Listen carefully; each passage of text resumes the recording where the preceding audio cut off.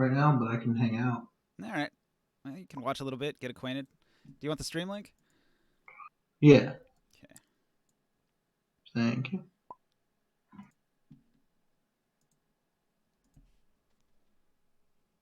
Go to my page and give myself a view.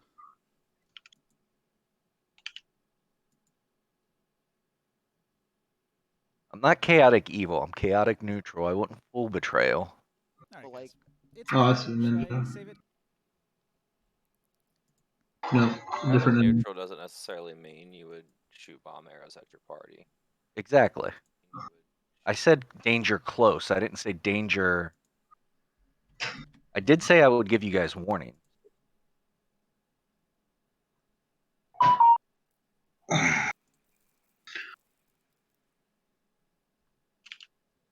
I'm just messing with you guys.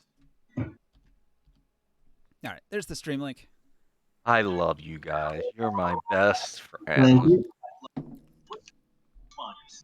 All right. We're on Twitch. Welcome to the Forgotten Realms Dungeons & Dragons stream.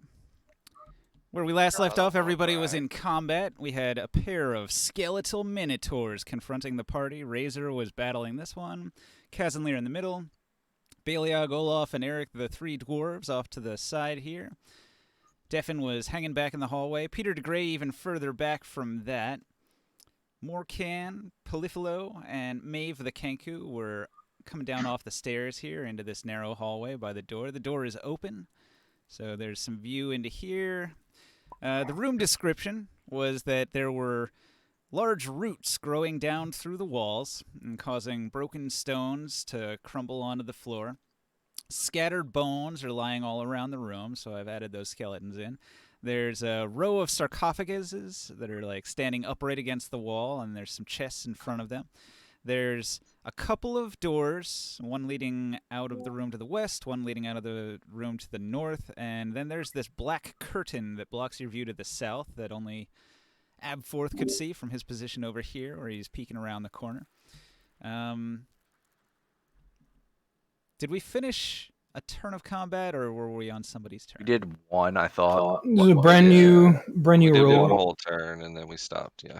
Okay, so I'm going to check the initiatives here. I think everybody's stuff was set up correctly. I'm just going to roll the new one. Polyphilo and Maeve, what are we? You're going to play them? Yeah. Okay. Autopilot And them a then- little bit. I'll give everybody a promote. Question. Yeah.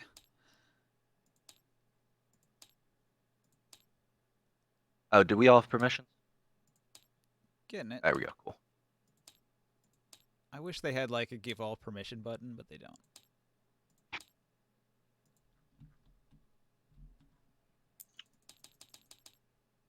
Workers loading a bunch of stuff. So. Do you guys know about saved cameras? One. All right. So in Tabletop Simulator, I'm going to like park my camera looking at the combat spot here. So I have like a nice tight camera angle where I can see where everybody's moving on the board. I'm going to hit Control 1, and that saves camera 1. So that's my combat camera. So then you can use Shift 1 to jump to combat camera. And I have camera 2 on my dice roller over here. I have camera 3 on the initiative roller. And That's amazing. Oh. and maybe I'll make camera 4 somewhere else useful. Only like the 5th time it's been mentioned since we played. Good job. I have not. Bullshit. So control 2. So you set the camera with control. And then you jump to it with Shift. I love it. How many cameras can you set? I think 10. This is awesome. I've never done Takes more than you- like 7, I think. No, but it's good to so I can go straight back to my cards and everything. Yes. Yep. It speeds up dice rolling when you can jump between spots. Yep. I just did that. Sweet. Ninja, I'll say it once and I'll say it again. You're a god. Why, thank you. Ninja, I'll say it once and I'll say it again. Thank you for introducing me to basic game mechanics. Okay, well, yeah. I've been at this Dude, one. remember when I started day 1 on this? No. Rough. Like We're 3 just- weeks ago. So, that makes sense. the description of the area, real quick. So, you guys found the Nameless dungeon, and you found a big gate, but it was like a magically sealed door, and you didn't know the secret words to make the magic gate open, so you had to climb up onto the roof, which is not really a roof, it's more of like a plateau. So, you climb up onto this plateau, it's got a bunch of trees and shrubberies on it, and you searched around until you found an air vent, and you snuck into this base through the air vent and came down through the attic and down the attic stairs into the main hall here, which connects to where that door was. So, That's right. Devin, you're at the top of the initiative. You're in pitched combat. These Minotaur skeletons are fucking ferocious. If they land a hit with those giant axes, they might just kill somebody in one hit. So, what are you going to do? I mean, we don't have much choice. We're pitch combat, so we've done quite a bit of damage at this point. But see what I got spell wise to see if I can't do something. Stop them at least.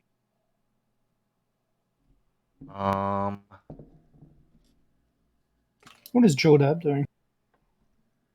Watching. He said he didn't want to join. Oh, okay. Not tonight. So, I guess he's spectating a bit. I'm going to actually. I'm gonna cast Entangle.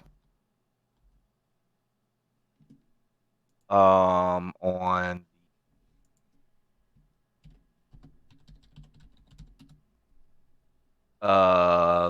Mr. the M skeleton. One with -14 over here. All right. M. Skellington. Oh, that's yeah. He's also got a hex on him.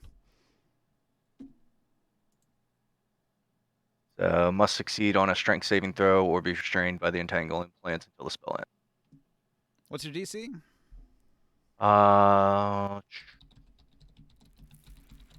That actually doesn't say. Where's that? It's going to be 8 plus your spellcasting modifier, Which is plus your wisdom. proficiency. My wisdom. And then +2. So is it my wisdom score or just my mod? Your mod, not the whole score. So 4. Plus So 2, you said? 8 plus 4 plus 2, so 14. All right, so Yeah. I rolled a 6 plus 4, and 10. He fails. He is entangled. It's a full action, so I can't do anything else. All right, so this skeleton is entangled. That makes him restrained, which means he can't do much. And I kind of tell the guys, I tell them they give them. I was like, give it all you got while you can. So, a few things about entangle. If you haven't looked closely at the Yeah, I'm not much of a spellcaster. That's description, you trying have some to new you have to things. concentrate on this. So this will be the spell Yeah. you're concentrating on. Yep. And it's a 20-foot square, which means you could probably get the other skeleton in there too. The issue is you're gonna catch your allies in it as well, I think. Oh, would I?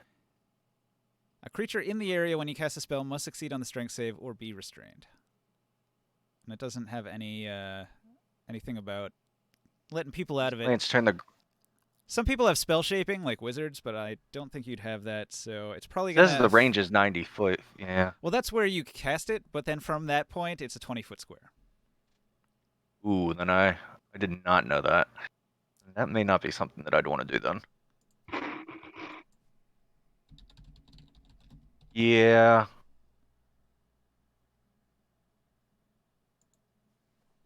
Well, last time you shot, you did hit them with full damage. Yeah. So the advantage of restraining the creatures is they can't move. Their attack rolls against them have advantage, and the creature's attack rolls have disadvantage. And the creature has disadvantage on dexterity saving throws if you do a future spell that requires a dex save. So restraining is really good. It improves survivability, because, yeah, it might affect some of your allies. They'll hit less, but they'll also get hit less. And maybe they'll make their save, so who knows? It's a gamble, though. You know what? I made the call, I'm playing it. I'm playing it out. That I made the call. That's me being. Okay. I'm playing my character out that way. Do you have a So- sphere to so we can maybe see what you're casting on? Kaz, do you want to roll your save?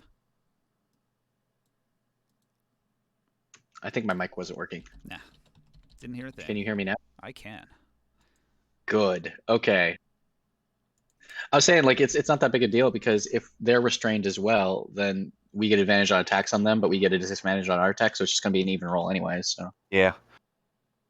Yeah, I made my call. We're gonna go with it. 12. You need a 14 plus. it's a strength save, you said? Yes.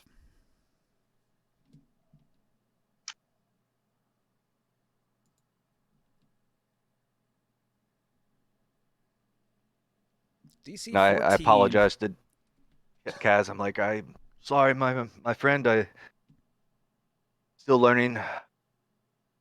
Was there a bless that was cast on? Do you remember? Bless was cast on several people. I think I noted it on them. Did that give you a bonus? The dwarves Or have the a dwarves? bless. I think it might have been the bard buffed himself plus there in the dwarves. Yeah, I used Sorry, I'm that back. bardic I went to grab some inspiration pizza. though. I cast Already. bless on 3 people. I think it was Maeve, maybe Polyphilo, and the Is it my turn? dwarves. I imagine. While you Yes. were gone, I cast Entangle, and it unfortunately hit everybody in this little Me area too. right here. Not, Mm-hmm. technically, yes. The dwarves Maybe? got hit. Both skeletons got hit. Did you guys roll? I Didn't- rolled a 12. I did not make the check, so. Am And I in that then, square, Professor, Andrew? were you caught too? Failed. I got a 4. All right. Yeah, everybody was caught. Everybody's Yeah, entangled. Am I in Um, that square too? We need to draw this 20-foot square so we know where it is. Yeah, I think so. 20 foot, you're like I 10, would imagine 15 so. away. What kind of a roll is it? I mean, definitely even Strength strength save. itself.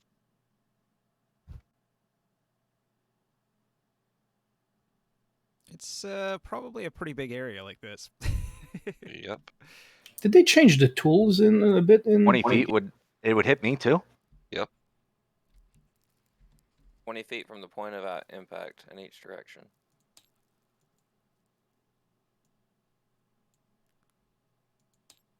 What's the save? So if you shot it at the back corner that you could see here, that would be 5, 10, 15, 20, so out to 4.3. So nobody through the door is hit. And Deffin's just outside the range, but Abforth is in it, so Abforth has to Okay. save as well. What's the save? It's a DC 14. 14 strength save against grappling vines. I passed. Okay. You dodge, So you I'm not weave, restrained. you avoid the restraining tentacles. So what do you do? Alright, so I'm gonna step back here. I'm gonna shoot another arrow at the most damaged one. Dodging out of the way of the vines that are trying to grab me, I stuck behind some broken stones, stepping nimbly upon them to avoid the attack. The branches. I'm gonna make my attack. Find how much roller this is. 21 to hit for 11 damage. All right. You hit it in the skull with an arrow. These are silver arrows, by the way. Don't know if it matters, but that's what they are. All right. The thing recoils, but it doesn't go down. Tough skeleton. Very, very tough skeleton. The guardian of the gate. The front door guardians. Can you get past him? Mm, It's Razor turn. Yeah. I will attack the one with my hex on, which I think is directly in front of me. Mhm. Is he entangled as well? Yep, everybody's restrained. So, So advantage it's to a hit. straight roll because advantage and disadvantage counting. Right? No, I don't think that's how it works. I think everybody Yeah, else has disadvantage. If I have disadvantage on his attack, but attacks on him have advantage, they should counter, and it's just a straight roll. No, it's just attacks have disadvantage. But attacks on him have advantage. Attack rolls against the creature have advantage, and the creature's attack rolls have disadvantage. Yeah. So you're So he's restrained as entangled. well. Yeah, I guess it all just So it- cancels. Never mind. Yeah. That's what I was saying. Like, that's why I was saying it doesn't really matter. They cancel each other out. I'll go ahead and roll my attack. 9 misses anyways, I'm sure. Yeah. So the entangled vines Yeah. cause you to not be able to skewer him quite as well as you had hoped. They're grasping at my spear. And I'm like, fuck this. Oh no. All right. I need to get Shabby off the list here. Where's her roller? Here it is. And Maeve, terrified at everything, pretty hides at the difficult. entrance to the dungeon the entire night. All right, so Polyphilo sees the Minotaur skeletons, and he sings a song. Bravely, brave Sir Robin ran away, and then he goes up the stairs, and then- Brave Sir Robin. mimicking his exact words and his exact intonation, Maeve says, "Bravely, brave Sir Robin ran away," and follows him. And both of Nice. them retreat all the way back into the air shaft. Okay, Chris. Is there any of us that got hit so far? Nope. No. I think I cast that because our first round was a surprise attack, wasn't it? It was for me only. Yeah. Let's see. I might do 2 actions, but the first one I'm gonna grab my crossbow, my trusty crossbow, and I shoot on the skeleton in this corner here. -14. Skellington. Okay. Katwang goes the crossbow, but it only has a 14 to hit. His armor class is 12, so it hits. Okay, so 10 damage, which 4 are a fire. 1 second, real quick. How do you make bones burn? All right, you guys ready to die?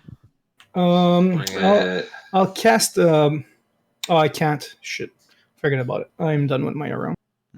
Did you want to move or anything? No, I just realized that these big skeletons, they don't have blood, so my powers are kind of pointless. Let's see if I can make this dice roller work today. All right. So the giant axe of the Minotaur swings through the air towards Razor, and he's got an 11 to hit. Misses. All right, it misses.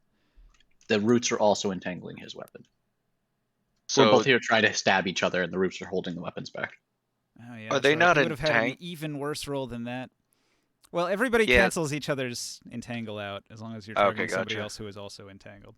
yeah. All right, so the other Minotaur is going to target Kezenlir. So, Kaz, here comes a chopping axe. Oh. Probably only need that first one, the 7. 7's not good enough to hit you, I imagine. Nope.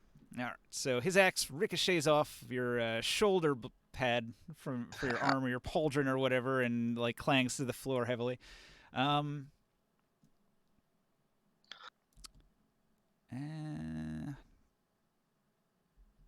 think that's it. So after the Minotaurs, Kef. Struggling with the vines holding me down. You can see me just barely. I'm able to free my right arm, or my left arm, I guess, according to my character model. Free it just enough to take a swing at the skeleton on the left there, or to the left of me. So that one, The more injured one? Gotcha. indeed. Oh, just barely misses. As I swing with the axe, a vine I didn't see blocks my arm, and I just like ricochets back. It would have hit him in the guts if he had guts. Yeah. Okay. So Palafalo continues to sing his song, but he's retreating far away, so only Morkin can barely hear him with his elf hearing. All right, the Dwarf Bros. They're blessed, so I'm going to add a d4 to my roll. Let's see. They're going to attempt to shove the Minotaur. That's a fail. Hang on. His brother with the shield is going to give him advantage. But, man, they both rolled 6s. That's terrible. I guess Eric is just going to run in between its legs and try to stab it in the groin. And he does manage to stab it, but he only does 5 damage. All right. Not the best round for the dwarves. After the dwarf bros, Peter DeGray in the back here. He's thinking about what he can do. I'm just testing some.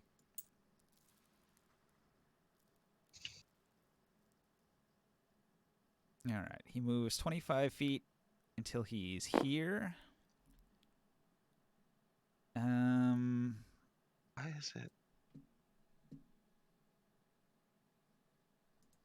Okay. Let me check his spell list here. Peter DeGray, what sort of spells have you got?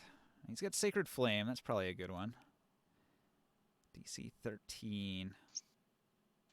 All right.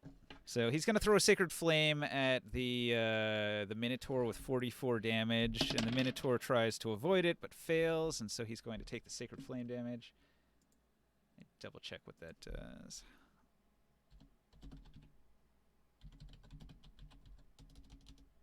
I think it's a D8, but I have to check. So, erupting with fire, and the skeleton's going to crackle and burn in the instantaneous flame-like radiance. It does do a D8 of damage. Ah, shit. Only 2. That's not very good. Yeah, what do you expect from a cantrip? He's like, this looks really dangerous, guys, says Peter DeGray. These are powerful, skeletal undead. Way stronger than a regular human skeleton.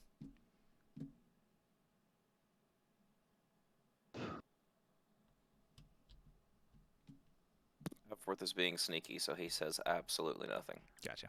What does Abforth do? He's gonna look around and see if there's anything interesting in this part of the hallway before he makes an action. There's quite a few interesting things in this hallway. 3 treasure chests, a skeleton that you can see, a couple of doors, and a curtain. Now, you've fooled me with this treasure chest trick before. You make everybody hate me. Where are these treasure chests exactly? By the stone tomes. The difference this time is we have no idea that there's treasure chests over there. Only you see them this time. This area. Are you talking about the tombs, Ninja, on the map, or are they actual different position than that? They're standing in front of them. They don't look. They look like little Oh, pearls I've on the got floor. marbles. Yeah, we got marbles. Can't see those. We saw them last week, but we can't see them this week. I wonder why. Anyway, Cut and paste doesn't yeah. fix it? nope. Open it. Can you see it when it's open? it?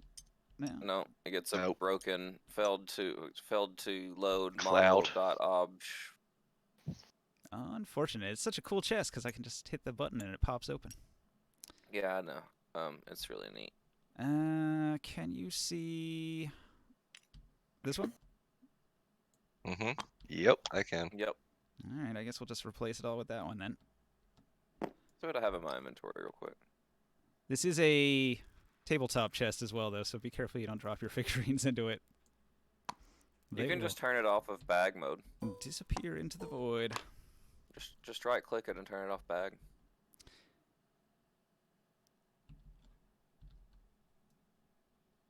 I use that chest all over the place, so Abforth will not be able to see any treasure chests in this dungeon, and the entire party gives a relieved sigh.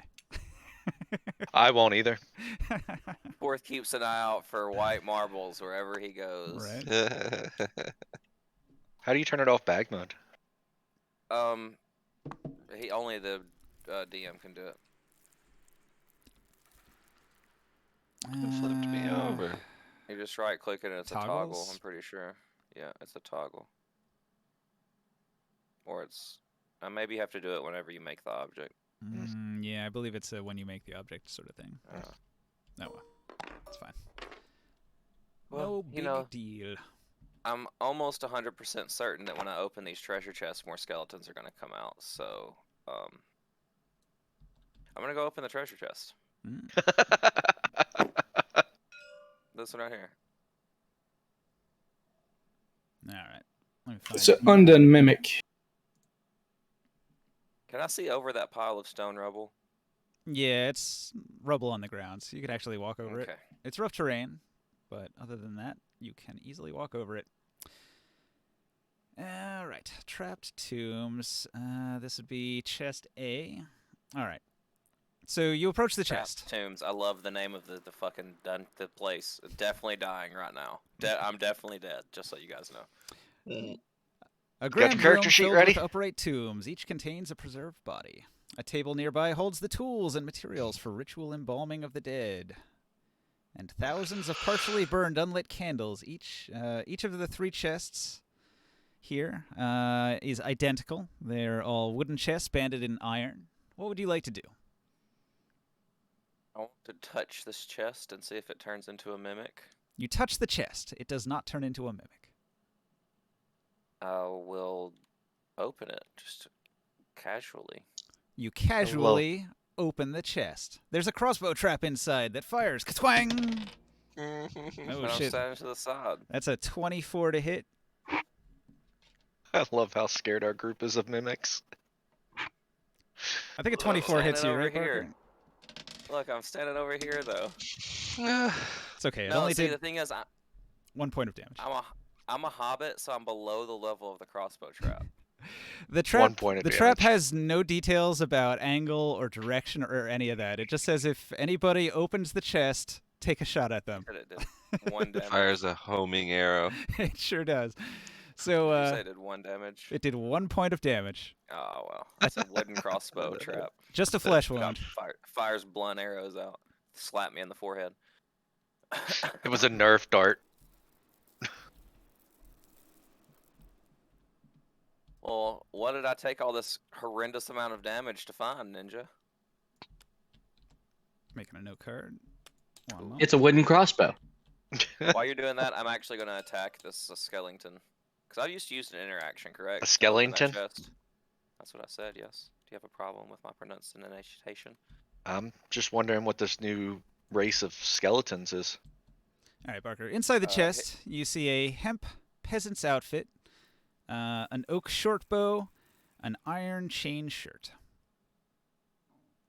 The spacing's kind of bad, but 3 Right, outs. yeah, I was trying to... what is... Where? What? This is a Oh, flail. there's You a missed the flail. flail. Yeah, So there's a flail in there. So I was trying to figure out where this 2d6 bludgeoning piercing damage came from. Yeah, it needs a space in there. Let's see. The bow, I mean, none of this. Is this light armor? Yeah, armor type light. I'll take the chain shirt out of there. It's a halfling style chain. Yeah. All right, now it's a little more readable, I think. That's what I'm wearing right now, man. This doesn't exist. What? No, sorry, I locked it. You might have to No, unlock it. nobody knows about this. Oh. I was gonna say, that's what I'm actually wearing right now, dude. Can you unlock it, or can you? I guess there you go. Special concealed. That's pretty cool. Yeah, you're not wearing this one, so you don't know. No, nothing I'm not about wearing this. that type though, but yeah. Just like in The I'm Hobbit, wearing you one can wear it under your clothing. Nobody will know you have it on. You don't know about. You don't know about my stuff. That's cool though. All right, and Dude, nobody made knows an about your attack roll. stuff. I made an attack roll on the same Minotaur I attacked earlier. I drew a line to make sure I could still see him from where I'm at. And I hit him with a 22 to hit and 14 damage. All right. A really solid hit. He takes a heavy shot. And yet This is he does me, not go Abforth, down. not looting chests and shooting monsters at the same time.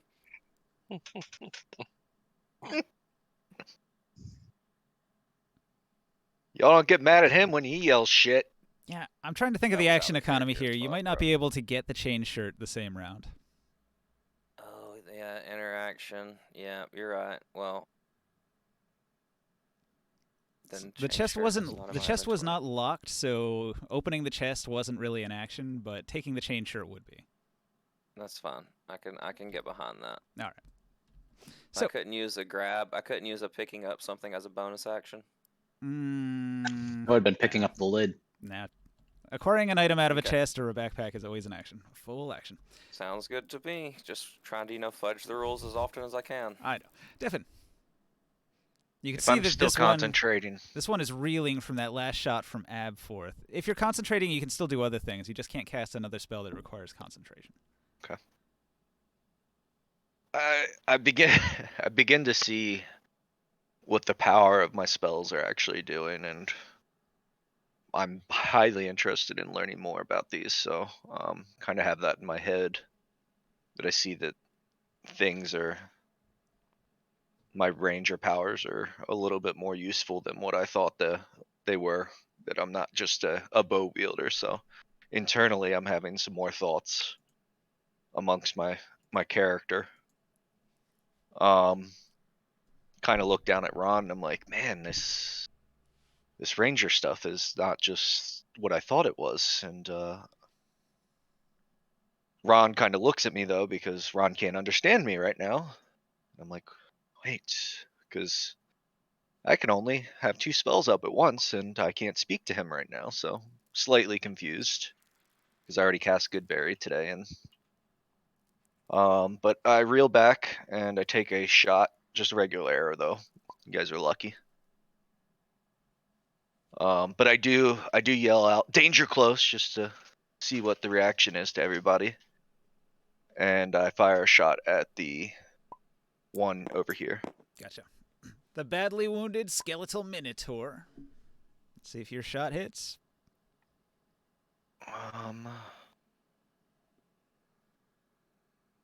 13. Just barely. So your shot finishes the thing, hitting it right in the center of its chest, causing its rib cage to shatter and all of its limbs to collapse to the floor in a pile.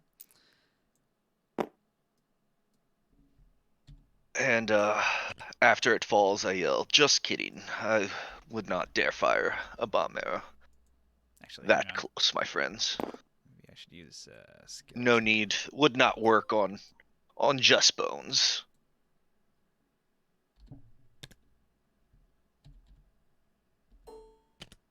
Alright, so now there's a pile of bones where the minotaur last stood. I am simply going to shoot on the one in the corner here. Alright, from your spot behind the door here, you take aim and pew pew. Ooh. Natural 20. Nice. So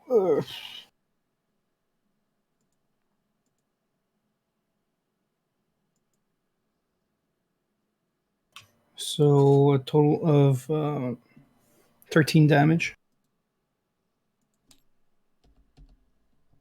Does that make sense? Wait a second. Let's see, on my What do I have to do when I hit the critical, like a 20? Roll damage twice. Add your modifier once. Didn't it already do that for you though? It does it on the roller. Yeah. Something's wrong with your modifier though. Yeah, I don't understand that. What's your Wait, do you damage roll modifier? 1d6? Oh yeah, is your modifier yeah, plus 4 damage? yeah.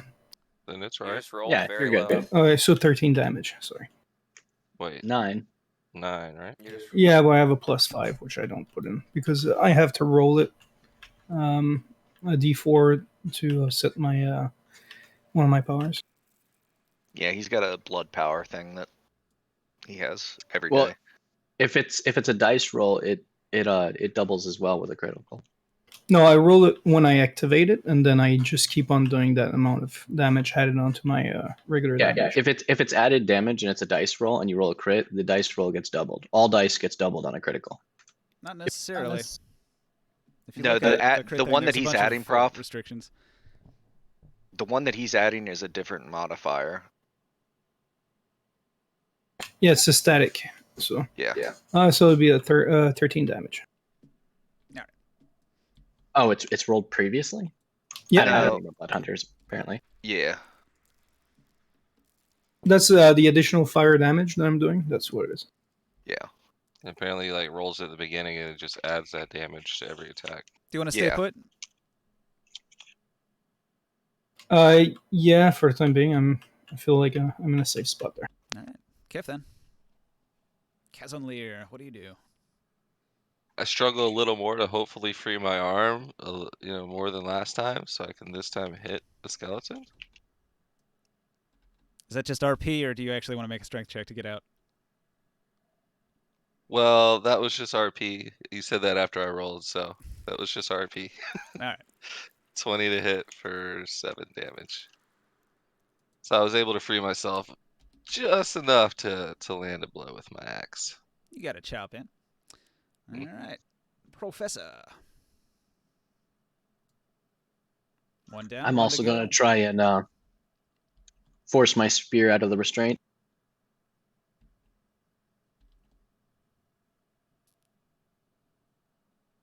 It's not returning back to my roller.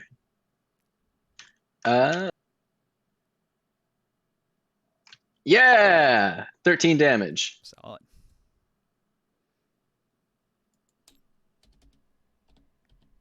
Hell yeah. A heavy-duty spearing almost takes like half the rib cage off, and yet the thing still lives.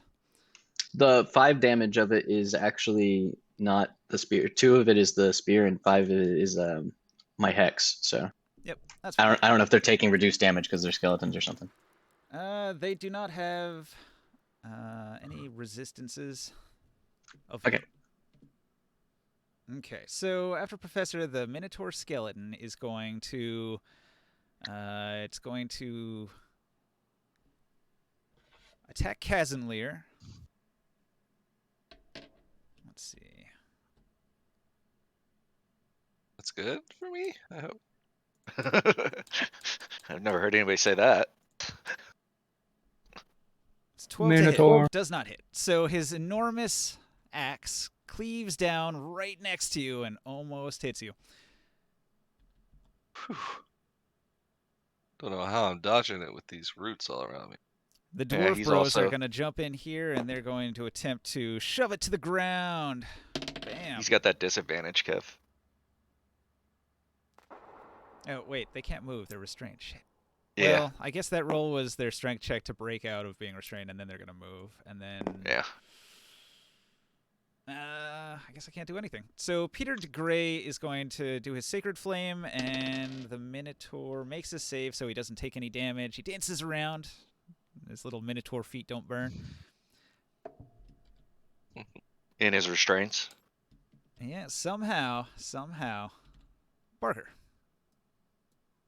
Now you can get that chain shirt.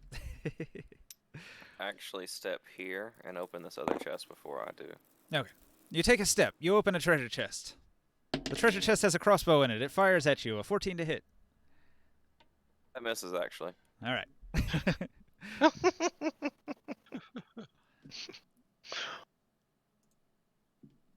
see. Chest B and its contents. Let's see if I can add them to the same card. It's unlocked. I'm going to shrink it a bit. Well, actually, maybe I'll put this on another page. All right, so page 2. Keep in mind there's multi-page here. So this contains this cotton scholar's outfit and an iron ringmail and a fine halfling ale in a cedar barrel. That's just an iron ring. No, yeah, iron ring. Sorry. It's got a bloodstone. Okay, so I'm going to put this ale in my bag of holding. It's 70 pounds. It weighs more than you do. I'm going to put the bag of holding over it. I'm going to cover it with the bag of holding and then turn the bag of holding upside down once it gets all the way in there so it contains it. I'll never have to lift it. All right, with a little thwoop, it disappears into the bag. And would I be able to use the same action to get the chain shirt as well? Since it's in 2 different chests or not? Nah. You can only retrieve from one container at a time. It's fine. It was quite a trick getting it into your bag of holding, so Yeah. impressive that you did that. Yeah. Makes sense. And I guess you don't have line of sight from there? Well, you No, used an action, right? I do, but I'm gonna shout back. I can't see the beast from here, guys. I think maybe you don't. That's a tough shot because of the 2 corners. If you go from this corner, though, it's like... Come on, man. You've watched enough movies. You could pull that shot off. You just curve the From bullet corner by to corner. punching with your Yeah, gun. ricochet it on the walls, man. I can't see anybody, and I don't attack this turn. All right. Kef, 1 skeleton remains. Probably Can can't see I in the make dark either, can you? a strength save to try to get out of Not this anymore. entangle? Okay. Nope, I missed that. All right. So you're done. So I'm done. Devin. Can I tell that the beast is like just reeling in pain right now? He has been shot to bits. Not Is he much left showing of him. it? Yeah. So I'm going for the kill shot, I tell him. And tell him let's finish him off, boys. He looks like he's about to die. And This thing does 2d12 if it actually lands a hit. yeah, he's 27. Can you imagine taking 30 damage in a single hit? Or like 60 if you got a max crit? Yeah. Alright. 13 damage kills So- it. Bam! It dies. Yeah. I want that axe. Yippee! Could you imagine a halfling trying to use that? No, because I can't, because Halfling couldn't use it. Roll 4d20s and take the lowest number. That's your hit. You're right. Yeah, exactly. You get triple disadvantage. If I step into the room, am I gonna get stuck in that entanglement? No, because I'm done concentrating. Oh, Alright, so You just all the release levels it. return to normal. Yeah. Alright, guys. So combat's over. You're now free to roam in this room. that was a and serious fight. explore and RP and all that. Yeah, I'm gonna snatch that chain shirt up and go open this other chest. Cool. Alright. Glad to hear it. I About to get inspect hit by a the. third crossbow. Katwang! Ooh, that is a 24 to hit. That one got me. Man, these crossbows are accurate as fuck. It only does 1 damage though. Freaking Jeez. Nerf darts. I'm blessed. Yeah, somebody installed the wrong bolts in these crossbows. It's apparently. a Fey crossbow. It's only like 6 inches long, and it fires this tiny little arrow. Toothpicks. It's really accurate, like a heat-seeking It's like arrow. those Gorgon soldiers from Toy Soldier. Yep. Shooting the blow darts. All right, let's see. Chest C and its contents. I proceed to desecrate this guy's skeletal corpse. Yeah, I inspect this one because I want to see if there's anything special about it. I think you already know that we need these skeletons for our exhibit here, Chris. But we already have one that is intact right now. But Oh, this was intact. By desecrate, I mean I'm just like doing funny things with it, like sticking my fingers through its rib cage and like. While you guys are looting, I'm sitting here like yelling at Ron, like trying to talk to him, but nothing's getting through because I still haven't fully understood that I can only cast 2 spells a day. All right. Does that scroll case have anything in it, Ninja? It is currently empty. Alright. So Barker's looting a chest over here. What are you guys doing? The dwarves are going to go over here and they're going to sit down on the floor and sigh, and they're going to groan about the 8 damage they took. But at least they're not restrained anymore. I guess that bless is Anything- going to end too. is there anything Well, special about bad these? ass. The 2 skeletal corpses are completely demolished. Even their weapons are cracked and old and of little to no use.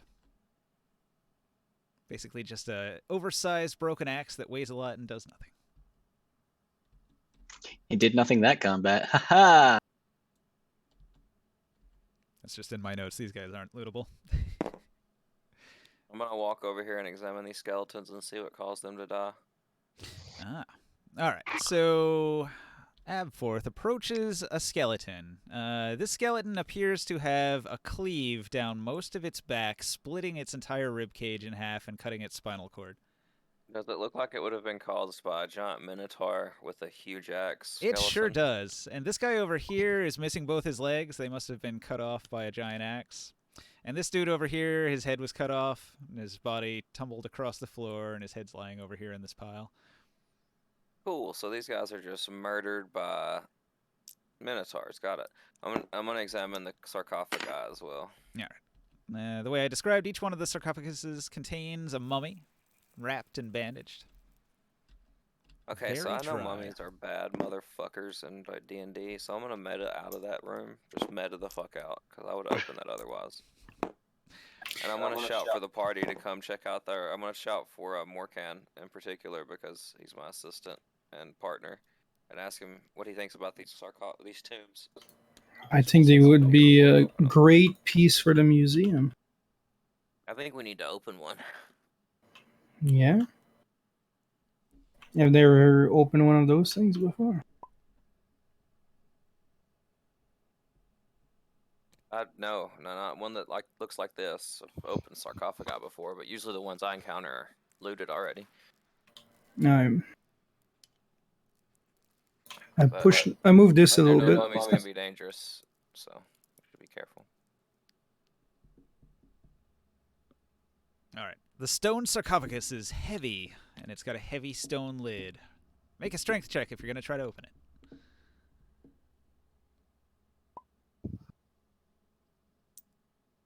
I'll give it a shot.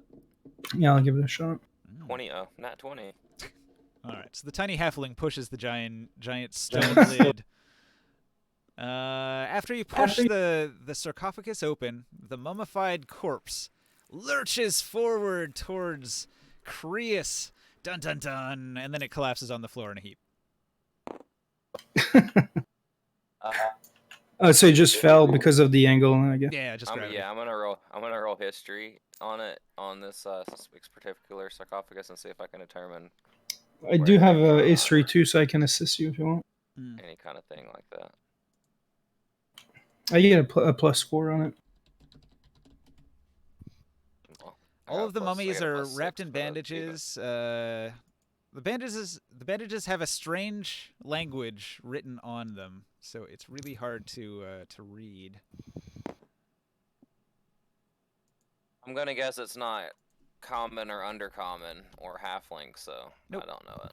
I look at Morkan the scribe and say, yeah. If anybody knows exotic languages, you could try to read it. Someone who knows exotic languages. I wonder if anyone knows that.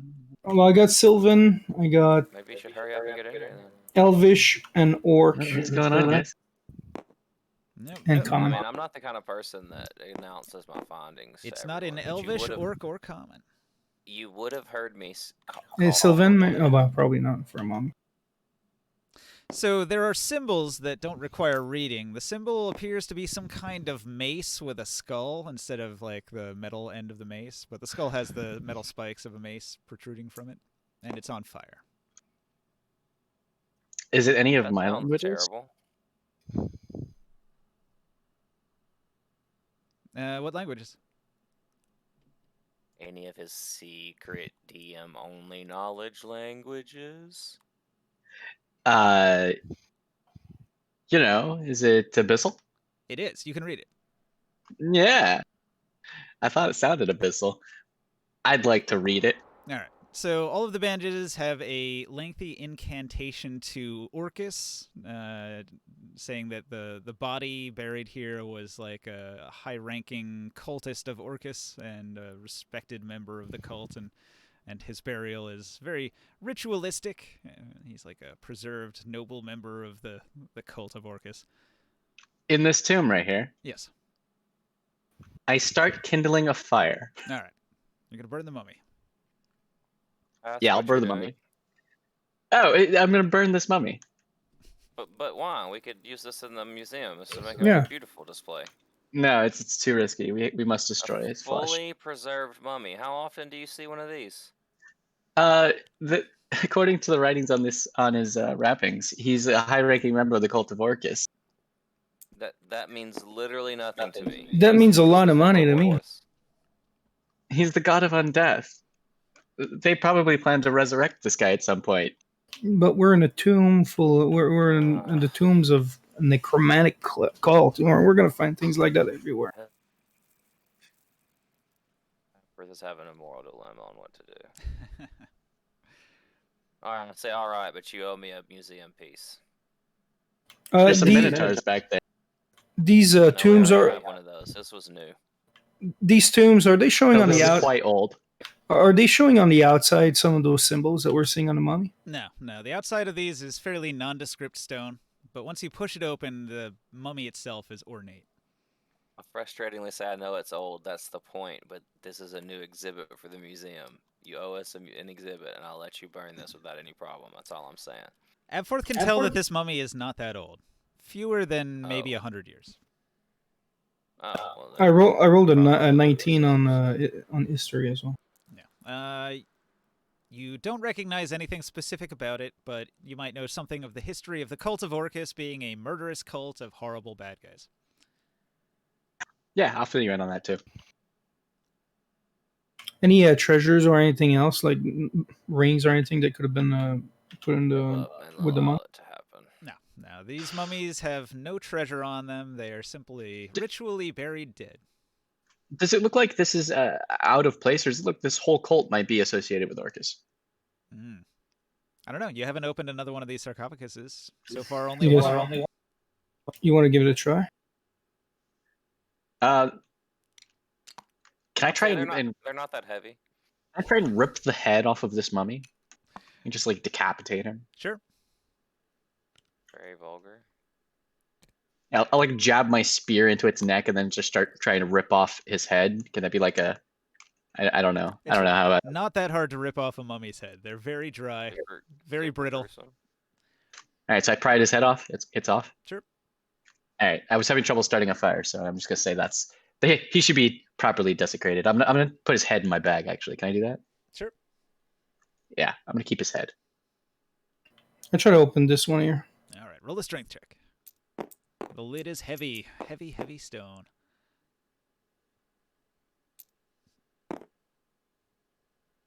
Okay. I roll a You 5. are unable to pry it open. I need some help. You need the mighty midget. Get over here with your muscles. Yeah, mighty midget, come with your dog. Look at me. I'm not strong. I have a +1 strength, dude. I got lucky and rolled a crit. I have a -1 strength. Get on So that do level. I. Oh my god. The dwarfs. Yeah, let me show you weaklings how to do this. Do you guys even lift? Noodle arms. Do I have advantage? Is anybody helping me with this? I'd like to help. All right. With I help, got a 20. you and Morkan are able to tag team it and pry it open. So you Same see thing. another very similar mummy. It's a different person, different body shape a little bit, but same details, same kind of wrapping, the same markings of Orcus. God damn it, man. Are you there, Kef? Orcus cultists here? No. This is destiny, man. Like That's I am. why this is a big deal to you. This would be so nice for the museum. No, I mean, like, I want to know more about the reason that it affects. I don't care. I've given up. When Ninja said it's not old, it doesn't matter to me anymore. These are, I let you Morkan know too that these are fairly new. Yeah. Remember when I asked you to help me locate any activity of this cult? I specifically talked to you when we first met. I thought you said Morcus. Oh gosh, that's my fault. This is the cult I've been looking for. I'm on a mission to end their activities. See, that's the misunderstanding. Alright. I understand. I'm sorry. I understand now. If we kept these ribbons though, and we burned the rest of the body, You want to unwrap their bodies? I don't know. Maybe that'd be interesting to bring back. So they use special kinds of, I would imagine, like glues to bind the bandages to the body. So peeling the bandages off after the mummy's been made would be incredibly difficult. Painstaking work with a dagger. You'd have to basically skin it. Well, we might as well just burn them all if we're Like, going to be. It upsets me to find that they're actually active, but excites me because this is kind of my objective. So this is a bad thing and a good thing for me. I'm conflicted. I'm excited, and I'm telling you guys this. I'm excited, but also like I've got adrenaline. I've got my adrenaline rushing. You guys talking about setting a fire in another dungeon? Yeah, They already did. God. we already started. Oh, We're burning mummies over here. I'm seeing a trend. The fire started, so he just ripped his head off.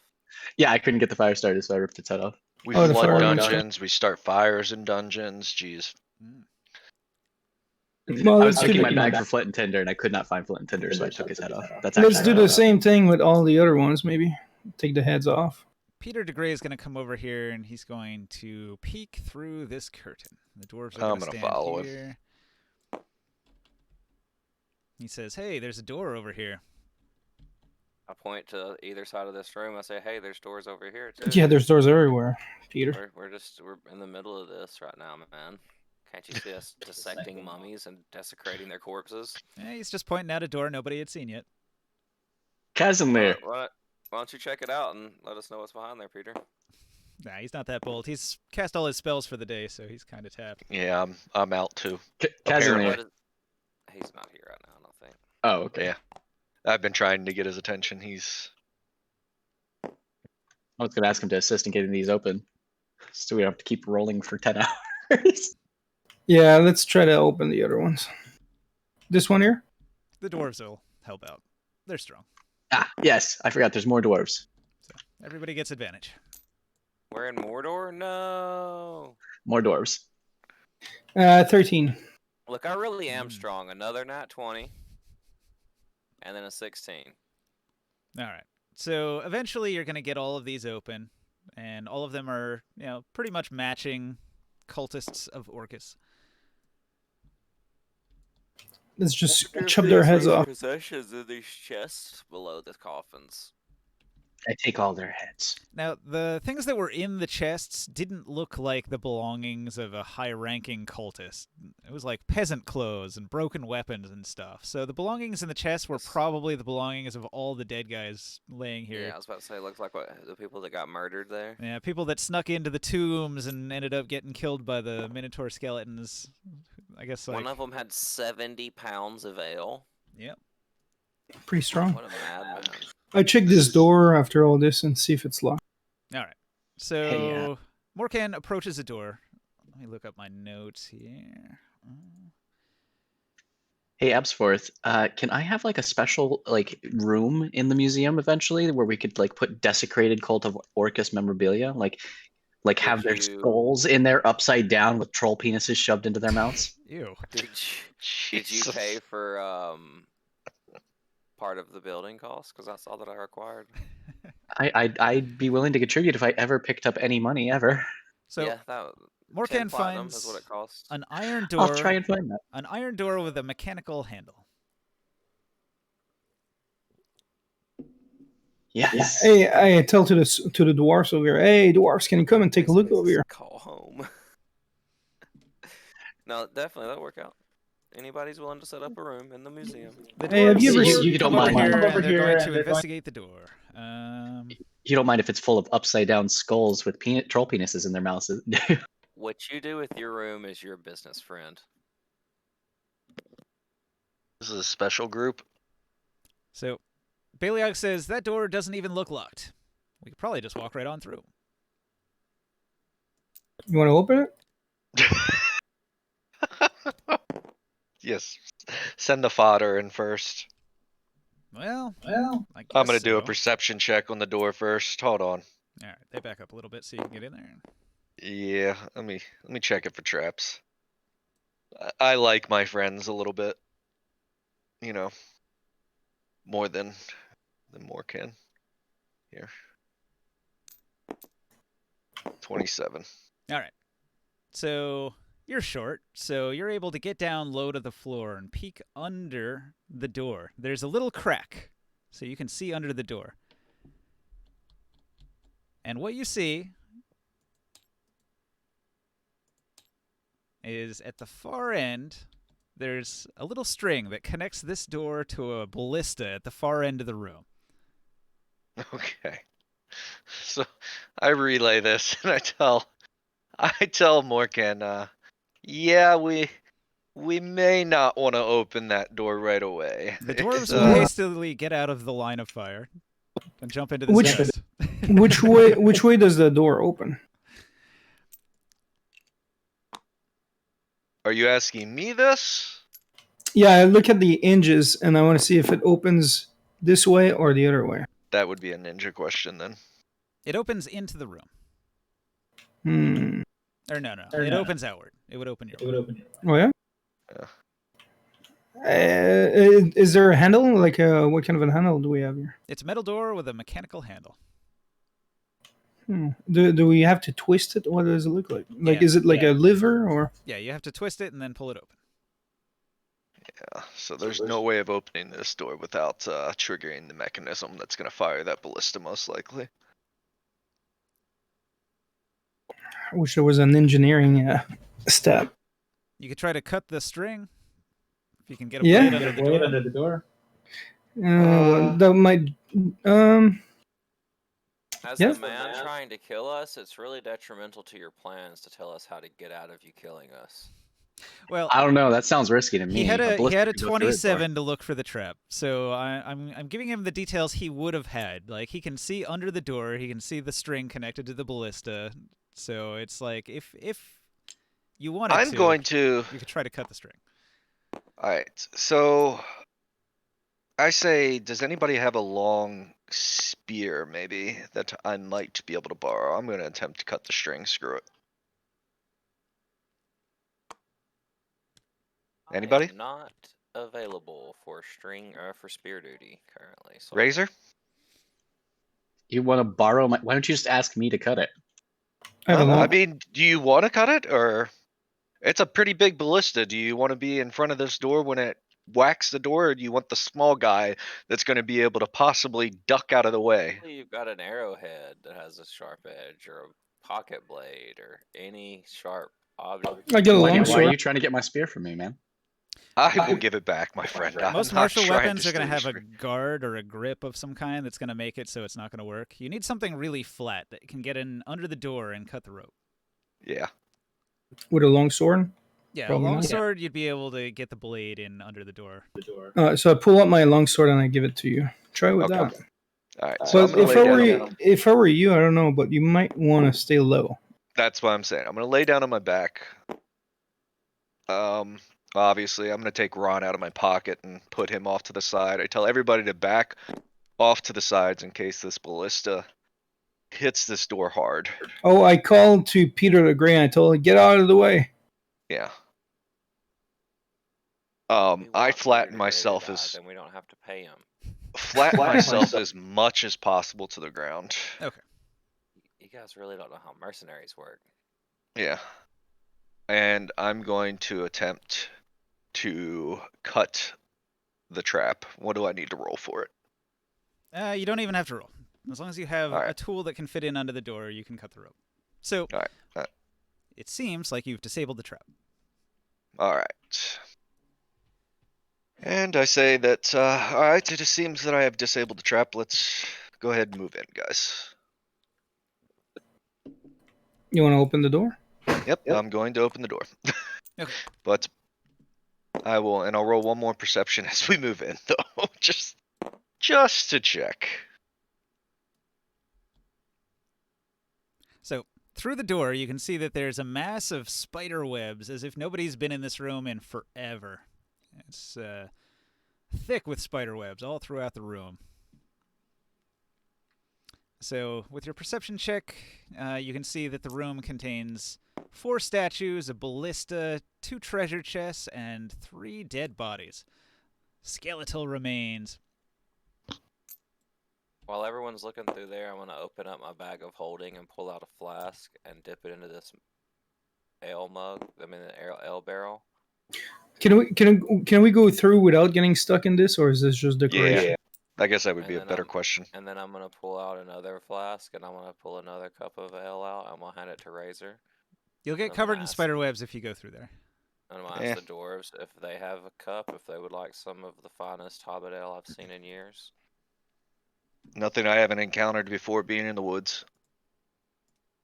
I'm gonna get stuck in the spider web, you say? Correct. Ninja with the dwarves. Would the dwarves want some ale? Yeah, they'll try it out. They'll tell you that Definitely. it's delicious. Some of the best ale they've had. Excellent, excellent. I tip up. I can set it. I can probably set it up on fire with one of my arrow. All right, hang on. Each creature that starts its turn in the webs or that enters them during its turn has to make a DC 15 dexterity saving throw. All right. So that's going to be Deafin as he passes through. Yep.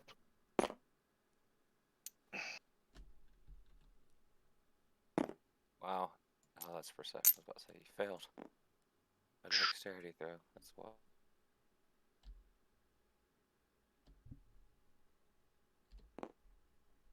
$19. All right. So you manage to get through the webs. You tear a hole, and you get into the room. Can I fit through that hole? Yeah. Once the hole's been made, anybody can go through it. Okay. Wait. Before I do a perception for in case there's a. I take a look in the spider webs and all that for moving stuff. Okay. All right. What's your perception roll? 23. 23. Natural 20. All right. You hone your senses and you try to perceive everything in the room. You don't detect any spiders in the ceiling. You don't hear any clicky-clacky noises. The room seems empty and silent. How high is the ceiling? The ceiling here is 30 feet high, with arched ceilings that come to sort of a point. I get to the chest here, but I I take a quick look at the skeleton here if there's anything special about it. Okay. Morkan looks at this skeleton here. The skeleton is mostly intact, but all of the meat's been removed from the skeleton. Any clothing it had's been shredded. I look at Morkan and I look at him and I say, "Any movement on your chest, friend?" Yeah, is there anything that looks? Does it look like it's living of some sort? Yeah, Said he I had to go kind to the store for his dad. He'll be back in about 30 Yeah. minutes. I kind of motion to him like, well, if we're gonna do this, we might as well open them at the same time. Well, there could be spiders inside of these things. I don't know. I didn't see anything in the room, but I'd Well- like, to, I'd like to examine the statue while they're doing that. All right. It's a statue of a warrior. The warrior is dressed in half-plate armor, and instead of a sword, the warrior has like a ugly, horned, demonic-looking helmet, and is carrying this like long, nasty-looking flail.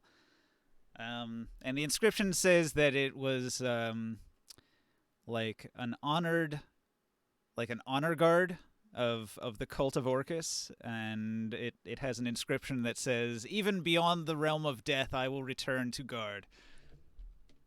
oh, Four coffins, 4 statues. And Coincidence? I think not. I say to Morkan, "On 3 then." yeah, I'll try to open my chest here. All right, 3, 2, 1, and we go ahead and open them. All right, I'm rolling initiative. They're both mimics. Oh fuck! On 3 counts down from 3. I laugh. You guys get fucked. You make me laugh every week, Fire, man. Rah! Go the mimics. All right, so sneak attack round. Shit. Uh,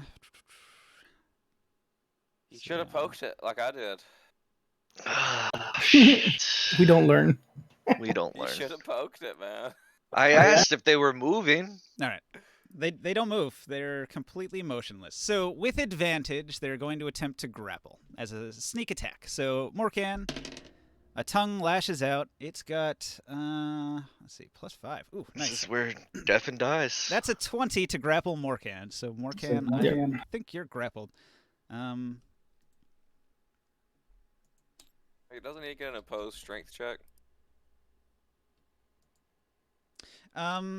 It sort of depends on the rules you're using. I usually use the Grit and Glory rules, which are a static target for That's grapple fine. checks. I was just wondering. Acrobatic. Are you gonna play Kef out for us? Yeah, Kev said he had to run to the store for his dad. He'd be back in about 30 minutes. Yeah, he doesn't come up for a bit, so if he doesn't get back in Okay. time, I'll try to autopilot him. Okay. Let's see. Can it do anything else? Does he have multi-attack? He does not. So all he can do is grapple. So the other one with advantage tries to grapple Deafin and also has a 20. So both are grappled. Fuck me. Yeah, that's what he's trying to do. Glad you picked up on it. Okay. So sneak attacks have gone off. Barker, You are way back here. What were you doing at the time? Were you just watching the door? Me and Razor and the dwarves were drinking ale. Okay, so you're having a drink I with went the into the room. dwarves when things kind of go crazy in the room Yeah, there. I was drinking ale with them, and I say, we'll finish this next time. And I put the lid back on the cask back on the lid, the cork, the stopper in there. And I put my cup up, and I walk to the edge of the door.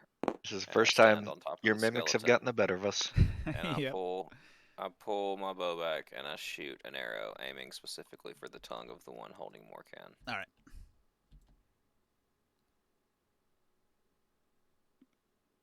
$17 to hit. Armor class 12. They are easy to hit. Does 9 damage. Okay.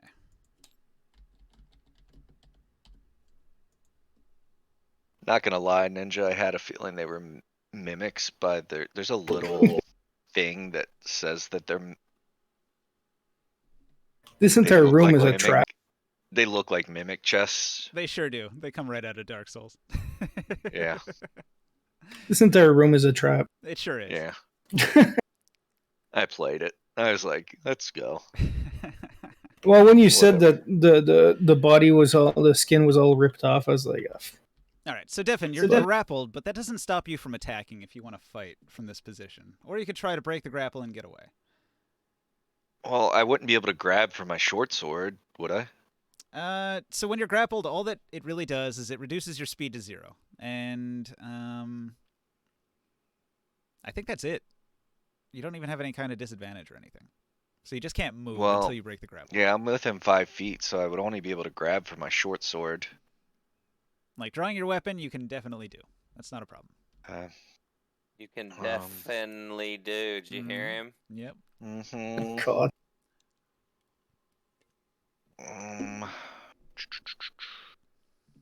Somebody left off that one. That was Cat. Wait, who was that? That was Dab. He had enough of our shenanigans. Yeah. Just don't worry about Joe Dab. He's the kind of person that thinks he wants to do something until it comes time to do something, then he doesn't want to do it. Yeah. So I'm gonna take a swing with my short sword then. It's unfamiliar territory for me, but I'm gonna take a hack at the tongue and attempt to release myself. I'm like, this foul beast, it's got me, and as I'm doing this, I'm like, Ron, help me, and yelling from the other room. Because Ron is actually out of my pocket. I don't. Yep, you took him out. Yeah, so let me get him on the board. Ron would be like right here.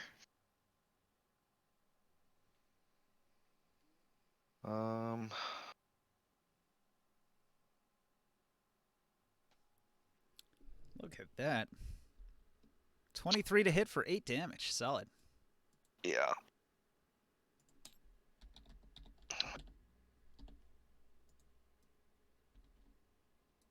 All right. So the mimics going right away. They will begin to chew. Dun, dun, No. dun. So, Deafin, this mimic tries to bite you. Oh, that dice is cocked. Hang on, let me reroll.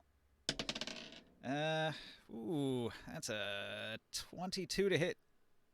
Yeah, that hits. Okay, so you get bit for 6 toothy points of damage. Oof. And Morkan, this thing tries to take a chomp out of you. Oh, I rolled a 19. That's a 24 to hit. Morkan, you take 5 points of pointy tooth damage as it chaws on you. Alright, so that's my mimic turn. Dun, dun, dun. The dwarf bros hear the sounds of you guys being chewed on, and they're like, oh! I also told him to come in here and help me when I walked in there. So, let's see. 5, 10, 15, 20, 25. That's one move. And then 5, 10, 15, 20, 25. They see that Deafin is smaller and more injured, so they're going to move over to here, and they had to dash to do it, so they got nothing else. But they'll offer themselves as a target to the mimic, and they'll shout, "Ah, come after me, you bastard! Let him go! Come after us instead!" And so they try to get its attention. That sounds like a really dumb idea if you're a mimic. Hey, let go of that guy you've already got in your mouth and come fight us instead. Right? Well, I mean, worth a shot. It's all they could do. I guess so, but yeah. All right, so I'm gonna have Kaz do a dash. So he goes 5, 10. I've 15, tried that 20, tactic 25, before. 5, 10, 15, It was 20, dumb then, too. 25. So I've been told. So Kezenlir catches up to Abforth, draws his weapon, equips his shield, all that good stuff. And then Chris, what do you do? As Kazan can I use a- that there's gold in both of those chests up there? And you hurry. Can I use a short crossbow from this distance? You would have The distance on the disadvantage short crossbow to attack is- with a ranged weapon at melee range.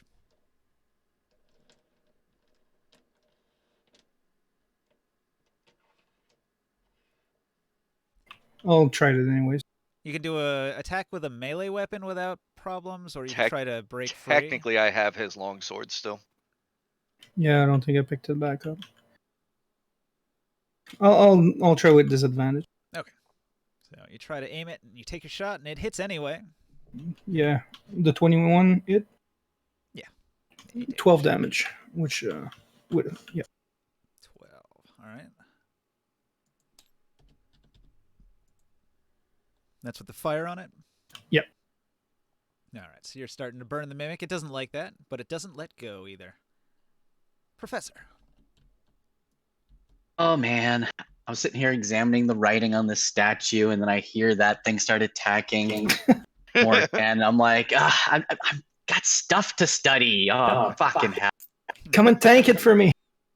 Welcome to my world, man. Like, just trying to steal shit, and everybody always needs something. Well, I'm just trying to read the scriptures on these Let me statues, and you're over burn here. that mummy you just found. I have Come here. literally, in my life, never opened a chest and never gotten attacked by a chest. My guy doesn't care a shit about chests. I'm gonna attack this chest. I hate him so much. I'm gonna attack this one. Gotta remove the D6 because he doesn't have hex on. And I'm gonna attack. Does a 20 hit? It sure does. 8 damage. All right. 29 damage on this thing so far. It's getting stabbed and burned and shot, and it doesn't like it at all. So it's becoming less chest-like and more like a mass of tentacles and teeth. An abomination. That's fun. It is a shapeshifter, so it's sort of doing the John Carpenter's thing right now. When he gets hit, it changes into its true form. Yeah, it turns into like a dog, octopus, tentacle thing. Hey, Ninja, technically Ron would just kind of be on autopilot for you to, I think. No, you control your pets. That's always how it's Okay, been done. alright. Okay. I didn't know It's if you Peter wanted to do DeGray's that. turn. He refuses to accept your extra work. No, I didn't know if you wanted to. Did you want to put him on the initiative then? Isn't he just like your bonus action or something? He goes on your Just turn. goes on your turn. Okay. He's considered part of you, so he Okay, acts alright. when you act. Technically, what you're supposed to do is you're supposed to train your pets. You say like with a dog, right? You train it to attack when you give a attack signal, and then Okay. and then during your turn you'd use your free interaction to say attack, and then your dog Okay. would run an attack because Okay. you gave it the command. He would eat that ass up. But it's supposed to be things that an animal could actually like learn that you could Yep. like train a dog to do. Okay, Yeah, Peter. he doesn't. Peter DeGray is gonna sneak off behind the curtain. Jeez. Of What course. a bitch. He's not getting paid. I think he already got paid technically back in the town.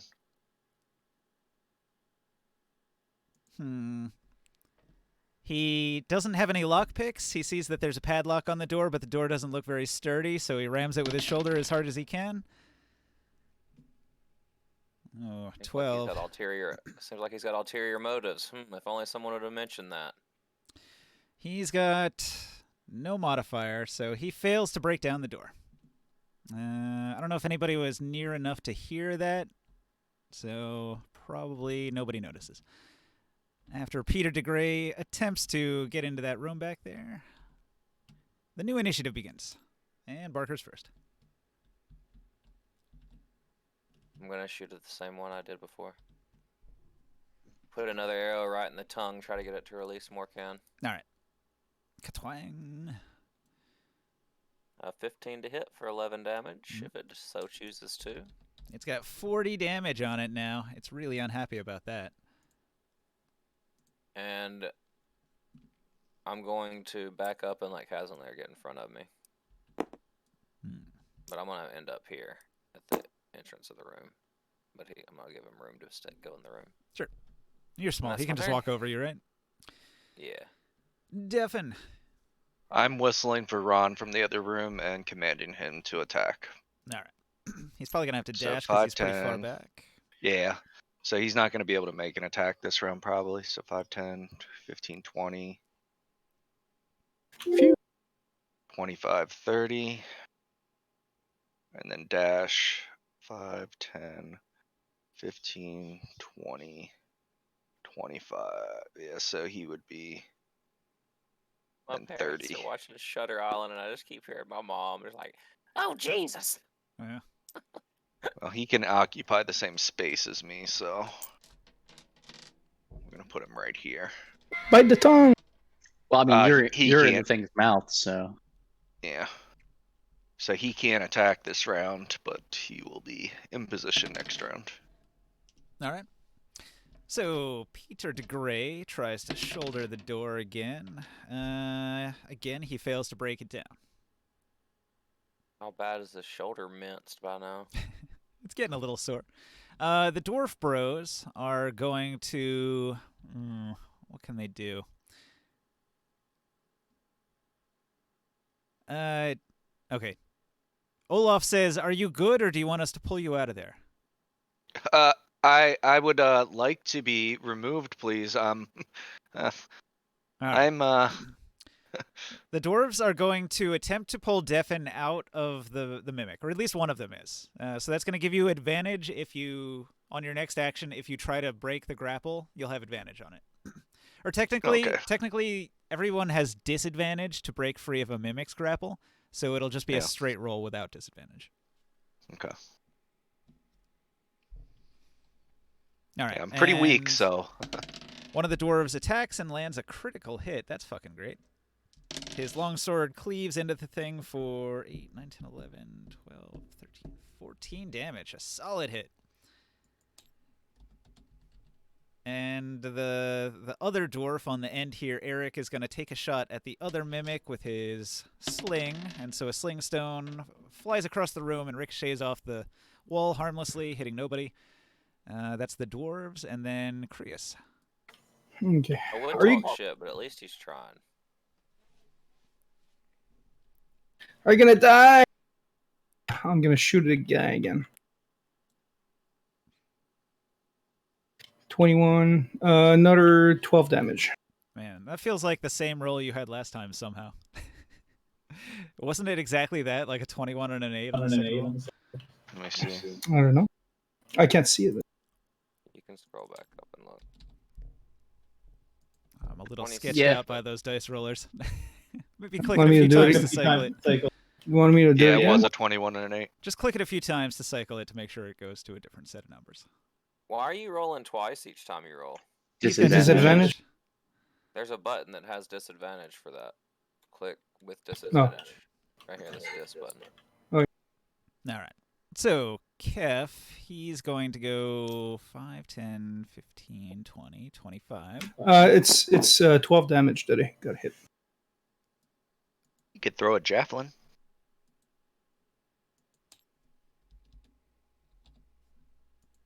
Okay. Olympian. It transforms fully into its shapeshifter form, and then it grabs at its chest and keels over dead. Yeah, bitch. Finally. I guess that means Kaz is going this way. 5, 10, 15, 20, 25. And he had a dash, so he's done. Professor.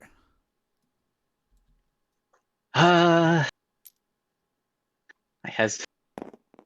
Fuck, there's like very little space to get in over there, huh? Help Defen. Can you go into space with since he's tiny? No, no. he's there too. So You can move through an ally's Panther. space. It costs double movement though. yeah, but I mean, like Panther. the only space I can attack is that corner, and I can't reach it. Unless you got a ranged weapon of some sort. Technically, I'm actually in the mimic's mouth, so I'm not really here. I'm like here. I'm surprised nobody's tried to use the ballista against it yet.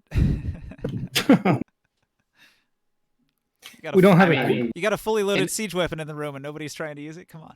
Yeah, but I mean, like it's in this dungeon. Like the traps in the chest were doing 1 damage, so the ballista probably does what, 3?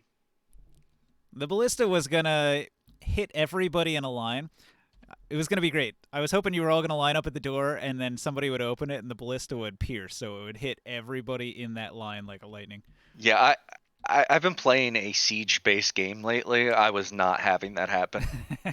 I guess I'll reluctantly use an Eldritch Blast,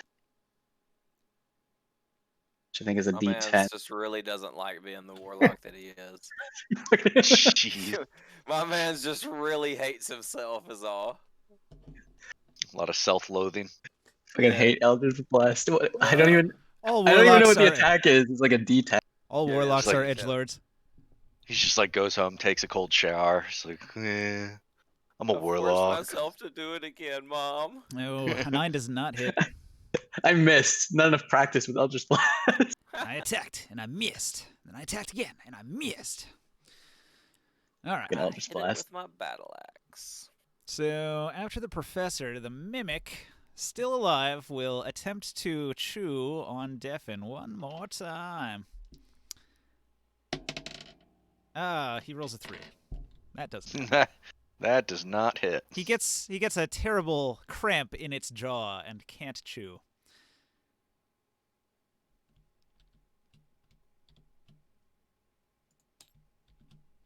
Okay.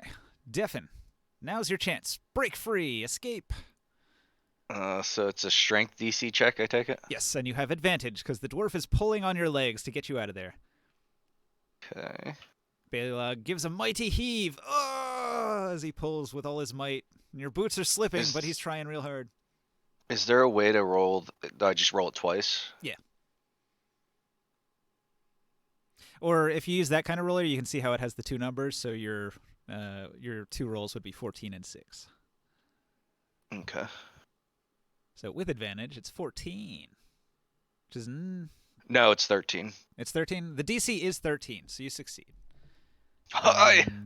And I am immediately getting... So the dwarves have pulled you into their space. Yeah. I'm hopping on their shoulders and hugging Baleog. Suddenly starts playing Deep Rock Galactic. Baleog is literally my best friend at this. Or who was it that actually saved me? Which one? It was Baleog. Oh, it was Baleog. Baleog is just, yeah, without a shadow of a doubt, my very best friend. That was my only action, but Ron gets to attack this turn, right? Yep. So Ron, I have a roller set up for him.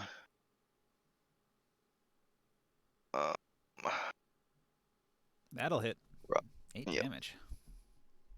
Puts it at 30 as Ron takes a big bite out of it. He's got one of its tentacles and he's tearing it off. This is Ron's very first attack of the game. Yep. I'm proud. I'm like, yeah, Ron, get him, And it get hit. him, boy. All Turns right. out Ron's been a girl this whole time. He could be. I don't know much about Ron, dude. You never looked. Yeah. I have not done an anatomy exam. What I does failed Dr. that class. Adforth do? Seeing that things seem to be well under control in that room. I'm Everybody's gonna go back to dogpiling the exploring. mimic. Yeah, I'm gonna go back to exploring. I'm gonna check this door, see if it's locked. I'm proficient in anatomy. I am. Turn and cough, I'm please. sorry, but anatomy is not a skill in D&D. You have to use He's a puppy. investigation. It's a and puppy, then guys. I study the internal organs of every new monster I slay, so You guys say hi to the puppy. A puppy. Not teen investigate. All right, you investigate the door. You find an iron door with a mechanical handle. It doesn't appear to be barred or locked or trapped. Gonna open it. You open it. Inside, you see a room. I can get my zone revealer here. All right, so you see a small room. It's only about 20 feet wide by 10 feet deep. And then there's this little nook with a curtain that you cannot see beyond.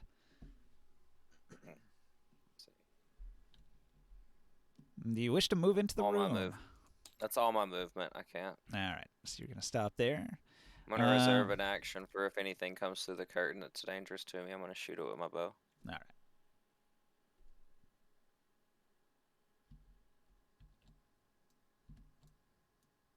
And then Krius is next.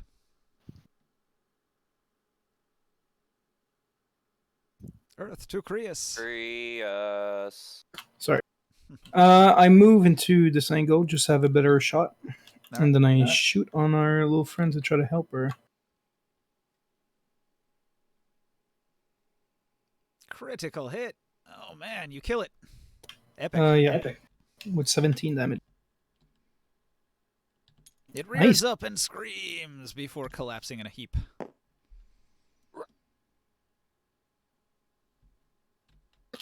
Hooray!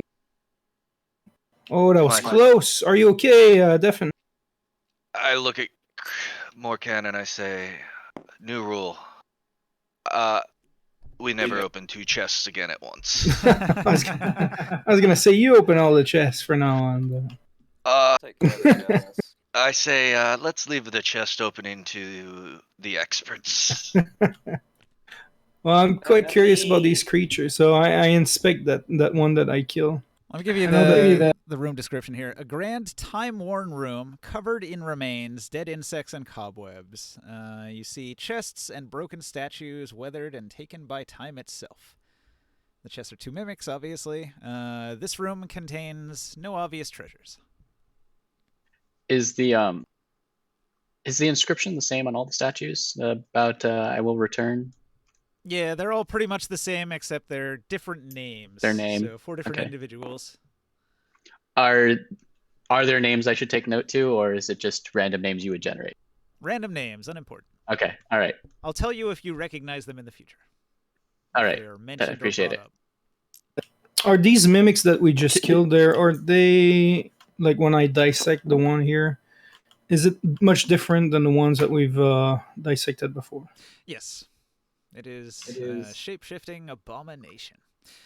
Can I Mimics do are a sort of magical beast, though. If you wish to harvest some materials from them, you can try the survival check. Yeah, I want to do that because, just like the centaurs, I want to remove parts of it. If possible. You know, not everybody's seen a mimic. We've You might want to encountered put them on display. quite a few, A 12. Yes. All right. but And they're so you- heavy every time. You're able to collect 12 ounces of mimic ichor. Do you have a container? Yep. Yeah, I do have vial. All right. You got that mimic juice, bro. Yeah, mimic true. Can I do an investigation check on one of the statues just to see if it's booby trapped or any secret lever? Yep. Anything secret about these statues or just a normal statue? You certainly can check. Give it a shot. I got a 7. All right. You check the statue, and you're like, I'm pretty sure this statue has a secret door hidden underneath it. We just need to push it aside. Yeah. Hey. Yeah, let's do that. Let's do Hey. that. Hey, I do dwarves, like- And then it's like actually bolted to the floor and won't move at all, no matter how much you try. Hey, dwarves, can you help me move the statue? How big is this ballista? Is it like siege type ballista? Yeah, it's pretty large. Unwieldy. Okay. You would want a horse or something to drag it. Okay. I rolled a 11 on the other one. I do the same dissect on the second mimic. There's nothing else inside, like in the stomach? Nah. Any objects? Everything that was in this room has been looted and put in those chests that were out here. Oh, okay.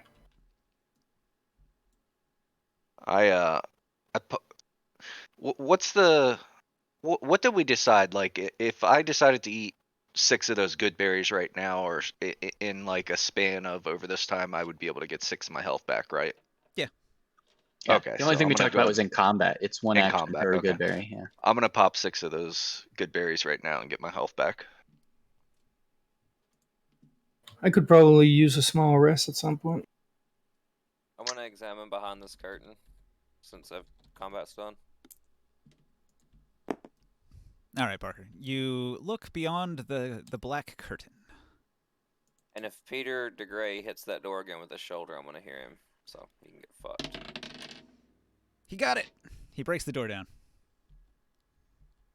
I'm gonna stop my examination and go examine that. Well, hang on. Let me just give you the quick room description before you leave. So, when you look through the curtain, you see the tapestry room. So you just glance in there, but you can see that the entire hallway is lined with ornate tapestries depicting scenes of people doing things, but you're not taking a close look right now. You're not investigating, so I'm just going to give you that brief description for now. On this door, I'm gonna write pull out a piece of chalk and write "Do not enter, dangerous," and come examine the noise I heard, and I'll shout for the party.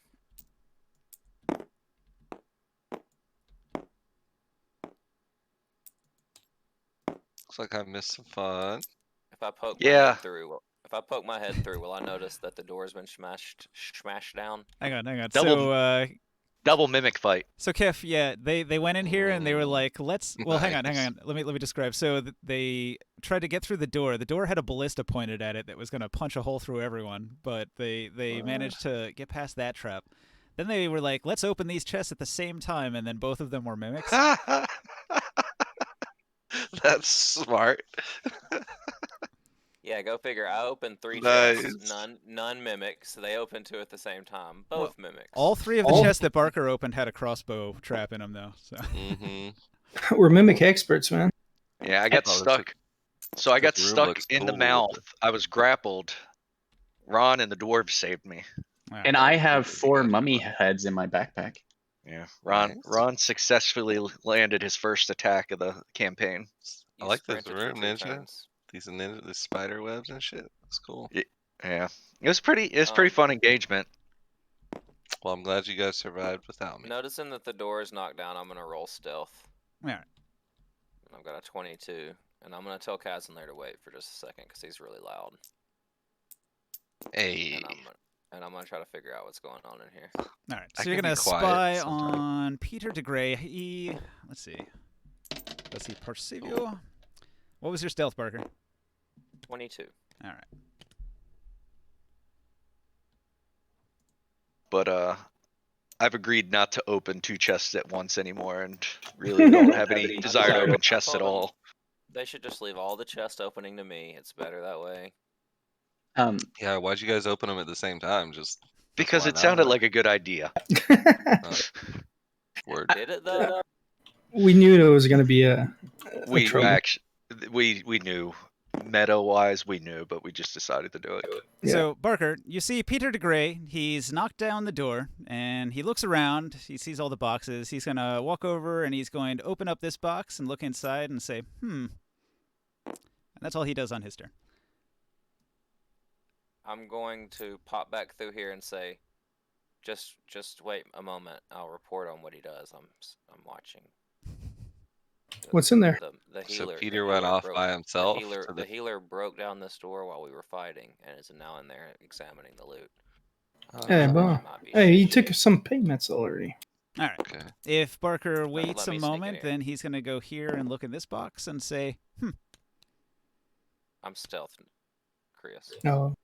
That's why I came back there to tell y'all not to come through yet, because I'm stealthed and spying on him. He doesn't take anything out of that crate either? Nope. Okay, I'm gonna keep watching. All right. If you wait, he goes to the next crate, and he opens it up, and he gags and coughs, and then he closes it quickly. Yeah, I'm gonna keep watching. All right. He goes to the next box, and he opens it up. He says, nah. And he moves on. Is anybody else He's doing just anything while all this is happening? Yeah, while this is going on, I was trying to decide in this room what I'm going to do to these statues. And I'm just going to simply cross out the "I will return" with my spear on each statue, like carve it out. Gotcha. And then then I'll be catching up with the group. But that's just what I was doing during that time. The dwarves are going to stand guard by this doorway in case anything comes.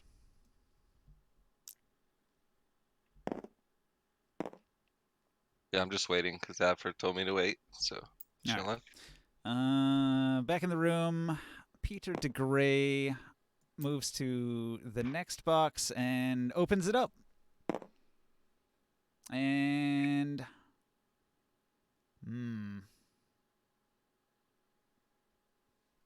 let's see. He goes to the next box and he opens it up. Did I notice him take anything? He's not taken anything. Okay. All right. He's going to finish checking all the boxes, and then he's going to leave the room. I'm gonna he's gonna run into me as he walks out the door. All right. So Peter de Grey bumps into Dr. Abforth, and he says, Doctor, look at this. I found a storage room of some sort. However, most of the things in here seem to be material goods of little value. Material good. I asked him what he was doing wandering off alone while the rest of us were engaged with the monsters. We're paying exploring the them to dungeon. help. We're paying you to help. I'm out of spells. I've mentioned that a couple times already. We really should rest so I can help you guys again. All right, well then we'll rest in that room there. Why don't we head back in? All of us together. This room that has no door, he says? Yeah, the one that you broke down by force. What about that other room that you guys were exploring? That has a door, metal door that closes. We'll stay in this room. This is fun. If you want to. I think I will not sleep well in this open area where cultists might find us. It'll be fine. You've never slept a dangerous door? You charge a hefty price for an adventurer who's awfully timid. Well, how many healers have you known? Because combat is not my forte. I'm a healer. All I'm saying is you have a full party of adventurers. You have no reason to be scared. I'm not scared. I'm exploring the dungeon. As I've pointed out, there's trade goods in these boxes. I opened about sleeping in the room, Peter. So box A has 460 pounds of firewood. Box B has 460 pounds of firewood. Box C has 489 pounds of bat guano. Box D has 94 feet of thread and 6 square yards of silk. Box E has 48 pounds of powdered quartz and 28 pounds of earth elemental dust. Box F has 509 pounds of bones, and Box G has 464 pounds of coal. The one with the fire heart thing. Is that are some of those material for alchemy? No, yeah.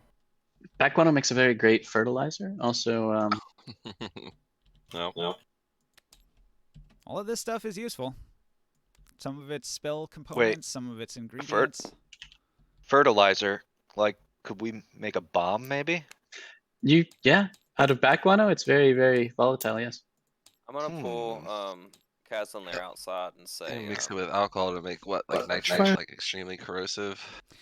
Fire hurt elements. You said. That's broken and whisper that I'm gonna say loudly. I say, Kazan, friend, I think you should sleep in the entranceway to the door tonight. But I'm also gonna mention that Peter broke this door down while we were all fighting a mimic, and I just don't seem to believe him. What his motives are. I would like you to keep an eye on him. He seemed to have a hunch about if people are telling the truth or not. Well, you know better than most how I feel about people ditching in the middle of a fight. Well, what did he say when you asked him? He said he was simply exploring, but why would you go to the effort of literally putting your shoulder through the door just to explore?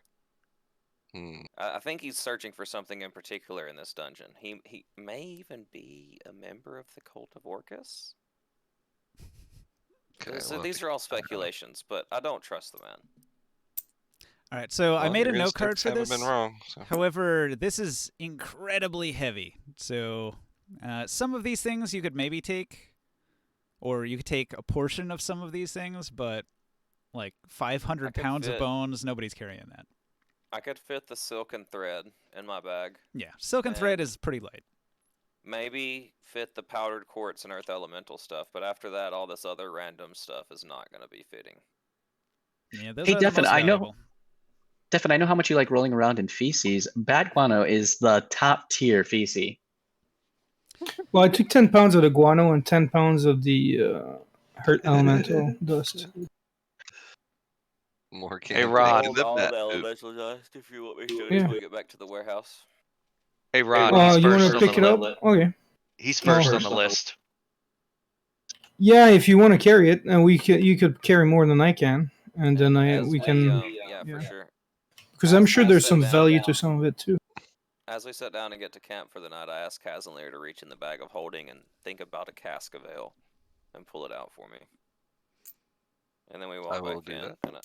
and I set the ale down in the corner and light a campfire and eat food and drink beer and share it with all the party. Yeah. Don't worry about the list though. How do you feel about that ale, Kaz and Lear? It's a fine Hobbit brew I found in a box over that way. I mean, it's alright. I don't know. It's not as good as the long brew, that's for sure.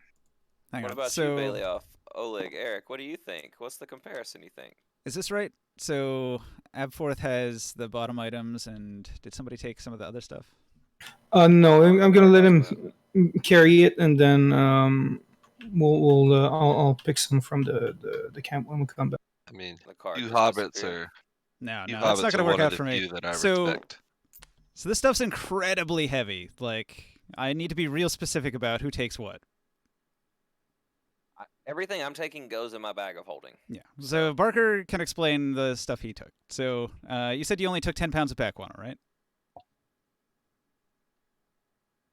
Right. Chris? He might be reconsidering taking that 10 pounds of back guano, is all he's saying. And the note card itself, I would rather leave on the table here so that we remember that this is all the stuff that is left behind in that room because it's way too heavy to carry. Hey, Barker, question. Hey. Did you loot everything out of those chests earlier? No, I left several things in those chests. They're all in this note card. Which note card? I don't know what happened to all the text on it, but they were all on this note one- card. The one with the W? Oh, well, that got erased. The first page did. The first page had It's okay. I got it. hemp Let me get it. commoner's clothes. I'll get it Do from any my of us notes. know And that the you dire looted those mail. chests? Is that something I missed? while I was gone? Absolutely no one knows I looted those Right. chests. Exactly. Okay. We gotta be Well, careful to take- always okay. lock these. Delete the iron shirt. Did you No, guys I check did those that chests? I No? did that when nobody was watching, and then nobody looted them. They just went right Nobody past them and looted into them? and into the mimic Come room. on, guys. That's I only took a few things out of each of the chests. So Does anybody else find it a little ironic that Abforth is like, oh, look at this shady guy looting when everybody else is fighting, when he's over there looting while everyone is fighting? well, Well, absolutely. We couldn't shooting see the it. We guy, were all though. fighting. Yeah, we were. all they saw was arrows coming from around the corner. Yeah, and hitting people. I literally pointed that out. In our defense, that fight particular, we did not see what was in that room at that time. We all for had our sure, back but turned. then why'd you guys just walk by those chests? I'm going We to. moved them. We moved them because we were like looking inside the tombs. Dude, I can't read while your hand's over it. Yeah, Yeah, I that's just right. I would think like, in character, non-meta Oh. shit, like y'all would have Dude, definitely you looted these just chests. W'd it again. I didn't W it. Yeah, well, Professor just did, I think. No, I Okay.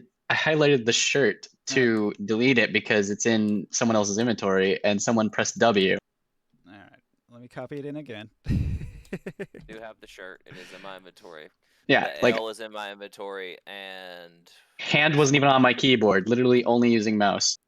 all right. So I took. There's only one other hand over here, so I took the If I shirt, accidentally did, I am sorry. the iron chain shirt. I took a fine halfling ale and a cedar barrel. I took superb dwarven scroll case made of copper, and I took a used goblin spell book.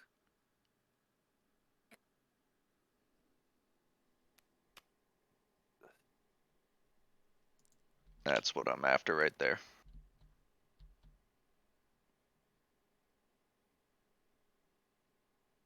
So is that on your sheet? Can we delete it from the note card?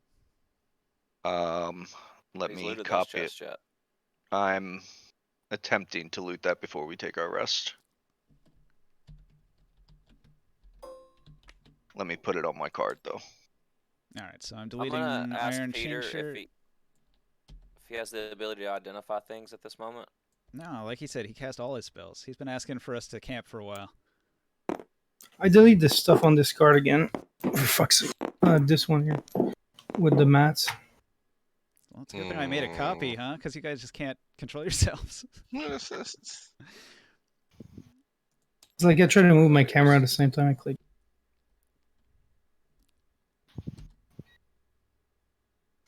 Locked. There, I deleted the shirt. All right, so And the rest of the Delete the bow. bow. So this one has hemp peasant's outfit, iron dire flail, oak short bow, cotton scholar's outfit, iron ring, dulled oak great bow, silver earrings, and that's it.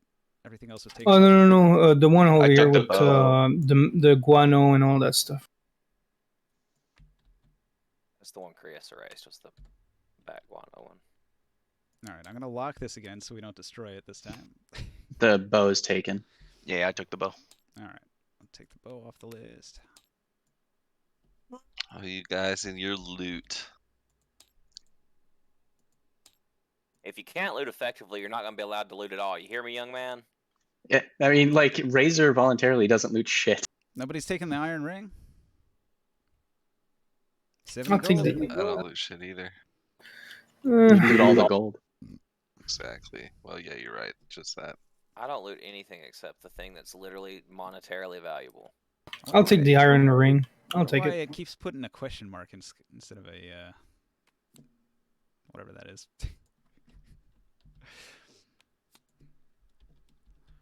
What's that symbol called? Apostrophe? Quote? Where? Quotation. Where? Apostrophe. Which symbol? No, First one was quotation mark. The second one is an apostrophe. no, it's just because I hit it more than once.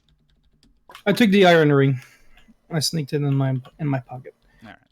So let me delete I that did one. grab some guano though, and some of the heart element type stuff, and a little bit of the silk as well. Well, hang on, because you deleted this card too. Silk's in my bag, bro. Jeez. Oh, you took it all? Damn right. Yeah, before Yeah, the before- note got deleted, it said Barker had taken a bunch of that stuff. So let me Well, add it's the note best back for on me to there. carry it. And then I've got a bag of holding. I don't want it for myself. I'm just carrying it. All right, let's see. So, how much back guano did you take? 10 pounds? Too much. Well, no, you took it, so I'll let him carry it. I'm not carrying bat shit. I'll carry the string though. I'll Yeah, take it. I mean, I would take it if I had a container to put it in, but So Ain't Dr. carrying around loose Abforth back guano. has the thread and the silk and the quartz and dust. the elemental dust all in his bag of holding. So then 10 pounds of back guano I took off the card, which you should have on your character sheet now.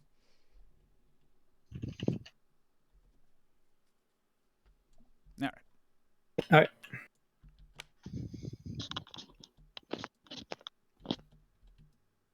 And we rest. I take a snack. I'll take one of my ration. I give Ron a Scooby snack before we go to bed. I eat Peter DeGray's butthole. don't do that. There's back guano right here. I like human shit. All right. Peter all those DeGray is Twitch going viewers out to open up his holy book, and he's going to begin praying to recover his spells. So he's like, I need 8 hours. Don't let me get killed by assassins while I'm practicing. I hand him that goblin spellbook I found and ask him if there's anything in there that would help him. Oh, sorry, I don't read Goblin. I don't know. I don't know what any of this says. That's a damn shame. That's true. Yeah, I'll meditate the first 4 hours, and then I'll guard the second one. Ron, Okay, then I'll guard the first 4 and meditate the second 4. I Okay. put I'll Ron on sleep. guard, but I'm sleeping. I'm drinking booze, so I'll sleep. Indeed, I'm impressed by this halfling ale. Stronger Yeah. than I thought. The dwarves said that it was some of the best ale they'd ever had, so you better watch out. Find out who Ye- made this, you're in trouble. Mhm. You're lucky us elves don't sleep, so we just need a couple hours of meditation. Well, hobbits have been the only ones I've respected. Being able to hang with the dwarves when it comes to drinking, anyways. Ron won a drinking contest. Was anybody on guard? Yes, Ron's on Razor. Razor took first watch, and Morkan's taking second watch. Roll And I perception. Ron. suggested Kaz and Lear sleep in front of the door. Second watch last has to roll night before perception. the rest. Oh yeah. Second watch would have been Morkan. More can roll perception. 7. Good draw, bro. Okay. You guys I'm get terrible. you guys get ambushed. You didn't hear it coming. Hold on. Ron's got perception too. Ron wasn't sleeping. Nah, Ron was on guard too. 14. Oh, Ron's gonna hear it coming, so you guys don't get fully ambushed. So let's see. This guy makes it this far. Oh my god. We got this guy and this guy here. Phantom Knight.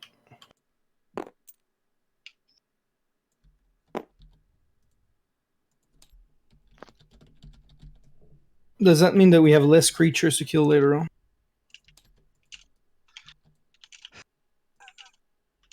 Nobody gets any healing or spells back. You got interrupted. But I meditated my first 4 hours, so. Elf only needs 4 hours, so as an elf, that's okay. You do get a rest. Peter DeGray, as a human, his regaining of his spells was interrupted, so he's going to need another full rest after this.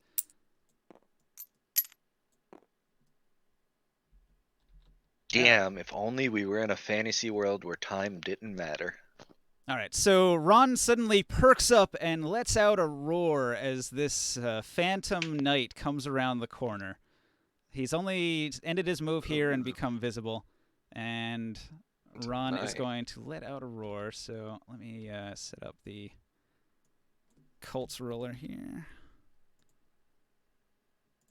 And this is the... I've given you your sword back by this time as well.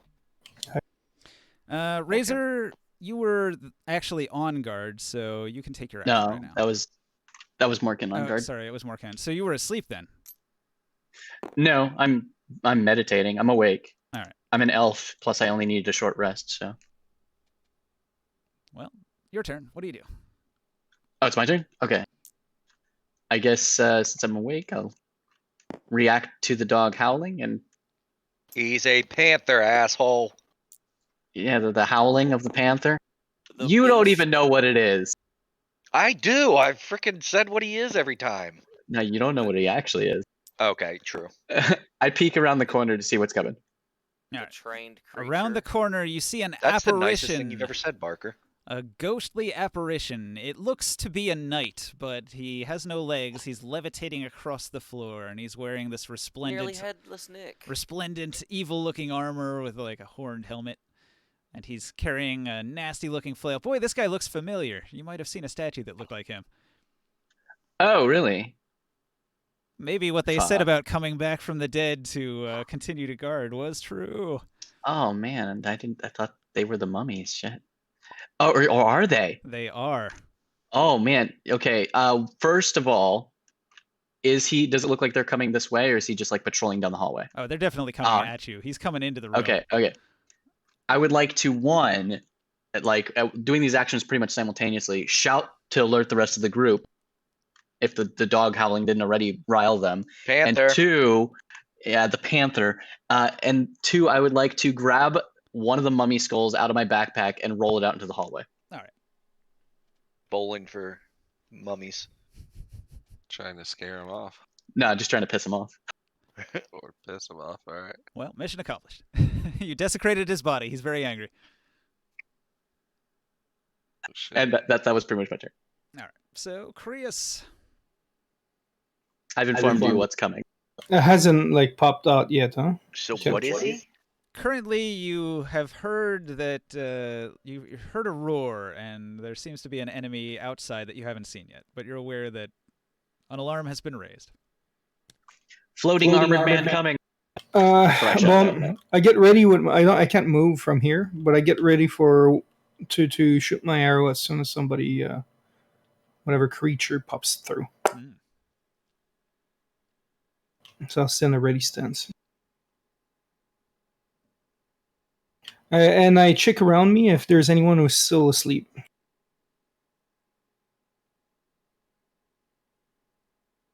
Well, Peter de Grey wasn't asleep. He was just practicing his prayer book. The dwarves, they were asleep, so they needed to regain some health. They're currently unconscious. I kick one of them since they're right next to me. All right. That's going to make them awake but prone.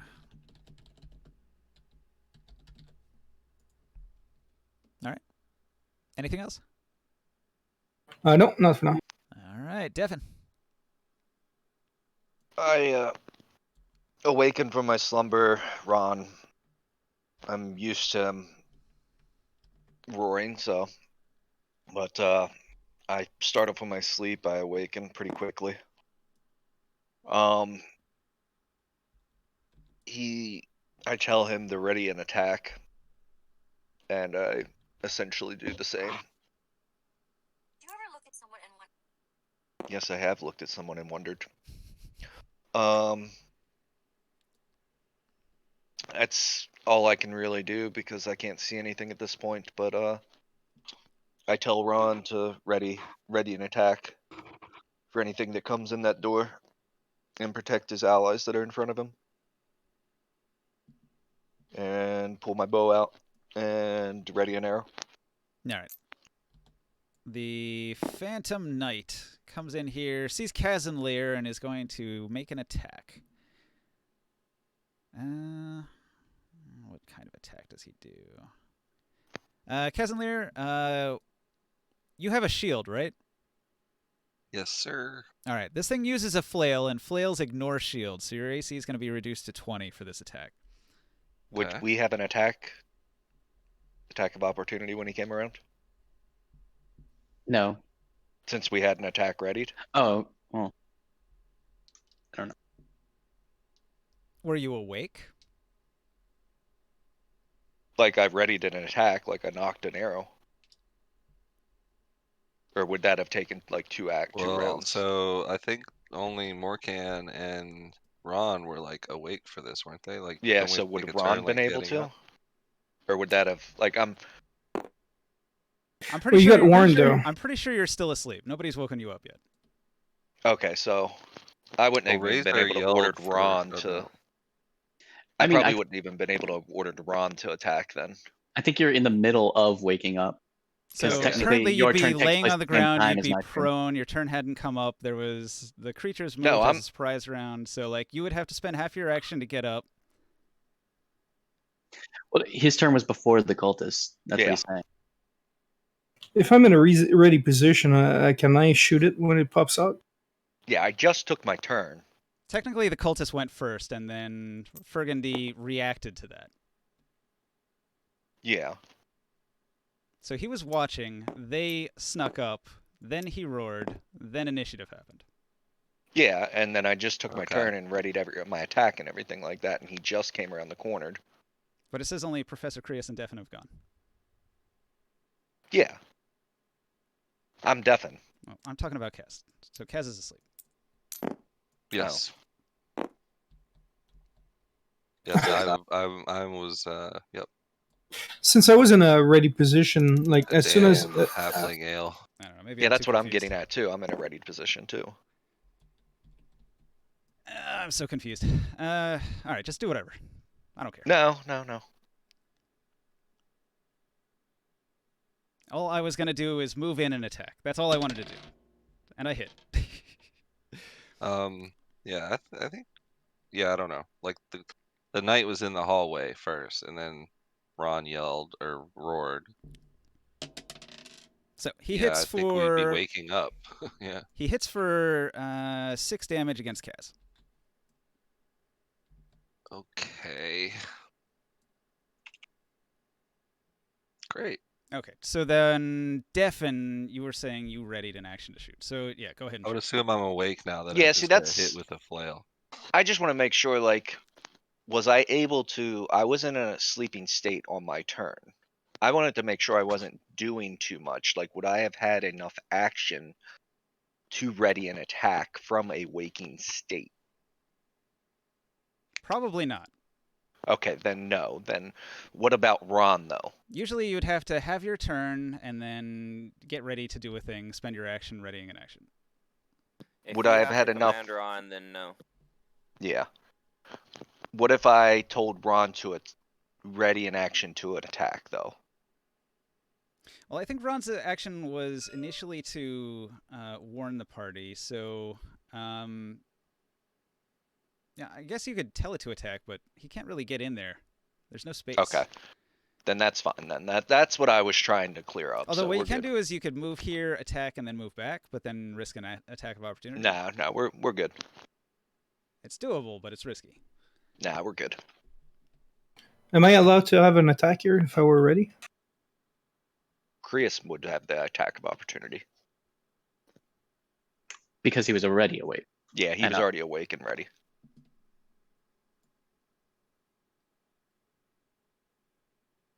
Yeah, I guess so. Okay, I'll just shoot an arrow. That's what I was preparing for. 14, does it hit? No. All right. All right. So, Kaz, did you mark that damage I did?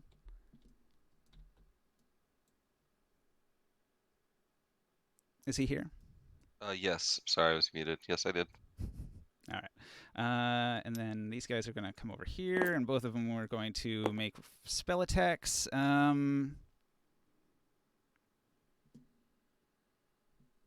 Which one? Probably Toll the Dead. I think that's a wisdom save, Kaz.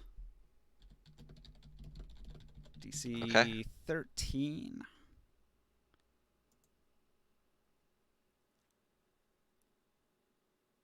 Yep, wisdom save or take a D8 necrotic. Oh, you made it. All right, so you don't take any necrotic damage. The other one is going to point a chill touch cantrip at you and misses. Okay. And then this one and this one come in from the other room. Holy shit. All right, so Exploding arrow. 3 cultists, a higher-ranking necromancer, and his phantom knight. So the higher-ranking necromancer is going to point at Kaz and cast Ray of Enfeeblement.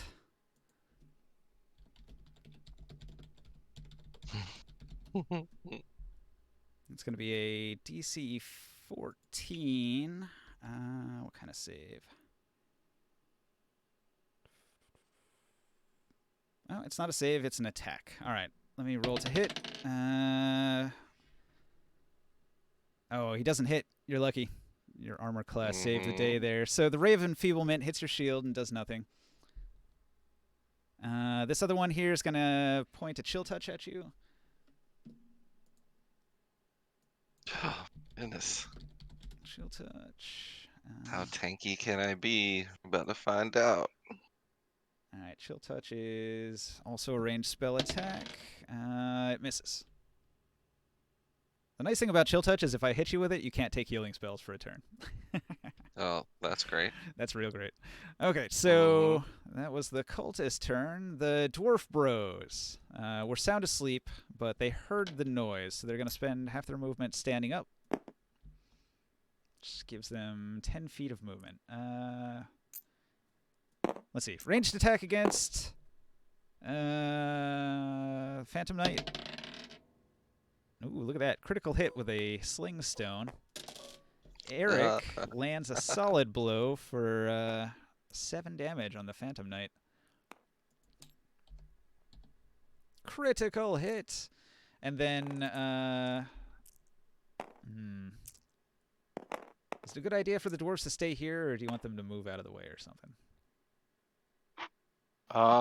Where did they move? It's probably the best spot for them to be, so I think they're just going to stay put. Yep. I think Olaf is going to take the dodge action, raise his shield. After the dwarves, Parker. I'll rouse awake, take a step back, and pull out the bomb arrow from a utility belt and shoot it right at this middle cultist. Oh. Ow.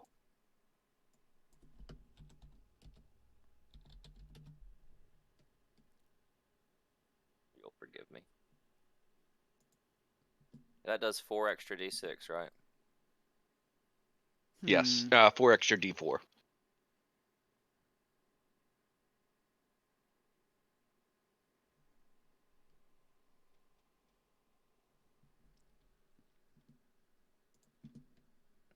rolled a 10 to hit.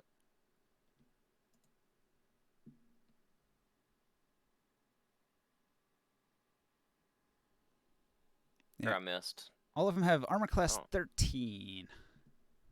Yep. So Sucks. Must have had some sleep in my eye. let's see. You fire a bomb arrow. Who are you aiming at? This guy? The The cultist? so it said corner to corner. Figured I could hit him. You're going from this corner. It's pretty close. I guess Am you I have enough reading movement this you could wrong move about- here and then back. Anyway, your Yeah, It arrow. says here the bomb arrows, instead of making a ranged attack roll, you just shoot the arrow to a point, and then the creatures make a dexterity saving throw. You could do that, but then the arrow wouldn't do any damage.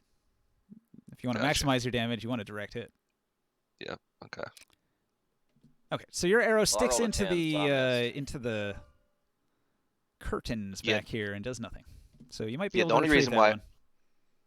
The only reason why I was firing at a point that one time, Kaz, is because I was trying not to hit Razor with it. All right. Peter DeGray still has no spells, and his melee attack is no good. Let me double check if he's got a ranged weapon I can use. He does have a crossbow. He's going to fire his light crossbow at the necromancer in the back, because he wants to take out that leader with his crossbow, but he misses. So his crossbow bolt hits the wall. He's going to let out a little curse, and then he's going to run across the room into the corner here where it's safe.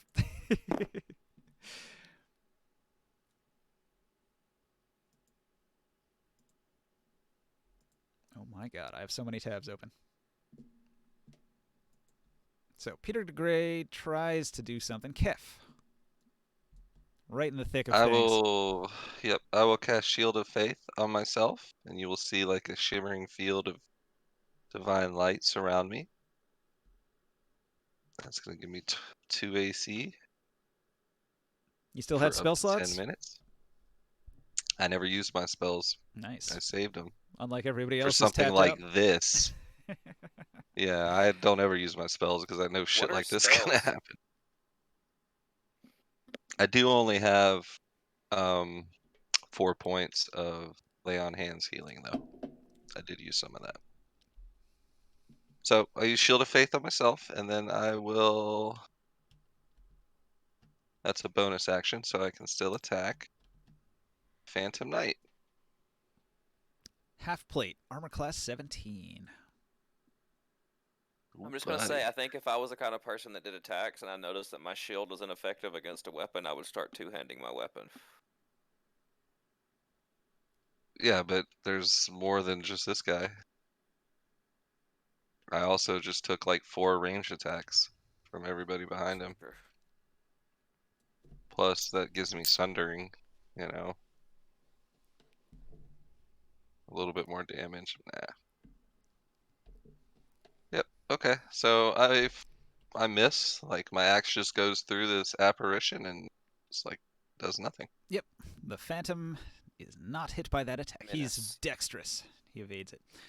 All right. So I've rolled the new initiative. The Dwarf Bros are right at the top, so they're going to step into Kaz's space and do an attack with disadvantage because they're squeezing.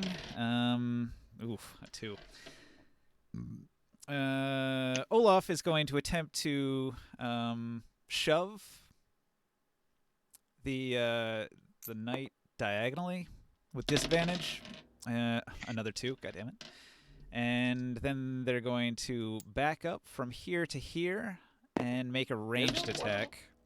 Isn't one of them an archer? Yeah, One Bailey of Og. them compete in the archery contest, but is he throwing sling stones? Yeah, he's got a sling. No. What, Bailey Og? Yep. Eric does 6 damage with his sling. Bailey Og's got a bow. He does. He doesn't use it very often. Yeah. All right, so the creature tries to hit Olaf and misses, despite being able to get past his shield. That's the dwarf's turn. Devin. Defin's gonna move over here and he's going to. It's time to Thread the needle, mates. Danger close, he yells. Things are gonna get spicy in here. Pulls out a bomb arrow and aims at the back necromancer. And knocks it up. Ron's gonna remain stationary this turn. And pulls it out. Let's light this place up.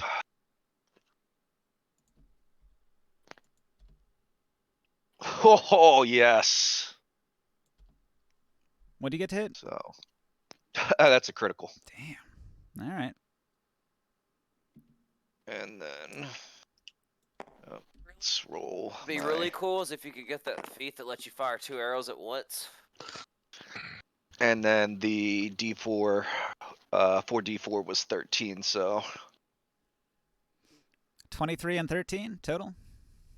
yes. What's that? 36.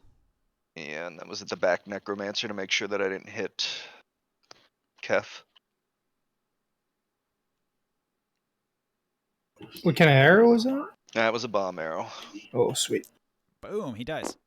All right. So the explosion is going to hit the cultist, right? They get a dex save. Forget what I made. It's a the 10-foot DC. radius. Have you regretted giving him those bomb arrows yet? Well, you're going to run out of them eventually. Oh, you taught me how to make some more. Well, maybe I'll just have to start using them on you. There you go. That's the one. That's the key. Nah, I don't plan on. I got some guano, man. Got some guano, man. What'd you say? 13? So it's like 13 or 6 if they make the save. Let me see. Hold on. God, I wish I had the card still. All right, two It of just them. says 4d6, 10-foot radius. 2 of them fail their save. One of them succeeds. The Phantom Knight also succeeds. So he's at 19. I think it's damage half now. damage if they make their save. All right, so 13 damage, 6 damage, 13 damage. This one, the Phantom Knight, is up to 19 damage now. The Necromancer himself, KO'd by the blast, goes down in a heap. And I look at Morkan and I say, "Good call, mate." And I'm down to 11 of those bitches. Is Ron doing anything? No, Ron has to remain static because, like, I can't really give him a full command on this turn. Okay. The cult. They see you defeat the Necromancer. They're going to run. So 5, 10, 15, 20, 25, 30.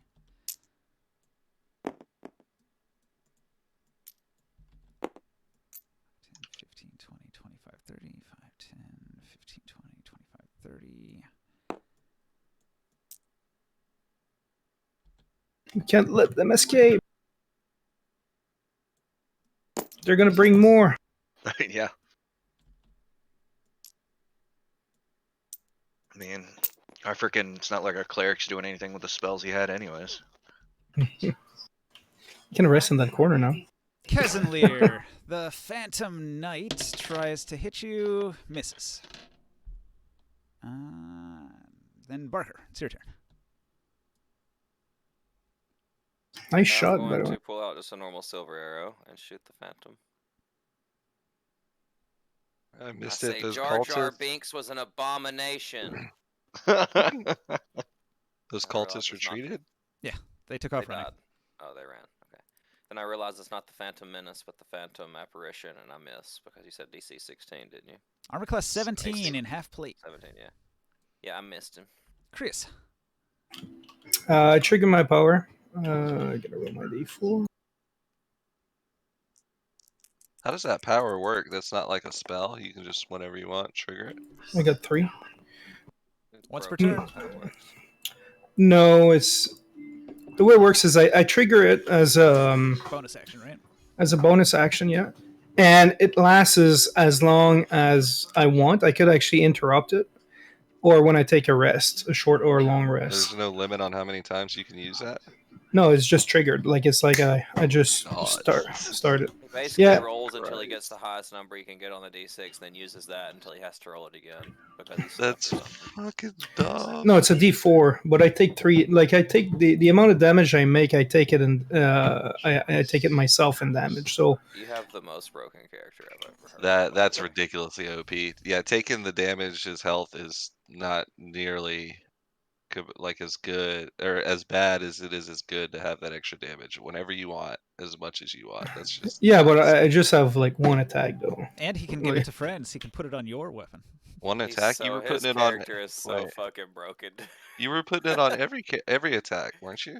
No, I You just said trigger it. It just stays constantly. Like Yeah. you said, you roll it once and then it applies to the Yeah, attack just you for the make. last fight, you said you like every fight gets that damage, or You every said you attack. roll Well, it at the I'm beginning, and I'm then adding it's it applied. to whatever I'm doing for damage. I'm not adding it to my roller because I have to like No, that's not re-roll what it. I'm saying. So you trigger this thing once, you get X amount of damage, and you take X amount of damage, and then you get that damage on every attack after that. It's No, actually I not that OP. If you look at rogues No. get an extra d6 on every attack. yeah. So So you have to trigger it every attack and take no, damage. I trigger it once. It lasts until I take a rest, or if I interrupt it. Technically, I have to be hidden, and there has to be a person in melee range, or I have advantage That's on attacks. insane. So you D6 could to just trigger. every fight just be like, all right, yeah, I'm adding 4 damage to every attack. No, I roll a d4 Yeah, sometimes it could to be like trigger it. 1. It could be a 1, and then it lasts a 1 until I take a rest or until I interrupt it. So Alright, I Kev, you can join me in the battle in the not optimized for battle group. All right, I- Good lord, don't worry dude. about it. I Oh, hit it. rogue Worry is about it. optimized. A rogue is optimized for battle. All right, you My hit it. character You itself. do a little bit of Yeah, damage. 8 damage. 8 damage. Guess that's what homebrew characters will get you, I guess. But Well, if you compare it to your character, you're gonna see the leveling, like sphere that you have is much better than mine. I'm kind of a one-trick pony right now. yeah, no, it's fine. I didn't know you could like. Seems like being able to use that on all of a Yeah, sudden but every attack you do extra damage. Shefty, That's like fucking it's crazy. good low level, but when you're gonna be like when we're gonna be level, I don't know, 6, it's not gonna be that good of a bonus. Ooh, nice. Peter DeGray moves over here behind Dr. Abforth, and he casts Toll the Dead on the Phantom Knight, who immediately fails a save with a nat 1 and takes 7 damage. Puts him at negative 34. The Phantom Knight starts to flicker in and out. After Peter DeGray, Kef. I swing my axe at the Phantom Knight because My I ambience ended. basic and I miss again, and that's it. Boy, this is a quiet ambience, and then every once in a while there's like a tremendously loud noise. Not the best ambient. All right, so you swing, you miss. Professor. I'm gonna take a stab at him and say I'm the one who removed your head. This time it's personal, but it misses. Oh, I missed. Always love like having the perfect punchline and then missing the attack. That's like, just, it's so real life shit. Right. All right, Barker. I'm going to do almost identically the same thing and try to shoot him again with the silver arrow. Jar Jar Binks sucked in the second movie as well. Jar Jar Misa Binks, angry, the you Sith did this Lord. to Star Wars. Jar Jar's the only reason the Empire rose to power. Jar Jar is a Sith Lord. Yeah, I agree with that. Secret Yep. Sith Lord. 22 attack for 12 damage. All right. So when you pierce the center slit in the Phantom Knight's helmet, and your silver arrow penetrates his ghost face, he completely disincorporates. Phases. Disincorporates is the word. He turns into There you go. he turns into ectoplasm and collapses, and his armor just lands on the floor with a clink. Is it good armor? What kind of armor is that? Half plate. Yeah, it's good armor. If you need to know anything about us, the first question is it good armor? What kind of armor are we talking about here? Are we talking about Costco or are we talking about Sam's Club? Okay. So you guys are out of combat. Like, does it look cool? Yeah. What are the aesthetics? It Is it is black? Right back. Because my character I'll be likes right black. back. a very Alright. mean-looking, evil-looking Orcus armor. Why has it got to look Orcus? Because it was like worn by a high-ranking Orcus cult member. Did I explode the necromancer? Are there parts of his body, or is he just disintegrated? You know. I'm making a loot card. We'll see what we got here. So I'm good. I don't need anything off of him. you'll find this iron half plate. You guys are more than welcome to pick up the parts.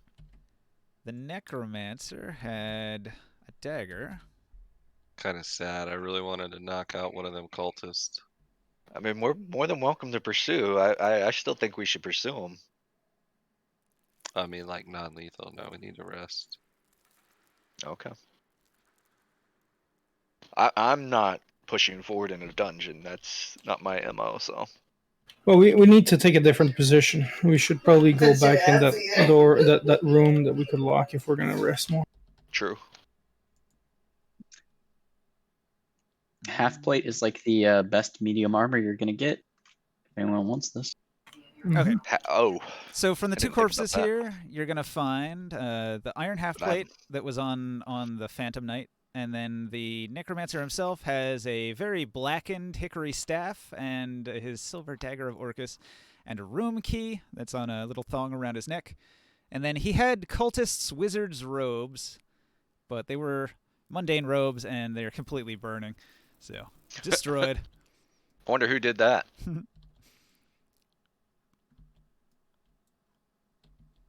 So out of the, let's see, I gave 2.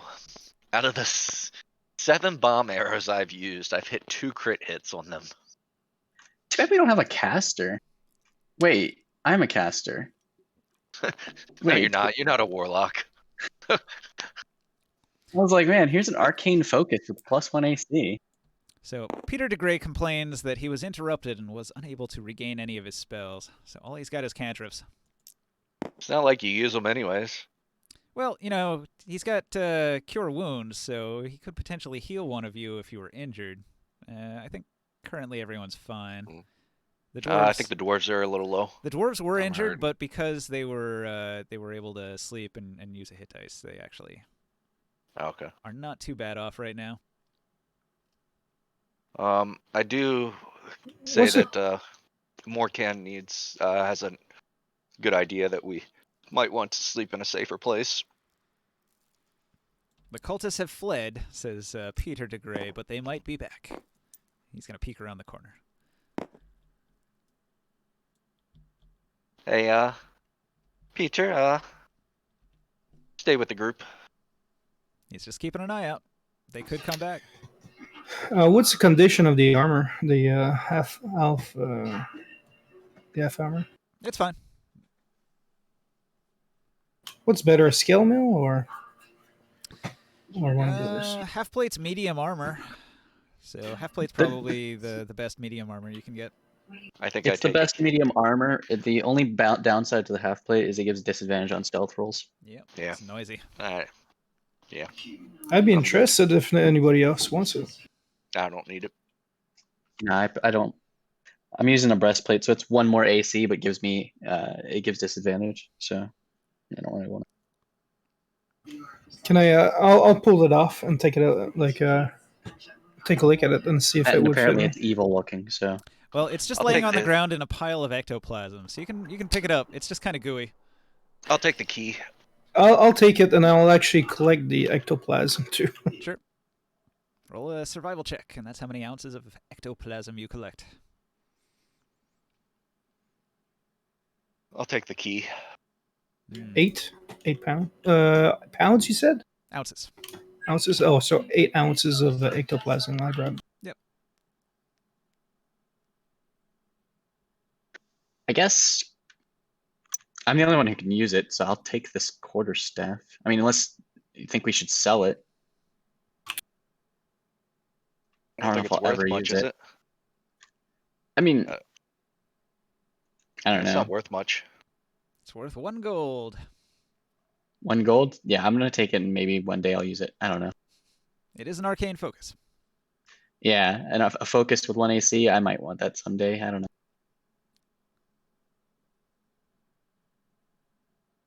What's the weight on that dagger? Weight 1. I'll take it. I take the armor. Copy that somewhere. The dwarves are going to walk out into the hallway here and say, I think you're right. We probably should rest in that more secure room with the metal door that we can lock.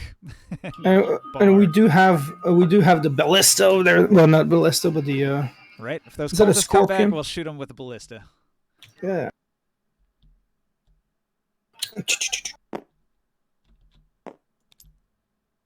Stand away from the door, though, if you don't mind. That way, I don't shoot you guys by accident. Or the dwarfs, if you want, you could also use that. The dwarves are going to push the ballista over towards the door here and Good plan. make sure that it's all ready to go, and then they're going to park themselves right here next to the lever in case they need to hit it. I wonder if we rig the tip with maybe some oil or could set it on fire.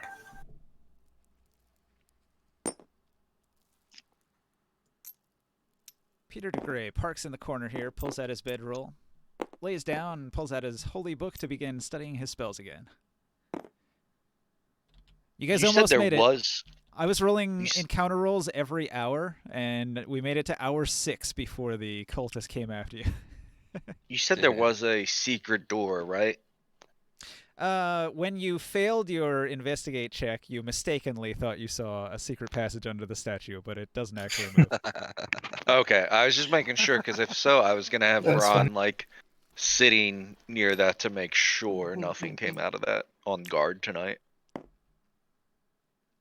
I picked back up the mummy skull, by the way. All right. And you guys took the room key and the half plate, so this I took the room key. Yeah, I got the half plate.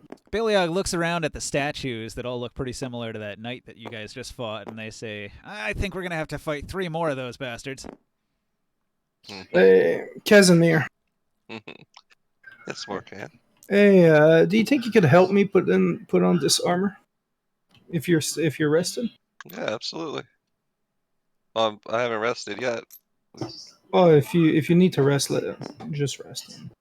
I mean, how long does it take? I should still be able to rest and help you put on an armor, medium iron half plate. Yeah. Shouldn't be a problem.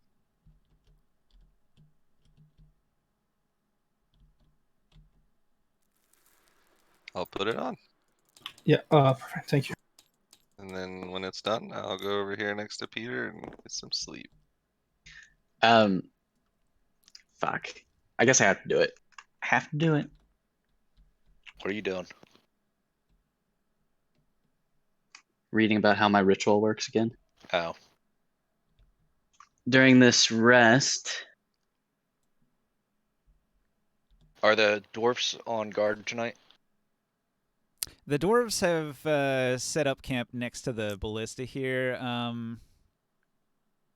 They already rested a bit earlier, so yeah, they could stay up and stay on guard. Alright, I'm gonna put Ron on guard with them. Specifically with Baliog.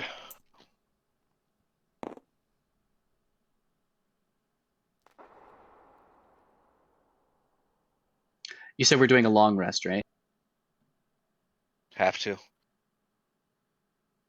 right, during this long rest, I will I guess I'll get in a corner. I'm gonna sit in the corner. I'm gonna stab my spear into the ground in front of me and lay this hickory staff in my lap and start performing a ritual. All right. And have the shadowy essence move from the spear to the staff.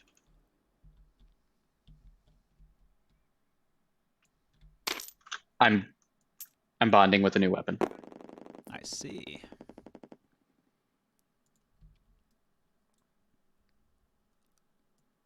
I mean, turn down 1 extra AC. I don't know. I can't do it.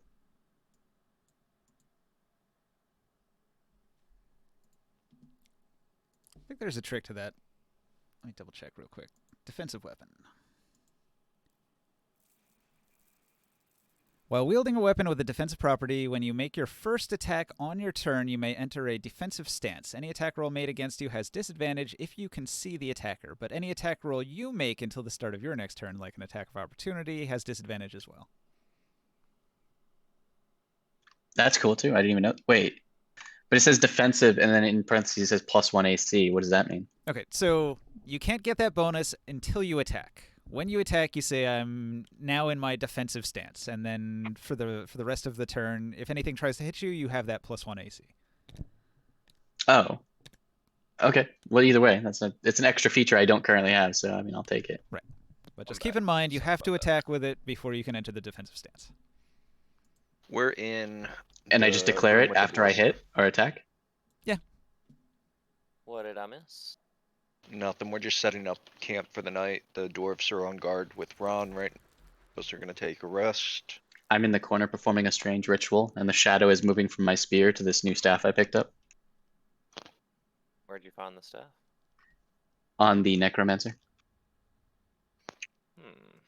I picked up the dagger and the room key. I put that armor on, the F armor on.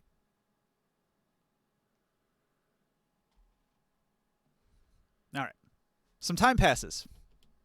The dwarves think they hear a noise in the second hour, but then nothing happens. So, 8 hours go by. Peter de Grey has all of his spells back.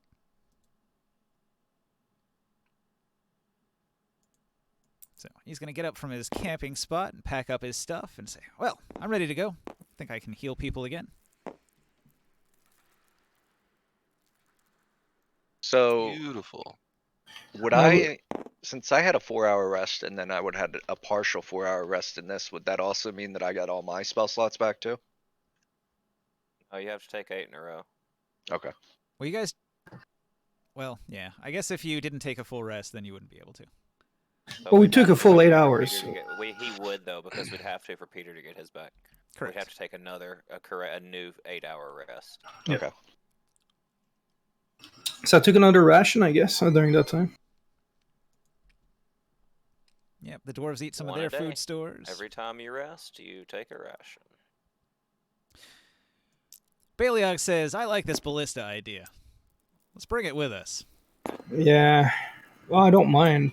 They push That's it a down the mighty hall. weapon. I follow him behind. They push it all I- the way to here.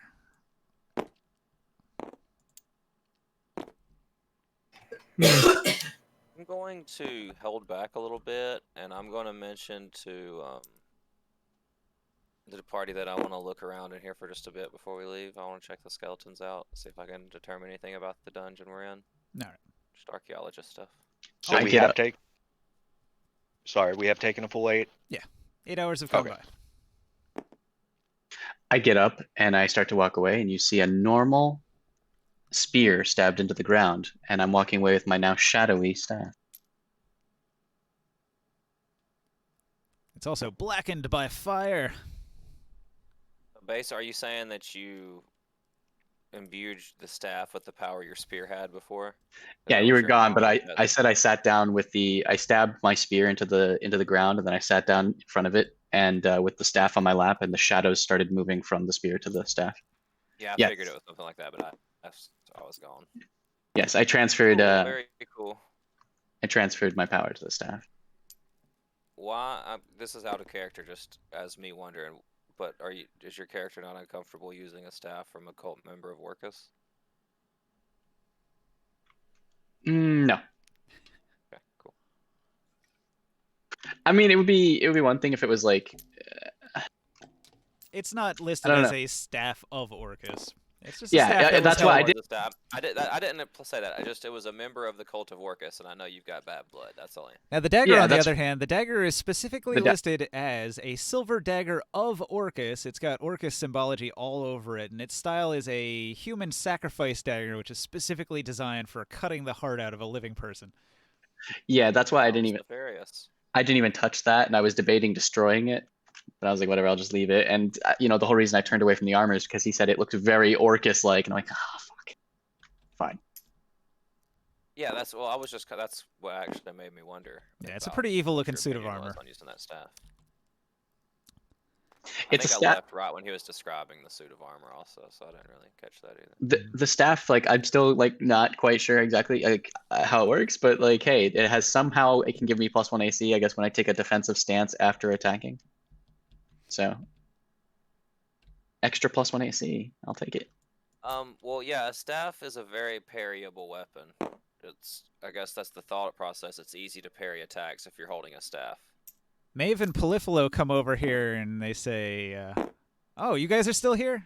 And then Polyphilo is going to sing you a song about how he found a door in a hallway over here. But he has to go now, so he leaves. That's very helpful. Thank you, Polyphilo. What a guy. We totally ignore Well, that and continue on. No. Which hallway did he go? I'm gonna so sneak now. let's- My main purpose was to stay back. I want to go into stealth and watch Peter. Let's go check out the door Polyphilo found. Yeah, because Oh, that nat was 20. Beautiful. that was a good thing we did last time. You weren't here, Kazanlair, for that.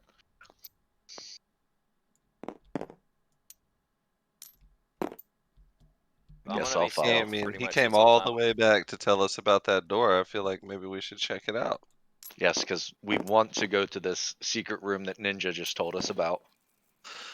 I didn't say that, but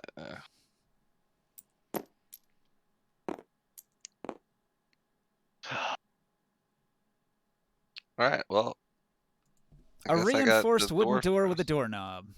Yeah, thank you. It appears to be locked. It appears to be locked. Hey, anybody can pick a lock. I need some help. Oh, gee, me. Why? Yes, sure. Sorry. Come Maybe. on up here. Of There's course. No there's no Abforth here. Sorry. Can you examine Wow. to see if there's any traps before you do that, please? Oh, wow. A guy that does that as well. I'm sure I could. Yes.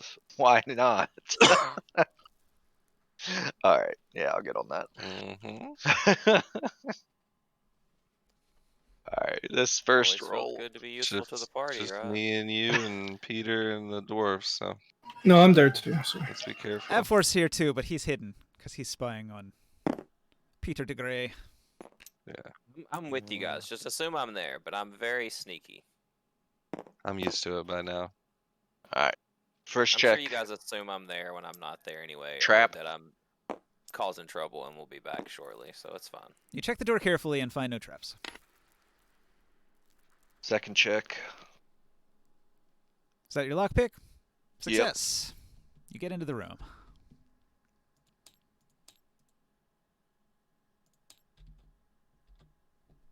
All right.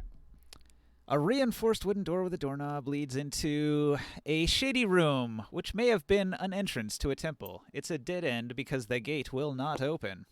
The room contains 4 large wooden chests. The walls Can't are see 'em. decorated with relief sculptures depicting the cult of Orcus, offering a living sacrifice to their evil god. Murals depicting blood and skulls are hanging from all the walls. This fucking cult, man. Just Yum. disgusted with these. Must eliminate cult. So this is the other side of I'm that big actually door you going- saw outside. I'm actually going through an emo phase, and the blood and skulls are really talking to me right now. So I see this statue and I climb to the top of it. Up here. I have this dagger that I picked up. And with a mighty, hefty swing, I attempt to stab and lop off and desecrate as much of this statue as possible. All right, roll the hit. Man, they're taking all my fun. Yeah, that's his thing. Well, I know you don't like them, so I Just a am a little happy to see my friends taking on my hobbies. yeah. Would it just be a standard? I don't think I get any modifiers or anything with this dagger. So would just be a standard dex roll to hit. 18. That hits. Roll some damage. It's a dagger, so it would be 1d4. 4 damage. All right. If you do that about 20 more times, you might lop its head off. So while you guys go doing your thing, you guys can go ahead and do your thing. I'm gonna sit here and whack away. All right.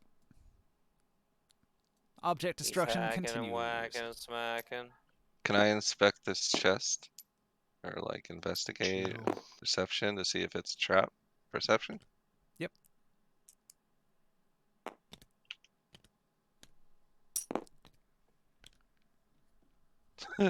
You don't see any traps on there. Well, I don't see any traps. I try to open the chest. We'll do an investigate on the one on the corner at the bottom here. I'm just keeping a very firm eye on Peter de Grey. 14. The chest explodes. A nuclear blast destroys 10 square mile area. Jesus. Okay. Great D&D session, guys. Kef, you find in this chest there's some animal blood and magical beast fur. Morcan Morcan. looks in What the did he see in there? other chest. I don't know. Looks like some alchemy type shit. Not my Morcan cup of tea. You finds can have 9 prayer wheels, 5 drow poisons, Oh,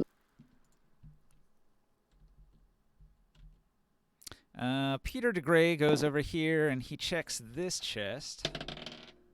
And he says, this one looks pretty clear to me. And he pops it open and he finds a crystal sphere and an entertainer's outfit. Bruh, And a that poison, katana. though, Chris. yeah. I'll grab the poison, but these rolls they seem valuable. Fuck. Any That drow poison right there is the most valuable thing we'll find probably ever. Not because of its value, but because how effective it is. Well, I can split. We can split this. We can split between each of us. I think that might be useful on weapons. So You Peter only de get- Grey adds these 3 items to the pile. Pretty sure you can apply what poison for 1 attack is all you get out of it. So No, I know, but if we had a fight, I think if I it's don't know anything about it. I'm just telling you, drow poison is Oh. one of the best poisons in the game. This is out of character. I don't know anything about it. katana. Look at that thing. Wow. some blood and fur over here, man. You can have it. I'll take a look at that. 221 pounds. That's the last chest. The dwarves open it up. And they find a whole bunch of animal furs, a symbol of Eldath. Somebody's been hunting. Where's Defin? Defin and Doctor, where are Peter, you? take anything? I'm sitting here hacking away on a statue right now, man. Where's Doctor? Ninja? What's up? Did I see Peter take anything? He opened up the chest, he retrieved the 3 items, and he brought them over and added them to the loot pile of the party. Okay. Have you noticed what I'm doing? What's the symbol of Razor? Elda doing in here? Peter de Grey shows interest in the silver symbol of Eldath. He asks if anybody would mind if he takes that. What is it doing here? That's my question when I see it. It probably came off one of the dead bodies, he says. It seems like these cultists have had many victims. Yeah, there's no coins, so I don't care about any of it. Anybody opposed to him taking this symbol? How much is Says mine it's is- worth 60 gold. No. I pull Razor's pant leg, trying to get his attention while staying hidden. Yeah. Hey, Yeah. Peter, Hi. why are you so interested in And this I symbol of whispered to Eldath? him to follow me. Well, he will bashfully admit that he's got a crush on Lady Tiffany Epiphany of Biffany, the priestess of Eldath back in the keep, and he thinks it would make a nice gift. I insight check that. As we get to this curtain, I explain that Seems it's I legit. roll a 9, so it seems like he's telling the truth. I'll say, oh, that's sweet.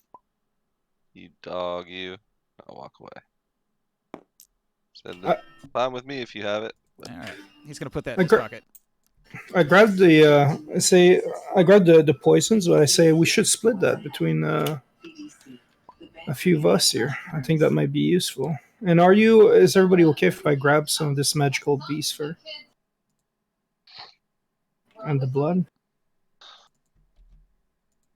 Yes. Yes, I am.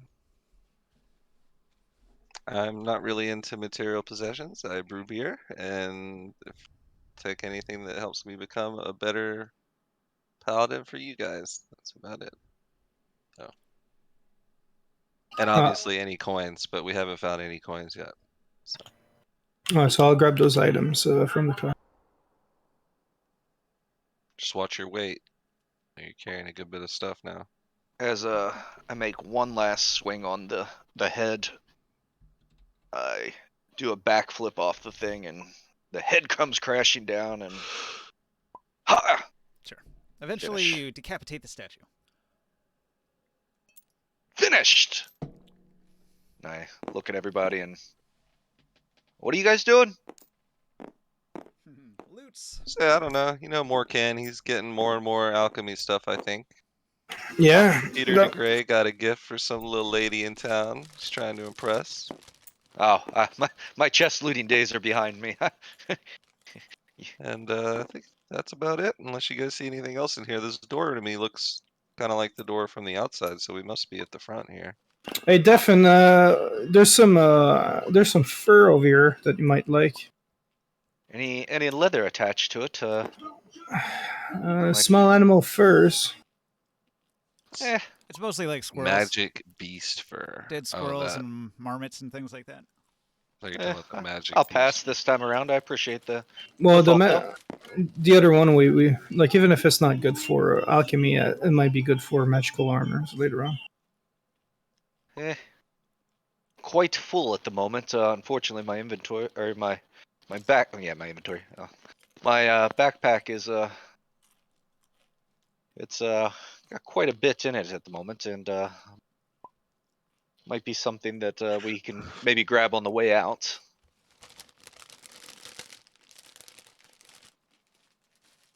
Anybody has seen Doctor? Nope. Him and Okay, Razor so as you left guys a were minute dividing ago. up the loot, I tugged Razor's pants and I drug him into this tapestry room that I found earlier that I didn't explore. Okay. And I wanted him to look at these tapestries with me since he's so informed about Orcus and the cult in general. All right. The tapestry room. So, the tapestries here say, a thrall of Orcus is someone devoted to the demon prince of undeath, becoming a tool of misery, murder, and revenge, reveling in the company of undead, and preferring their decaying touch to that of living flesh. The tapestries lining the hall all depict these practices in great detail, with instructions written in common and abyssal. No, we were here, Defin. I was Defin, sneaking. we did not know they went that way. Oh. I drug him off in secret. Oh, I thought you were saying that to the group. No. I was just getting Ninja's attention more than anything. So what do you do? Yeah, they just seem to depict that Orcus is a demon prince and that he prefers the company of undead. No. It's about the practitioners of Orcus. It's like an instruction manual on how to be a good member of the cult. I need to take these with me. The tapestries? Yeah, this is a perfect macabre display. This is perfect. You can do it. However, they are large and heavy. Burdensome You see me looking around with like my eyes shining like I've hit the mother lode of archaeology right now. No one knows the inside to this cult. I had never even really heard of them until you mentioned it. I said, and I'm pretty well versed in the occult and the underworld and. Nothing here seems to teach about necromancy, right? This is more just about the worship of Orcus. This is entirely religious in nature. It's got nothing to do with Yeah. spellcasting. Yeah, this is entirely for knowledge purposes. This is nothing very. This is I'd say this is historical. I would not mind it existing. Is what I'm saying. I have no urge to destroy these tapestries. That's why I mentioned it first. I'm like, I really want this stuff, so please don't want to burn it. This No. stuff looks good. No, it doesn't. If it doesn't actually like depict or show how to practice necromancy or anything, it's just it's important. Knowledge is not bad, so I would have no problem with this being shared with the These world. Tapestries to the side and see if I'd there's be like, careful. Yeah, look for traps or anything. Yeah, can we pull them back and do they move at all? Are they how in place are they? Yeah, Check behind them very They're just carefully. hanging. You can check behind them if you wish. Yeah, I would like to investigate the room 10 feet at a time. Okay. Or behind these tapestries, you know what I'm saying? Like lift them up and go very carefully behind them and check before I remove them. Make some rolls. I'll let you know I'll if you find assist anything. you step by step. So He's helping me. behind so the that's first a 21. tapestry, you find an alcove with nothing in it. Okay. Second check. Nat 20. Same thing. Behind the other tapestry. Third. That would be where? So I'd go way to the one across the hall or Sure. the one down the hall. Okay. So then I'll step over here to this next one.